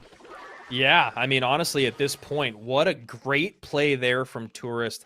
Love the construction of the deck. Gets that Skarmy out opposite lane, as you said, perfect time. Heals the Witch, creates pressure, pulls Elixir away, gets damage in the opposite lane. You never want to go to a 2-tower game, really, when you're running GY. Giant GY, just a little bit successful, but nice for him to get so much damage on the right-hand side and just a little bit on the left. Wow, and then he immediately... Yeah, he just immediately goes straight back in with the Giant Graveyard. Berserker, she does decent, but it's just not enough. And Yoru with one last chance to really make something happen, going for the Gobstein, drill in the other lane, dual lane pressure. But, I mean, knowing Torres, he's not going to have any problems defending this. Yeah, arrows come out from both players. Decent damage in there for Yoru. Does get the tower below 1,000 HP, and that's, you know, that's some of the greatness of that Berserker there. Wow, high minions on top of 2 ground-only units. Evo Snowball out snowballs from in both directions. The goblins do get damaged, though, but there's no big spell. Maybe if he has Evo Bomber Cycle? I was going to say, there it is. I was going to say the Bomber. One hit, the Skeleton Army distracts. I don't think Arrow Snowball is enough, so he has to go in for another drill, and Tourist knows it, though. He's going straight in for the Giant Graveyard. So even if he loses his tower, he can get another tower back. Yeah, I mean, I would have still loved to maybe just see a little elixir spent by Tourist down there. But still, 1,000 HP to 2133. We do actually get to that 2-tower situation that I was just talking about. And as I said, this is better to have Giant GY than Splash Yard, in my opinion, in this moment. For sure. Yeah, Giant Graveyard definitely excels in this sort of situation. But to be honest, Yoru went from having no chance to definitely a solid chance to win this. It's going to be tough, but it's not impossible. Ooh. Nice Skarmy there, ready to go. Almost looking like it was probably hovered, waiting for that Goblin Stein in the pocket. Yeah, and the Gobstein ability goes off, which means the 2 elixir was spent, but no value from it. So Yoru just down a straight over 2 elixir here, and he's trying to set up defense for this Giant Graveyard, but Tourist knows that, so he's just going in for the Giant, the minions, the arrows. He's just trying to attempt to get 1 or 2 Giant hits, and he gets it. Gets the Giant hits, 2 bowlers on the board. Evo Witch behind, very, very healthy. And as of right now, I think we're just delaying the inevitable. 261 remains, Witch on the board. And it, you know, still pulling elixir out of Yoru here. Another Giant in the pocket, you can imagine, and there it is. Evo Snowball to close things up, and we're going to game number 2. Yeah, Skelly connects. Game number 2 is going to be interesting. I honestly like the deck pick from Tourist. I mean, Giant Graveyard, very unexpected, but I mean, seeing how popular this drill deck is, it definitely has a great matchup versus it, and it ends up working out great for him.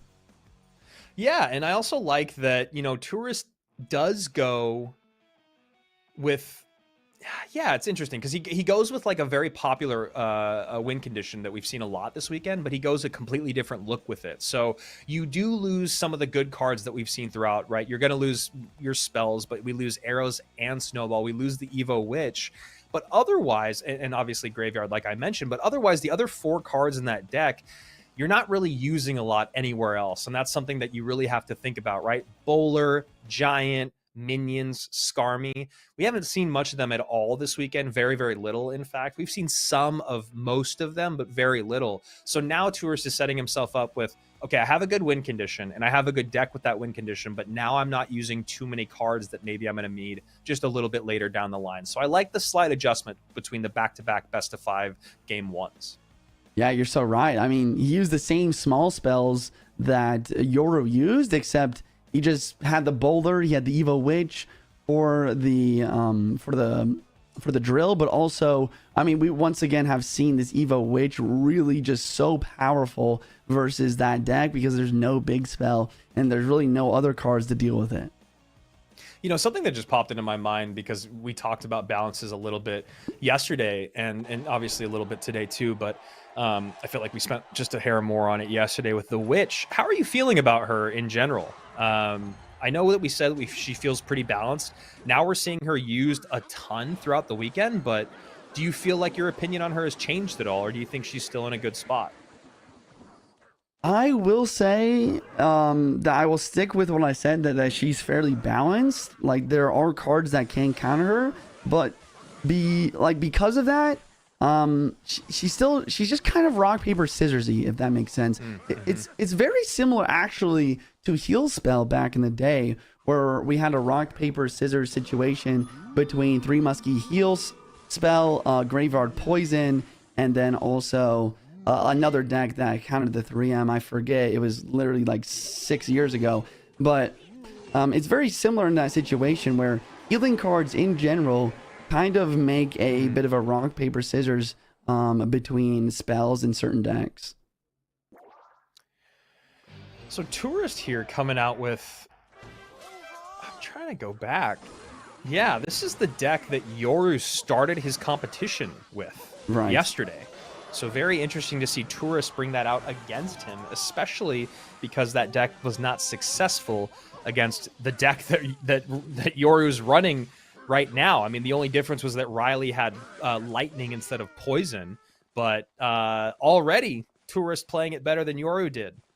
Yeah, I mean, the Evo Barbs of the bridge, I was like, there's no way this is going to work. He has Ice Wiz and he has Golden Knight, but then I saw the Heal Spirit, and what happens is the Golden Knight, as is dashing through the Barbarians, the Heal Spirit will jump before the Golden Knight's able to make it to it, and ends up healing all the Evo Barbs, and immediately Evo Battle Ram. Tourist knew that interaction was going to happen. He was not scared of his Evo Barbs dying, and he continued to apply pressure, even with the Golden Knight after that, getting so much damage.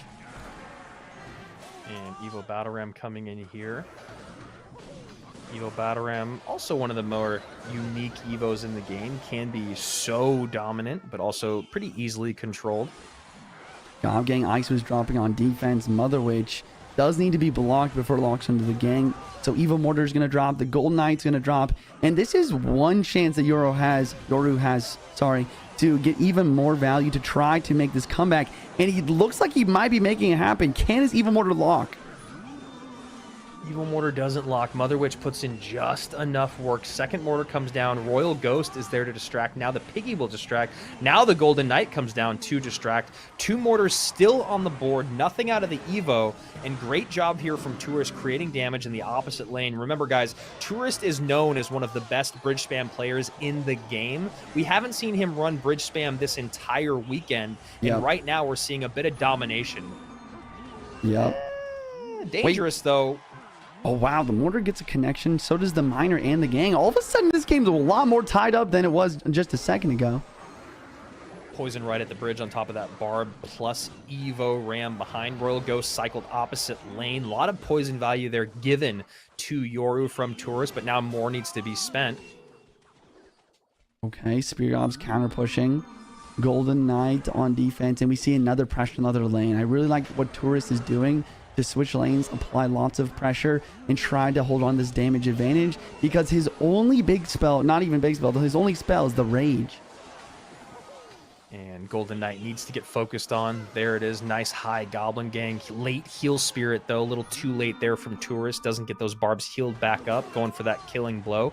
Now it goes again. Royal Ghost Battle Ram behind. Barbs opposite lane at the bridge. Nice high Mortar here to pull everything plus the Barb Barrel. Defense locked down for Yoru. Heal Spirit over the river. Miner inbound. The Golden Knight ends up dashing to the tower, though. Wow. With the Rage, Golden Knight gets another hit. But it's still not over unless the Battle Ram connects. Gob Gang drops the Heal Spirit, heals, and it connects. Oh my gosh, even Yoru is surprised and upset about this insane win from Tourist, taking 2 games in a row in the best of 5.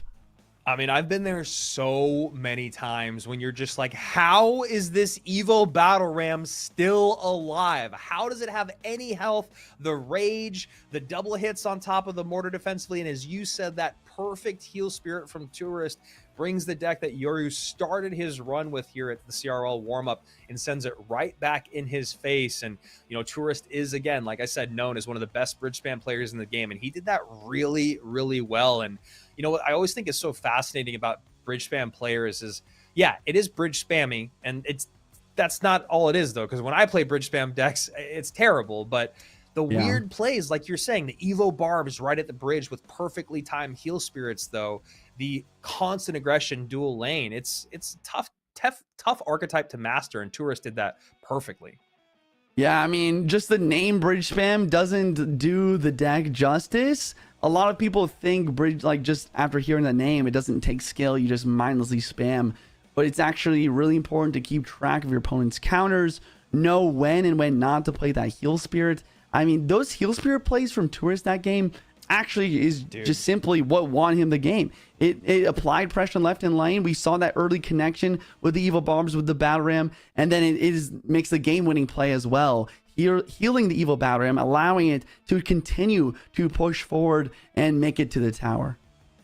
Yeah, I love the love you're giving for the Heal Spirit because it is so hard to make it as effective as you see these players do it. It really is. The timing, the placement, the ability for your opponent to always distract the heal spirit with one elixir or whatever it may be by playing a unit up high at the bridge. It's really this beautiful kind of culmination of, I've got you distracted in both lanes, I've pulled out all your responses, and I'm, like you said, I'm always keeping track of your counter and your cycle, and this is the one moment I can slip in this one elixir card that didn't even exist a few years ago and has completely changed the rhythm of the game. So great call there, Juice. As we get into game number 3 here, Tourist goes the distance against former world champion Reuben, loses in game number 5, gets sent to the lower bracket. Now a rookie face-off that is very one-sided. Tourist up 2-0, could take the set here with one more win. Tourist started with skeletons here in this matchup. That could really mean anything, but it definitely means it's a cycle deck. We could see Royal Giant, Hog Rider, Minor, or even Goblin Drill for Tourist here. And that's another thing I want to talk about is it does seem like Tourist is actually winning the game of the deck picks right now. Maybe not in this last match, but still, the Mother Witch is a great pick here. And I really like his gameplay. But the other thing to mention is that he's really doing a great job of saving those really important cards like Skeletons, Log, even the big spells like Fireball and Lightning that are going to be super helpful for him in this game number 3 and maybe 4. Yeah, that's a really, really great point that you make when you look at the spell power and the cards that are used on both sides of the boards. You know, Tourist is doing a really great job of just using cards and spells that that we haven't seen a lot of in our best of 3s, and I think that's a great way to start looking at where you start to build your decks for games 4 and games 5. So here we go, looking like RG. Bottom of your screen, top of your screen, we're seeing this combination which we've seen many times before this weekend with the Boss Bandit plus the MK, and now a Hog Rider comes out, shouldn't get any hits. Yeah, great recognition from Tourist, realizing the second Hunter hit was too far away to deal maximum damage, using the E-Spirit and Barb Barrel to really mitigate here. Skeleton's going to drop for the Goblins now, and I think the biggest thing that Tourist is going to have to watch out for in this matchup is that Evo Mega Knight. As long as he can get a Fishman pull on that Evo Mega Knight when on offense and use the Evo Hunter to snare it, preventing the value, he's going to be in a really good spot. Oh, and that's a really almost beautiful zap there from Yoru, trying to make sure that that Fish Boy doesn't take the Firecracker off the board, but ends up wasting a spell where he needs it. Evo Hunter just getting so much value here. First snaring the Evo Mega Knight, preventing anything from happening, and now snaring the Inferno Dragon. It's one of the coolest synergies. Unsettling. Yeah, I was just thinking, it's just such an interesting interaction, and it's also one of the coolest synergies to see the Evo Hunter be able to snare air units to the ground and allow Fisherman to pull. Yeah, that's I was gonna say basically the same thing. I mean, the Fisherman Hunter combo is something we've talked about since 2018. But the other thing I was gonna mention is it's just so unsettling to see the Inferno Dragon on the ground. You almost feel like sad for it. Yeah, it is. It's kind of depressing to see, but you know, that's the power of the Evos in Clash Royale currently, and that's why we see Tourist cycling so quickly. Now with an Evo Hunter on one side, with an Evo RG in the other, realizing the Evo Mega Knight's going to drop on the left lane. Yoru with no Inferno Drag or Mega Knight defense with a pre-Fisherman for the Boss Bandit as well. A zap to try to delay the pull, but the RG is just slaying this right-hand lane. Dude, that was exactly what I love about RG players. And a nice push here, though. You see a little bit more being spent on the left-hand side because of a slight miss on the Inferno. Now the Hog Rider gets in on the right. And you can see Yoru shaking his head, maybe going, man, like, without those mistakes, I'd really be in this game. But now 483 to 1028. Imagine that's probably lightning in the last spot, as we haven't seen a big spell come out yet. Okay, good block at the bridge. Monk will not tank, but it will deflect. Yoru calls the good game because he does not have a way to distract this Royal Giant. RG with the hit, Lightning inbound, and Tourist officially taking down the new face in the CRL Warmup with a 3-0 sweep in the lower bracket finals. Yeah, what a great run for Tourist there. I mean, gets the $3,000 in the bag, sends Yoru packing in third place with $1,500 and a name to be looked out for the rest of the 2025 season here in CRL. What a great run that we saw Yoru go on. I mean, someone who you and I spoke the most about Yoru before the tournament as the person that we knew the least about. If that makes sense. Definitely. We kept saying, who is this guy? Could you find him on Royal IPA? Okay, I found him. Oh, all right, look at these finishes, blah, blah, blah. Everyone else we know. We've seen him before. We've cast a match before. Tourist, even though we haven't cast his matches before, we've seen him in the competitive scene. But what a great run for Yoru. Just to remind you guys, I know we're going to get the bracket here in a second. He beat Riley twice. He beat Pedro. He eliminated both of those guys that I just said. And then he finally falls to Tourist. But Juicy, we were commending Yoru's analyst. We were, applauding Yoru's decksmanship throughout the weekend, but he ran into the force that was Tourist here. Talk to me about these three matchups. Absolutely. Game number one, we saw Tourist kind of just predicting what Yoru was going to use here. We've seen this deck, this very popular Goblin Drill deck, be played game one by so many different players today, and Tourist said, guys, it's not that good. I'm just going to use Giant Graveyard, counter it, take a nice win. Yoru tried to bounce back with like some late game aggression, but it just simply wasn't enough. Game two was really interesting. I actually like this matchup. I think it's fairly even. Tourist does have the Mother Witch, which does a good job versus Bats and Gang, but Yoru also has the Poison, which is good versus the Mother Witch and also the Elixir Pump. And the Mortar can provide a lot of value since Tourist doesn't have a big spell. But Tourist gameplay with Bridge Fam, like you said, is like almost, I don't think any other. I think he is by far the best Bridge Fam player. And then game number three, Tourist was just able to sew it up real quick with another nice matchup and some great gameplay to back it up. So here we are. We've made it. We've made it to the grand finals of our CRL 2025 warm-up. 2 days of incredible action and potentially 2 more best of 5s available for you, the viewers at home. Reuben, our 2020 World Finalist and World Finals MVP with Team Queso, going up against Tourist here, the no name, the slight name, the rookie though of the weekend. Him and Yoru really impressing everyone, but now only 2 remains in this $3,500 matchup, I believe, is the exact difference. When you talk about money on the line, right? $7,500 versus $3,000. So excuse me, $4,500 difference there as I look at the numbers again. $4,500 game of Clash Royale. Let's go. $3,000 guaranteed to one of these gentlemen. Yeah. And man, this is a tough one, Juice. I still think I want to give the edge to Reuben, right? We saw Reuben just beat Tourist, even though it was in a very good best of 5. Reuben's been riding high. I also wonder, is Tourist like a little burnt out? Just played 8 games back to back and now going into another best of 5. Wondering if that'll affect him at all either. Yeah, that's the thing about these best of 5s. They're going to go usually a lot longer than a best of 3 would. Not only is it some mental fatigue that could be a thing there, but Tourist having to reveal a lot more of his decks compared to Reuben. Like you mentioned, Reuben did just beat Tourist 3-2 in a hard-fought best of 5.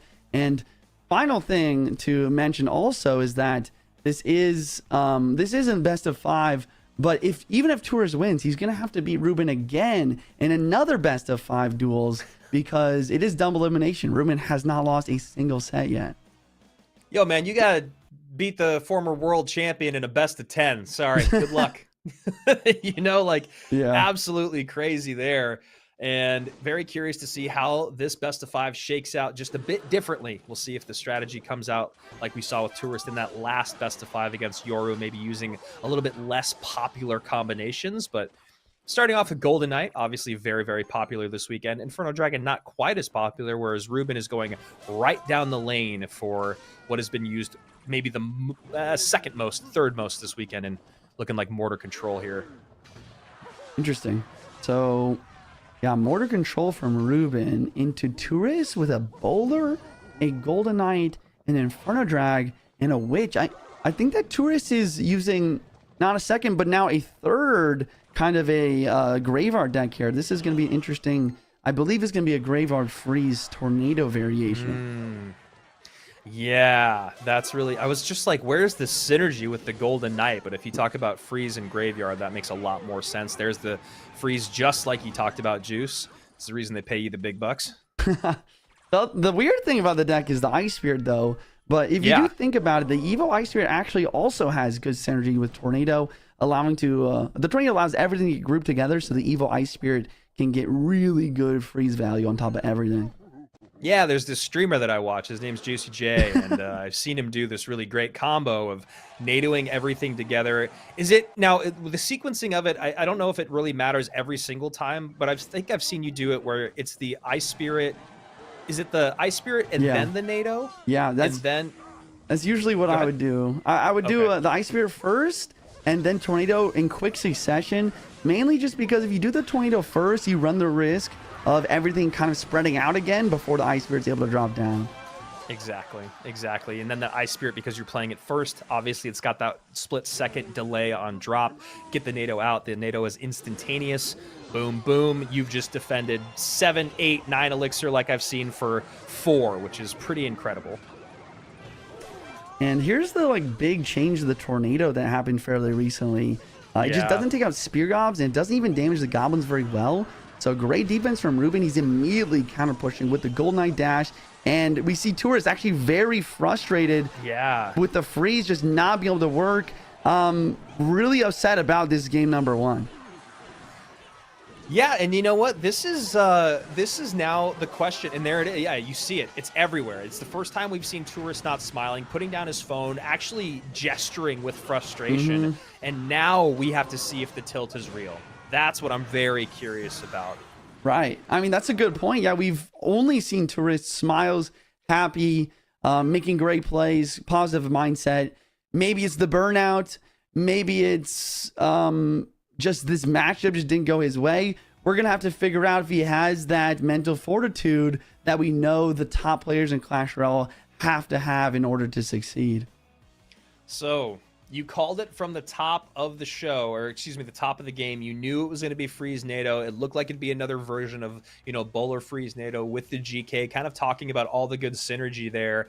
And then the Freeze comes out, but he doesn't have enough DPS down by his Princess Tower. And then also that Freeze, while it does stop the Evo Mortar, then you have that Goblin Gang right behind, which you were literally talking about how NATO doesn't deal with Goblin Gang as effectively as it used to. So kind of everything falling apart there for Tourist, and a great recognition there by Reuben. And this is again the really tough thing with best of fives. It's very clear here, looking at the way that the last best of 5 went for Tourist and how successful he was, that in this best of 5 he's trying to do that again, using a little bit more off meta, a little bit more niche cards to try to use and kind of extend his viability throughout the best of 5. Reuben's just going right down the line. He's going with perfect synergy, popular deck, and it all came together as that deck should. Yeah, he played it well. Another thing I wonder about is, just based on how upset Tourist was, I wonder if there's maybe a little bit of lag on the freeze there. I'm sure he would have liked to freeze the Golden Knight and everything along with the mortar when it was all up top. Maybe get a Boulder or Golden Knight after that. But yeah, the freeze just kind of whiffs there, and then it was just downhill from there. But that's only one game. Thankfully, this is a best of 5 instead of a best of 3. So there's a lot of opportunity for Tourist to come back, and he's all smiles again. So I think that he's going to have some chances for sure. Yeah, happy to see the smiles back out on Tourist. Even saw them at the very, very end of that game after he'd kind of thrown his phone down. And if that doesn't activate King, it doesn't. And that is another frustrating start to game number 2. Still smiles about it, but I'd definitely be a little bit annoyed. So Roll Hogs versus Tourist using the Roll Giant. I think that this is one matchup we talked about yesterday where you asked me what decks can counter Roll Giant. I think that if played perfectly, this Roll Hogs deck can do well. The problem is that he's allowed this Monk to cross, which deflects the cannon, the queen, and yeah, if you watch like Riley or Muhammad Light play this matchup, a lot of the time we see some early queen abilities, forcing out early monks so that the monk can tank for the RG once it's crossed. Yeah, that's a really, really good point that you make, because a lot of times I think players see Archer Queen, and then I think people see Monk, and then immediately their brain kind of shuts down. They're like, well, great, I can't win now. And Yeah, I think that there's I've definitely a done way that to for play sure. through it. Yeah, I usually feel that way, to be honest. But on the other hand, you know, Tourist doesn't have the Ghost version too, so at least the Royal Hogs are going to provide a lot of offensive value in this matchup as well. The other big thing to note, though, is Reuben is using the Barbarian Barrel instead of the Log. I mean, you talk about it all the time, where the Log is way better versus a Royal Giant, just because that knockback is so important for stunning the RG whenever it's locked on your building, on defense, or even your tower. Yeah, it'll be really interesting to see how Reuben kind of uses the delivery in conjunction with the barrel and the Ice Spirit to kind of stop the big pileups at the bridge. Monk here is back in cycle, but the Evil Ice Spirit might be able to make some plays on the defense. I just don't love the Evil Ice Spirit placement there. I would like to play on the left side and the right side there to kite the Monk away from where your cannon is to prevent that value. But I mean, look at this. The Ice Spirit's getting snared. The RGs are in both lanes. The delivery's going to drop down late. But once again, without the Log, the Bar Barrel drops down. It doesn't push the RG off the tower. Wow. So it just continues to get massive damage. Yeah, I mean, that was really beautiful stuff in both lanes. Just pulling out just enough elixir from Reuben, and then really punishing by going opposite. So many RGs on the board, dealing with the double cannon. I mean, that's one thing that you see a lot with this Royal Hogs deck, as you said, you know, if when it's played perfectly, it can match up pretty well against RG. The cycle, the AQ being on the board, that being able to get 2-3 cannons out for whenever there's 2-3 Royal Giants. But this time did not matter. And as dominant as Reuben was in game one, I'm going to go ahead and say that Tourist was just as dominant in game number 2. And I would love to see these guys go the distance again. Yeah, I mean, I love the deck picks. I love the gameplay. I think Reuben, I think he left a little bit to be wanted there with the gameplay, but also I can't blame him with how tough the Archer Queen versus Monk can be, how tough defending RG can be when they have the Lightning, when you don't have the Log. So I'm sure he's going to bounce back, maybe run an RG deck himself in game number 3 here. So Juice, you know, thinking about this matchup and thinking about how that game was played, obviously there's no Log in there. Instead, it's the Bar Barrel. I don't think that was the real X factor of what that match was. Was Reuben too aggressive with his Royal Hogs AQ pushes? You know, we saw that happen a couple times in the right-hand lane. Do you think he should have slow played it more? Or, you know, I'm just trying to think, you know, for the viewers at home, was there a better way to play through this for Reuben? Obviously there was, you know, because it was a dominant win, but things that pop out to you that he was maybe just too aggressive or under defending. I didn't think about it because I understand why he was going for the Royal Hogs Queen of the Bridge to try to apply pressure. But I think you're right. I think that a lot of the time you do want to save the Archer Queen on defense to force out Monk abilities. But by going for the Royal Hogs in the other lane with the Queen, you make it so that he can play the Monk on defense. It's going to counter the Royal Hogs and the Archer Queen. And then that's when he really made that really strong double RG push that was kind of undefendable. So yeah, maybe if there is an RG drop to the back, maybe you do go Royal Hogs on the right side. Maybe force out the Monk on that lane, and then you can use your Queen on defense. Maybe the Queen is a little bit too much there. Yeah, that's really interesting. It's always hard to break down what exactly it was that went wrong, because I agree too with what you're talking about of like, or I mean, I agree with what Reuben was trying to make happen there, which is right. like, if I don't pull out enough elixir in the opposite lane, then there is going to be a big push coming down the left-hand side with the Monk in front, and then I immediately lose. So how do I get that Monk out of cycle? Well, a good way is to get the AQ in the opposite lane, but then as we saw, didn't really come together or come to fruition the way that Reuben thought. So we've played 2 best of 5s with these guys, or I should say we're in the middle of the second best of 5 with these guys, and they are 1-1 currently, and the Suspicious Bush comes out for the first time today on Sunday. All right, Mega Knight, Suspicious Bush, Tourist with some Hog Earthquake. We'll see. We did see this deck kind of struggle yesterday on day 1, mainly because Suspicious Bush ended up being the only Wing Edition. We'll see if Reuben has maybe a minor or a goblin drill or maybe even an extra set of like wall breakers or something to make this happen. Wow. Yeah, wall breakers, something we have not seen a lot of at all this weekend, only maybe twice. What's happening here? I mean, Tourist just, I guess, really good defense. Maybe Reuben is too aggressive. And no Mega Knight in cycle, no Ghost in cycle, of course. So we see a really, really solid connection for Tourist. 29-59, Tourist lowest tower. Reuben, as Juicy was just talking about, takes a lot of damage early on. 1498 on his remaining tower as he cycles the Suspicious Bush in the back. Gosh, and this is really not what you want to do versus this deck, especially with this Mega Knight.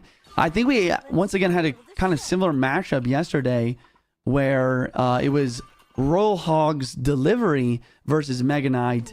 And the Royal Hogs player got a nice early connection. They defended most of the game. It looks like they were going to win, but they ended up losing because they didn't have a tank for the Mega Knight. But in this situation, Tourist has a boss bandit of his own.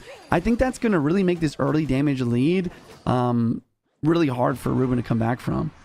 Yeah, not only does he have the boss bandit, but he's also got the goblins, which is, it's always great for you guys that don't know, is if you have a tank or something that can take out that initial either leap or hit from the MK and then surround it with swarm units. It's a great way to keep him at bay and get some good damage in. I know it's pretty obvious for those of us that play a ton, but for some people I know they struggle a lot against Mega Knight, and we're seeing that partially in play right now as Tourist cleans up the Mega Knight from behind.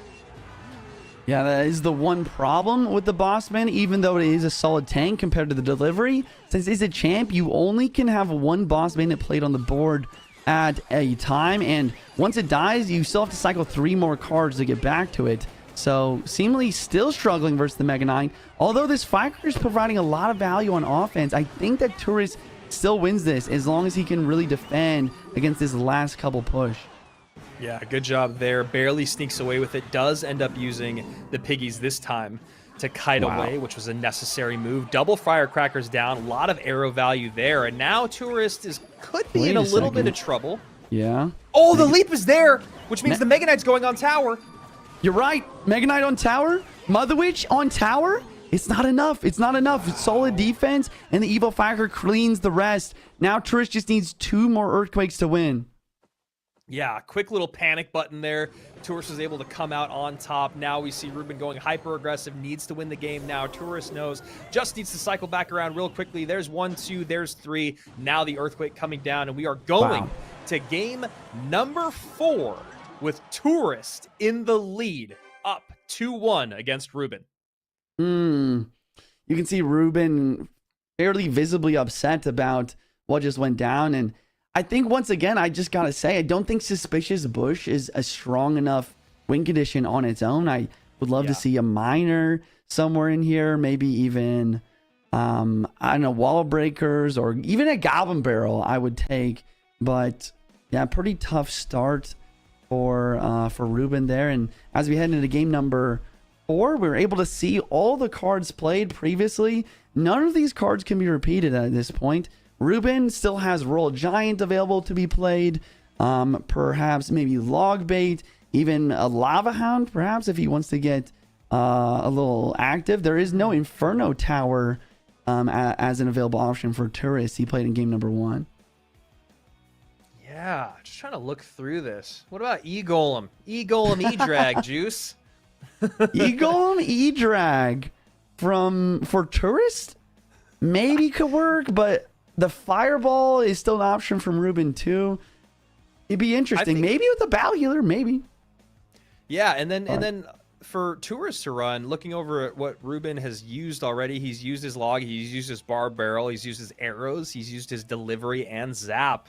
I mean, I'd love to see something swarmy, something baity, even something cloney, you know, something that would really throw Reuben off. I mean, not having that Mother Witch there, but Graveyard being out, you know, so how else can you kind of punish all of these small spells being taken out of the game? I mean, we really saw Tourist struggle with only having the Void as a big-ish, small-ish spell.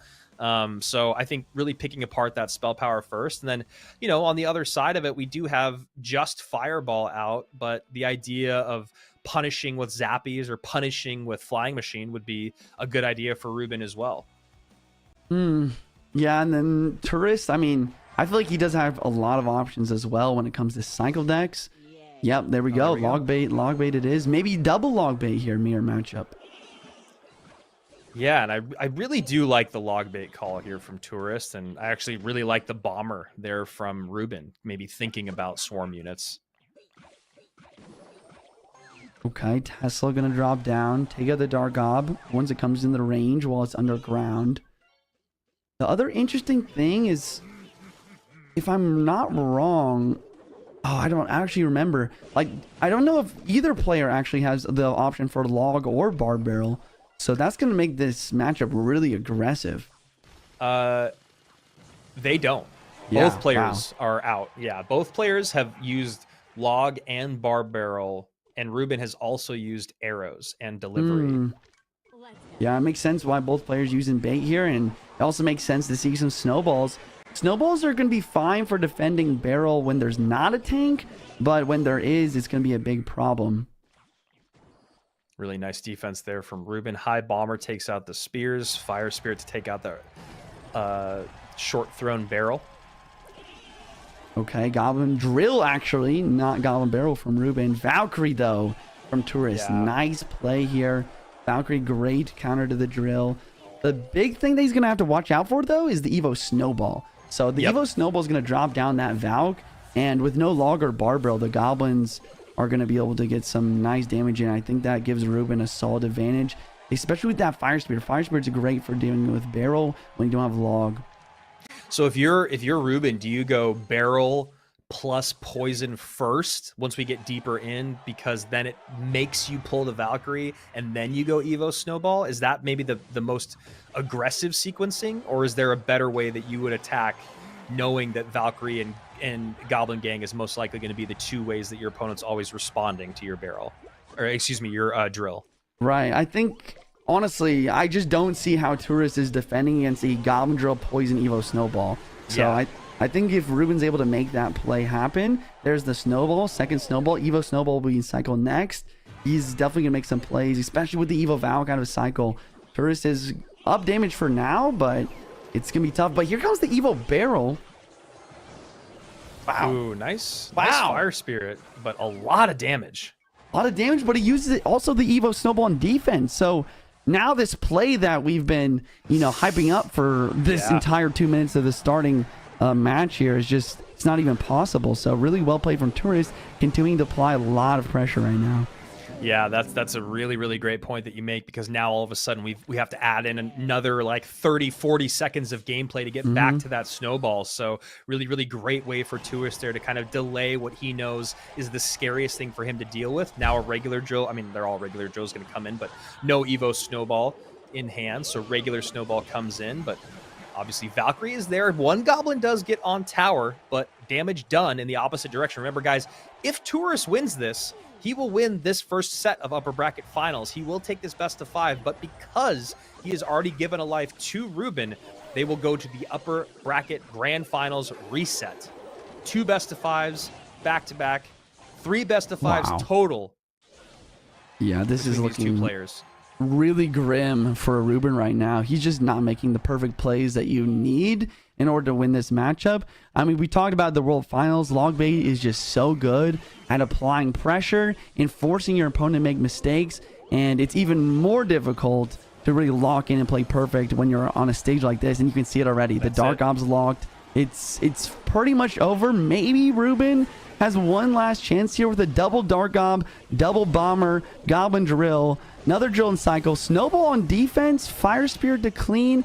One more Snowball, I believe, should win the game, though. So Tourist just needs to defend and delay and wait for that to happen. Yep, nice job there from Tourist, making sure that he still gets value out of that Valkyrie, doesn't get taken away, protects the front, protects the back. And yeah, someone in the chat, Tom Cruise is here, one of my favorite actors in the world. I already saw his newest movie this last week. I enjoyed it enough, but we are going to another best of 5. And as Tom, our fan, just said, this is 3 best of 5s for these 2 players to play. And for Reuben, it's back to back to back. And then for Tourist, it's 4 in a row, which is absolutely wild. Yeah, I mean, he's making it look easy though. He's making some good deck picks. I really like the variety of spells and win conditions that he's using here.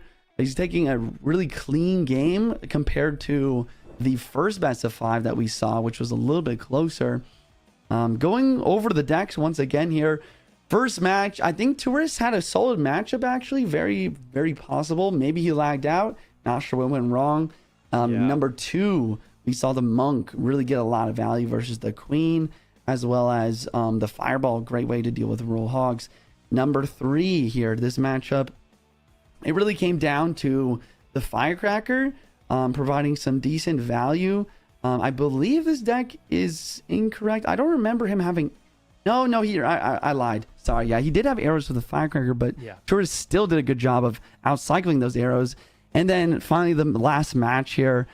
I think what really went wrong once again is whenever Reuben had the Evo Snowball and Cycle, Tourist did a great job of applying a lot of pressure with the Evo Barrel, forcing both of the Evo Snowballs that game on defense. And that's just not what you need to do if you're going to win, especially versus a Valk with a drill.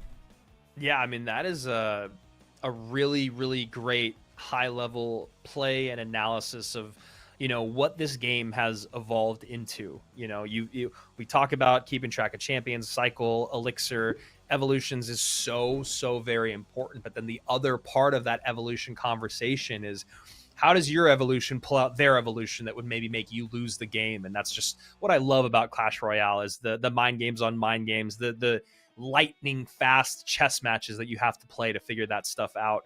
So there we go. What a wild weekend. We are officially at the last match of the CRL warm-up. At the end of this, one player will get $3,000. The other one will get $7,500 and bragging rights. Reuben, our former world champion, just dropped his very first set to the person that he just sent down to the lower bracket. As you can see there on match 20, upper bracket finals, Reuben and Tourist go the distance. Yeah. Then in match 21, we see Tourist bounce right back against Yoru Juice. And then how do we get to where we are now?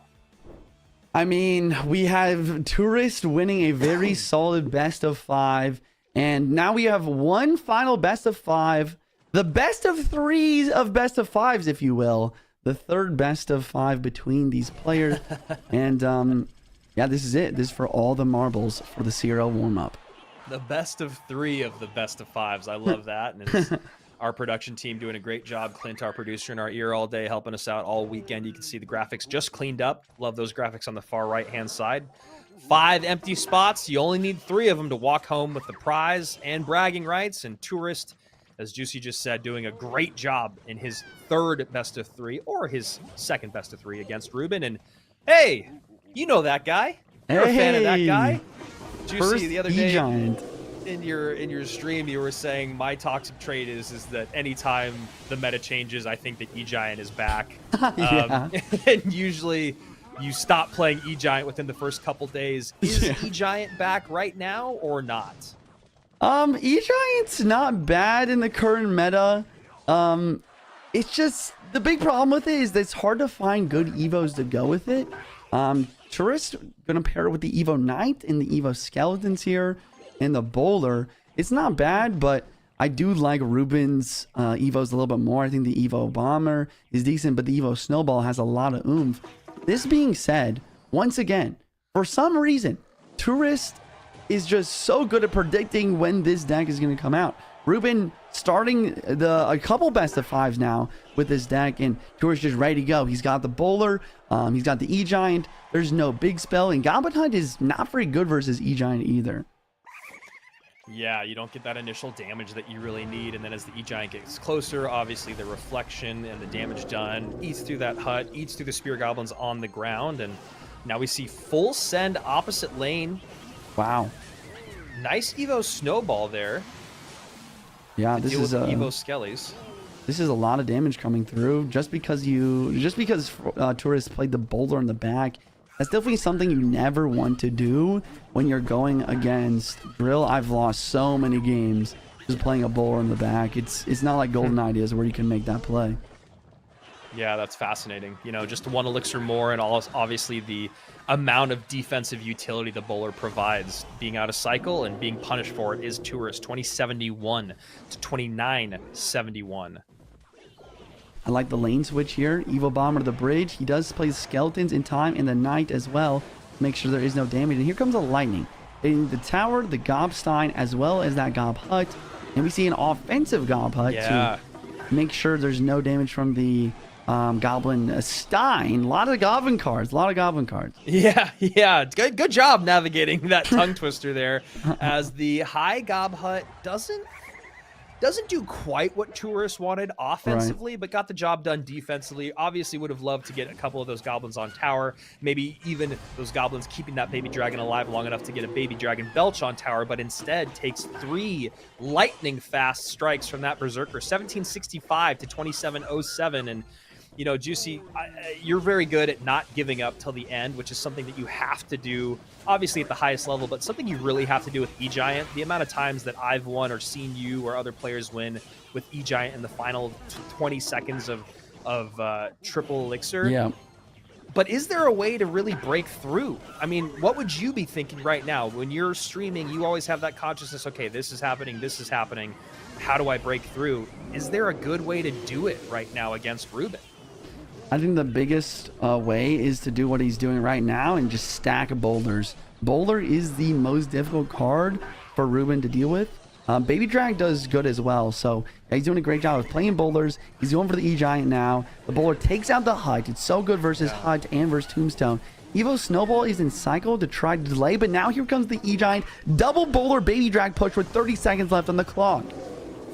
And a very odd set of Evo Skellies at the bridge right-hand lane against the Princess Tower. Not really sure what that was all about, but Tourist does get to tower, does get shots in, does get a bowler shot, 1245, 1765, as he has just screamed into the lead. And now Reuben fighting in these final 10 seconds. Not going to happen with the bowler there. You know that there's another lightning in tow, and Tourist takes game number 1 after taking 3 in a row against Reuben in the previous best of 5.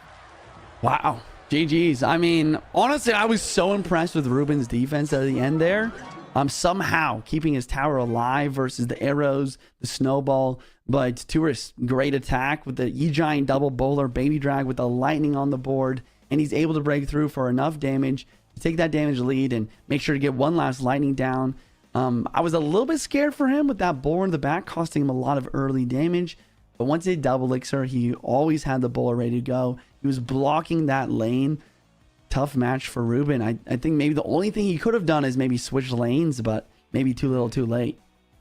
Yeah, it's a really great little bit of information we had there, because it was basically exactly what you were saying needed to happen from Tourist. You know, I was asking, how does he break through? And he started to do it. It's all about the bowlers, all about the Baby Dragon, all about those units that do just enough damage that you have to worry about them, but they really have so much HP. And yeah. I think when I looked back, I think Tourist was expecting maybe the Baby Dragon to cross the bridge, which is why he went naked Evo Skellies at the bridge opposite lane just to create more pressure. Obviously didn't work out, and that's one really nice thing that you see. And honestly, this is just kind of for everyone that plays out there that isn't a pro. I think we get so precious with our Evos, especially the cheap ones when you don't need to be. Those 1 elixir, 2 elixir Evos can still be spent or wasted like 1 elixir, 2 elixir cycle cards.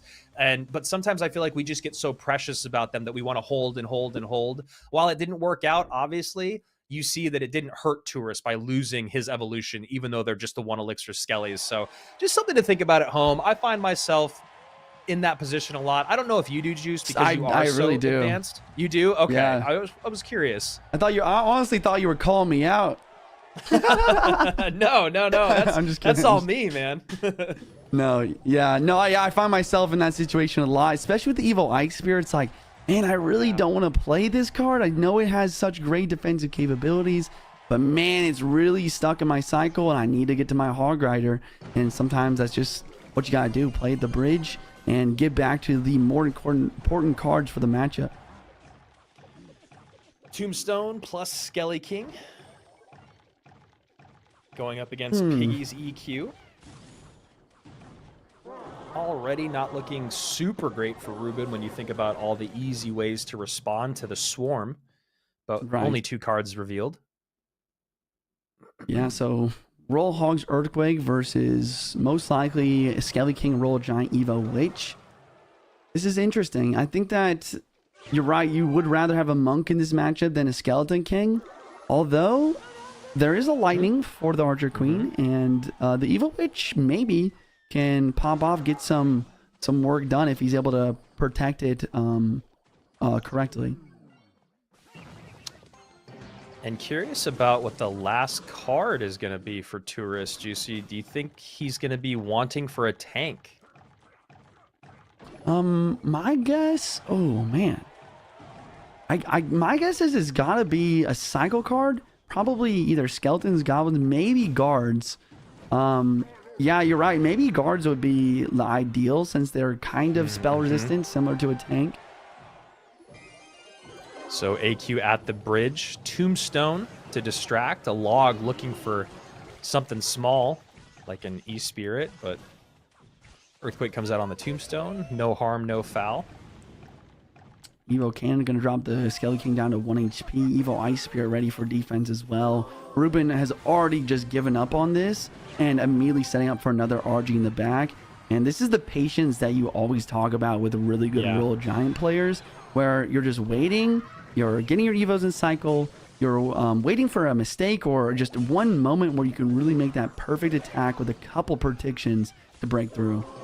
And great call there on the guards, Juice. It really felt like we had talked a lot about this Piggy's versions of decks this weekend that did not have a tank and really hurt because of it. And now we have a good enough tank. The delivery, the Ice Spirit, and the guards should suffice, especially because we have such a fast cycle.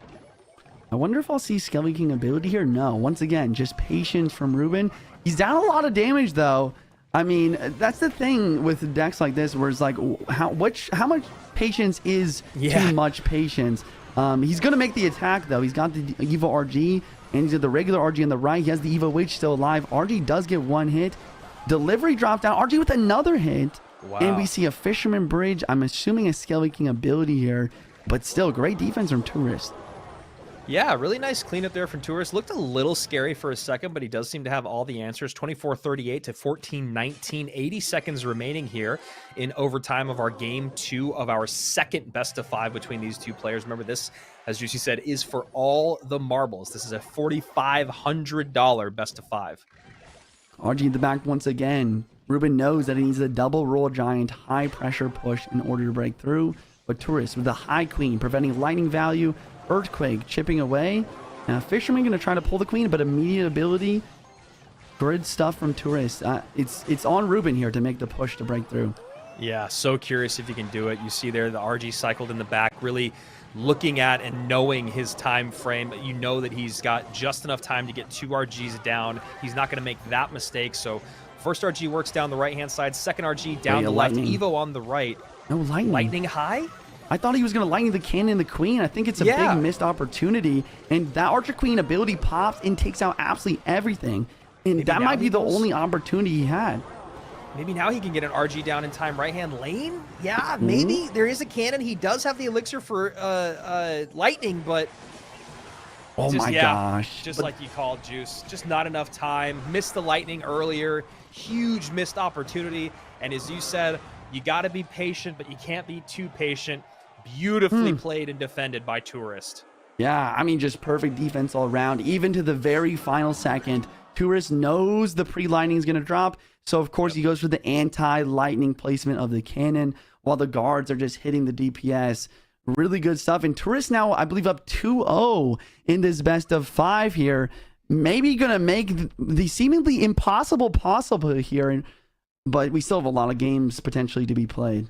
I mean, Juice, that's 5 in a row that he's just won. That's 5 in a row just against Reuben that he's just won. And he is on a tear in these best of 5s. Now Reuben has to win all 3 games to stay alive. After Tourist pushed this to the upper bracket reset, I know I get excited about new players, and I know it's early, but this is pretty dang exciting if I'm Tourist, a Tourist fan, or his team. Yeah, I mean, I don't know. I I want to say that if anyone can do it, Reuben can. I mean, I've seen him so many times, especially in the teams format, just, have his team be down 2-0 in the King of the Hill, and he just reverse sweeps, saves his team. But now the question is, can he save himself from Tourist here? Tourist just needs one more game to clinch up the title of CRL Warmup champion.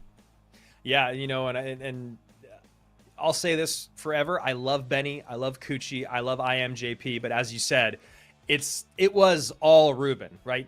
There was great moments from all three of those other guys. They had great moments in 2v2, some of the 1v1 sets. JP came through and Coochie came through a handful of times in that King of the Hill. But when you talk about who carried it, it was Reuben. So poised. There's a reason he won the MVP. I just don't know how you do it. In a best of 5, where you've already lost the first 2, you got to win 3 in a row, and your deck pool is just getting slimmer and slimmer and slimmer. Yeah. And you made a great point before about, like, how many of these times have I practiced any of these matchups? How many times have I even played with this deck construction specifically? And I guess we're about to see right now if Reuben and his team can pull off a miracle against Tourist.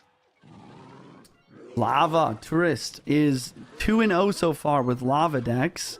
We'll see if he can go 3-0 and kind of cement Lava as a viable deck to be played in CRL. But Reuben with the Executioner, he's ready to go. Yeah, I really like that. I like that Reuben has a good response. We've seen, as you said, Lava run 3 times. And Reuben ready for it. You can see right there the look on Tourist's face, just going, oh my gosh. All right, you've got the Inferno. You've got the Executioner. Whew, this is going to be a little bit of a struggle. Then the Inferno comes out on top of the Flying Machine. You know that Reuben's just going for minor chip damage, and Tourist has got to feel sick to his stomach. Yeah, the other thing here is that I believe Reuben is going to end up having a balloon, so Tourist is going to have 2 win conditions that he's going to have to deal with while trying to break through an Executioner plus Inferno with only a Zap and probably another small spell. I don't think... he already used Lightning with E-Giant, so maybe as a Fireball, but even Fireball is not enough to break through that very tanky Inferno tower. Wow, and really aggressive is Reuben right now. He goes... pulls that all forward in front of the tower, gets some Xe shots in, gets that Executioner protected just enough to get another couple shots in, and now bringing this tower below 1500 HP, where Tourist is barely ticking to 5 Elixir, and no damage basically done on his opponent's towers. Even Elixir now, I would not be surprised to see Tourist switching lanes, but he has to defend first. There it is. He went for the Valk. He was going to maybe play a Balloon, but... I mean, the balloon is just perfectly timed from Reuben there. Yeah, really, really great. Forcing your opponent to use Elixir they don't want to. So now we see Tourist set up in the opposite lane. Just probably going to... Oh, he doesn't eat the miner. And the NATO to the... I love it. I love everything that I'm seeing Reuben do right now because... it might look or feel a little aggressive or unnecessary, but he's just taking away all the options that his opponent has. Now with the Evo Valk, I mean, this is just so beautifully put together. Yeah, now the Executioner drops and just cleans the rest, and that's just going to get the Evo back in cycle as well. Not to mention the King Tower activation on the first play of the game versus the Miner. He's really cooking here. If Tourist wins this game, I will be... astonished to say the least. I mean, this is one of the few 100 zeros it feels like we've seen this weekend. We've seen some 80-20s, maybe even some 90-10s, but like there's no way. There's no way to play through this. Surely not. But Tourist will try. Nonetheless, he's trying to make a dual lane pressure to not give the Executioner Evo too much value. He's trying to snipe the Flying Machine with the Inferno Tower.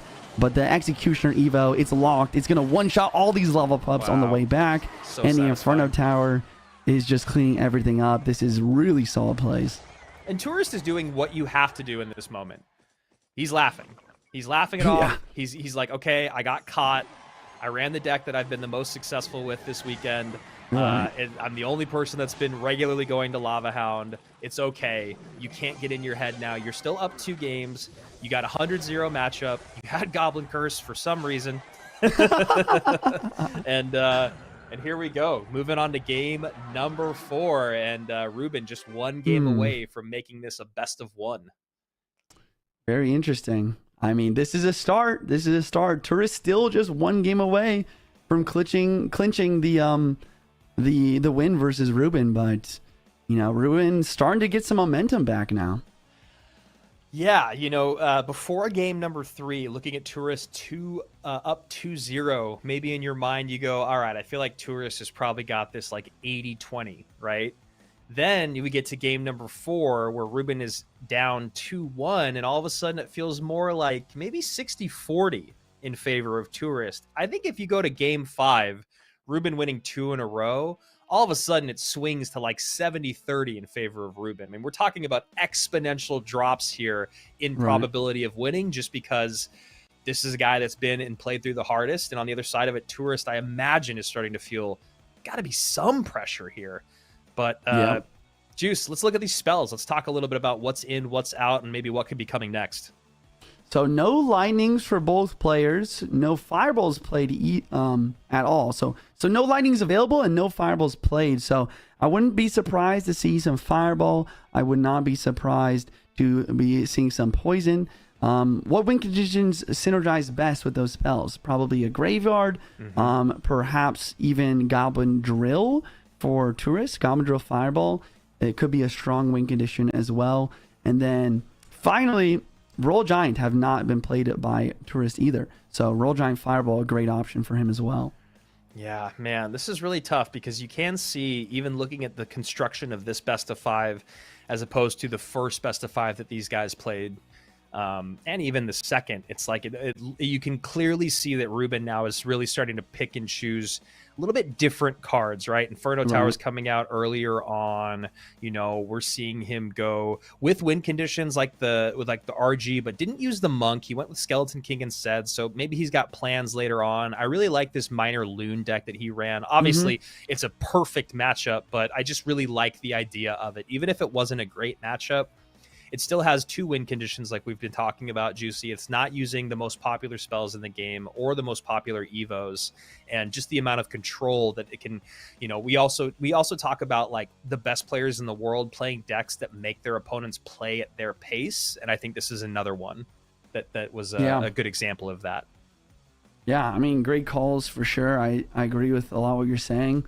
Overall, I do like Tourist deck pool what's available left a little bit more, though, just mainly because of also that Evo Witch. I mean, you talk about the most popular, most strong Evos currently. The Evo Witch is available for Tourist, and Reuben doesn't have an availability for Lightning. So that could be something we see here from Tourist to try to just finalize this last game. Evo Night out early. Fire Spirit opposite lane. Fire Spirit, Heal Spirit, Mega Minion. First Mega Minion we've seen all weekend. Lumberjack on the board and a Bomber. So Tourist is going to be playing a Boss Bandit Giant Heal Spirit, kind of just mini beatdown deck. I actually really like this deck, and it's wait, I just have to stop talking for a second because there goes all of Reuben's Elixir. The Boss Bandit on the tower. Great start from Tourist already. Wow. Yeah, Reuben still down 2 Elixir, no offensive counter push, and a rough way to start another game back up against the wall. And that is the power of the Boss Bandit, especially when that Knight is not in cycle. I mean, I don't know. I'd probably have to watch that back. I think that maybe the Queen just not the right option there. Maybe his cycle was just really bad, or at least you got to try to get the ability off. I don't know. That was just a really tough situation. Yeah. I'm sitting here kind of watching it back, and I don't know what the plan is there. If he doesn't have anything else on the ground, he had to cycle back to goblins to stop it, right? Which means that those other cards that he has is not what he needs to defend a Boss Bandit. And here comes the Giant. Tourist going to try to continue his Elixir lead to even more damage lead. Archer Queen ability does drop this time, and we see a Hog in the other lane. But the problem is this Evil Lumberjack will take out the entire tower. So I guess Reuben going for a tower trade in this situation. Maybe the Knight can pull this back. It does, but the Evil Bomber's in cycle 2 to get 2 shots on tower. Wow. And now we just need to see, can Tourist keep his composure? That's all he needs to do at this moment. Does take another hog hit. Don't love the overspend there and still taking the hit, but really not any other options when you look at the 8 cards available for Tourist, and that's going to be a lot of the story moving forward, I think. I mean, he's got to, I guess the Lumberjack is probably a better option. And then you see Boss Bandit cycle down that lane. 431 remains on that left-hand tower, but remember, no big spells in hand for Tourist. Yep. We're talking a couple arrows, few rages, and that's a lot of work to get done late game. So see how this unfolds. Evo Cannon in the middle, Evo Knight inside for the Boss Bandit. He has to make sure this Lumberjack doesn't reach his tower, and the Hog Rider is gonna get a hit, maybe 2. Wow. No, Okay. just 1. Yeah. Very close. All of a sudden we got a game, Andrew. Yeah, this is insane. I mean, Reuben really proving what exactly you were talking about, which is that he can really do it against anyone, anytime with the comebacks. Oh my gosh. Jet's getting close. Bomber? Bomber? No. Ooh. Wow. Hog inbound. What does Tourist have for defense? He's got a Boss Bandit dashing and a Mega Minion. The Hog does get the hit. Earthquake doesn't do it. He needs 2 to win. Yeah. And so you see the aggressive giant at the bridge, Queen in the opposite lane, knowing that Boss Bandit will take the tower, making him spend a lot. Not going to be able to get 2 Earthquakes out right now. Needs a perfect defense first, and then the first Earthquake cycled.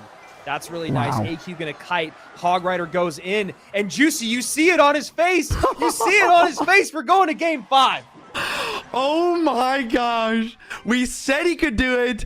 We said if anyone could, it'd be him. Reuben with potentially a reverse sweep in the works right now. 2-2. Best of 5 on our final match of the CRL Warmup.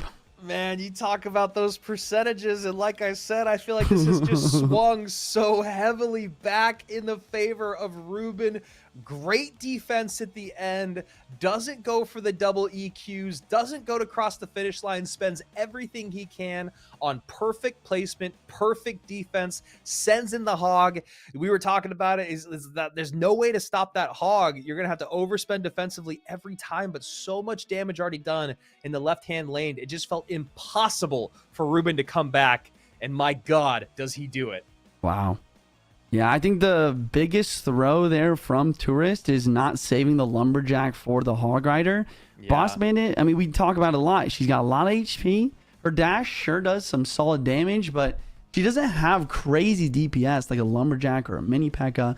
So I think he got a little bit like warped there. I think I would like to see the Boss Bandit maybe with the Giant to try to break through. Save the Lumberjack for the Hog. Just the Lumberjack can stop a Hog from hitting the tower, or stop it to 1 hit at least. And if you pair it with anything else, you're going to be able to stop that damage. So interesting stuff. The game is already over, though. Yeah. We're going into game 5, Andrew.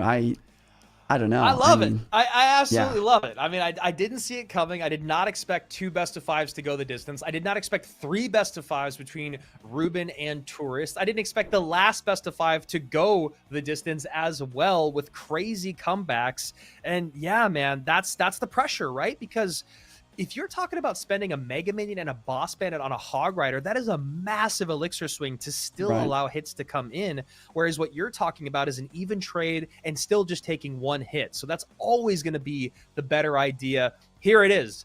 1 match, $4,500 difference in prizes. 5 minutes you play, you take the crowns, you walk away with $7,500 bucks. You play those 5 minutes, you lose, you only get $3,000. $3,000, still not bad. But you talk the pressure of this next 5 minutes, pretty nuts, Juice. And this is what I love about Clash Royale League. It's a 3 to 5 minute battle, sometimes for 5, 10, 20, sometimes hundreds of thousands of dollars. I mean, this is what it's all about, man. Yeah, I mean, that's such a great way to put it, because this, as you get better, just gets exponentially bigger. I mean, we talk about that World Finals matchup, that Grand Finals, when you are literally playing 1 game of Clash Royale for a difference of hundreds of thousands of dollars. Well, you got to start with the difference of a few $1,000 here, a few $100 there, and then you get to be able to kind of hopefully temper those nerves on the biggest stage in the world. Tourist versus Reuben, best of 5, going the distance. Game number 5 coming your way. And I know we're going to do this in a little bit, but just because we're giving the guys a second to probably make their decks, let's talk again about the journeys these guys went on, right? Reuben started off against Adriel, was able to take that, then goes on to face Guriko, who had a first round bye, sends him to the lower bracket, then goes over to Yoru, our third place competitor, sends him down to the lower bracket. Then Reuben runs in Tourist for the first time of 3, sends him to the lower bracket, and then back-to-back best of 5. Reuben loses the first one pretty dominantly, and then Tourist on the other side of it is able to come back. It looks like he's going to steal this grand finals reset, and then now Reuben coming with the maybe reverse sweep. Really, really wild stuff. Juicy. Yeah. From a player standpoint, analyst standpoint, caster standpoint, lover of Clash Royale standpoint, how do you think about best of 5 in CRL now that we've seen some good examples? Honestly, I love it. I mean, if we saw best of 5 duels for, I mean, at least just the grand finals, I think it would be amazing. But I do love this format of, you know, the upper bracket, lower bracket, and grand finals being best of 5. It's just a little bit extra. I don't know. I feel like it also just puts a little bit less variance too. You know, it's just really the best will win this.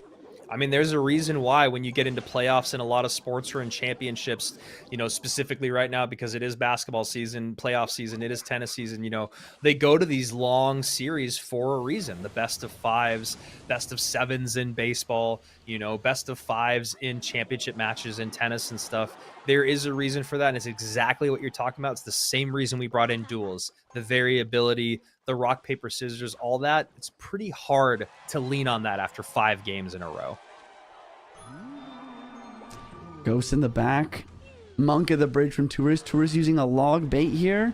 And Reuben having to get creative here with the Void once again. Is the last set. And maybe even a Royal Giant. I don't know. No, I don't know. He already used Royal Giant, so I'm not really sure what kind of win condition we're going to see Reuben using here. Ram Rider. Okay, I was like, what pairs? Well, he already used Balloon. He already used RG. And yeah, Ram Rider makes sense. Yep, you're absolutely right. That does make some sense. Tourist with a Snowball. That's a great card for dealing with the Ram Rider as well. Wait. Ram Rider gets good damage on that right-hand side, and we see good damage coming in on the left, and Tourist doesn't really have any elixirs, so some major mismanagement early on here in Game 5. Skelly's in the middle, Monk at the bridge. And here comes the Evil Barrel in cycle already. Wow, it's a quick cycle. And no elixir in the tank for Reuben. Wow. Huge. Tourist takes the lead there, 1852, 1909. Needs the Goblins surround, but instead goes to the side to get the Tesla involved. Then we get a high Monk ability. Dark Goblin perfectly placed to clean up those archers. Okay, Void dropping down to the Dark Gob, a Mother Witch in the back. Reuben up a solid amount of damage, and based on Tourist deck, I don't think that he has, maybe he might have a big spell. Honestly, it could be a big spell last card here. That could be a difference maker. Right, and there it is. Great call, Juicy. Fireball comes out. Void dropping down. Cleaning out the Dargob. Princess on the board. I mean, he's trying to like keep a good pressure, but the Evo Snowball with the barrel. Now that is a combo I haven't seen before. That was huge. Evo Snowball with the barrel. Goblin still on top of the tower. Oh my Monk gosh. was taking that entire time. Evo Skellies get taken out by the Princess in tow from Tourist, and that was just a massive blow. There's the fireball. Ladies and gentlemen, Tourist is your winner of the CRL 2025 warm-up, and he plays 4 back-to-back best of 5s, 3 of which against a former world champion. My God, Juicy, what a great way to start the year. Wow. I mean, he's not a complete rookie, but this is the first time I've really seen him show up like this. Being a world champion, beating multiple world champions in this tournament, playing just so well. The deck picks were amazing. I cannot wait to see more gameplay from Tourist in this year. And congratulations for being the CRL Warmup champion and winning $7,500. Yeah, absolutely astounding for Tourist. Gets to take home the big prize purse, 75K. Not a bad way to start his Sunday. It's still early, at least over here where you and I are.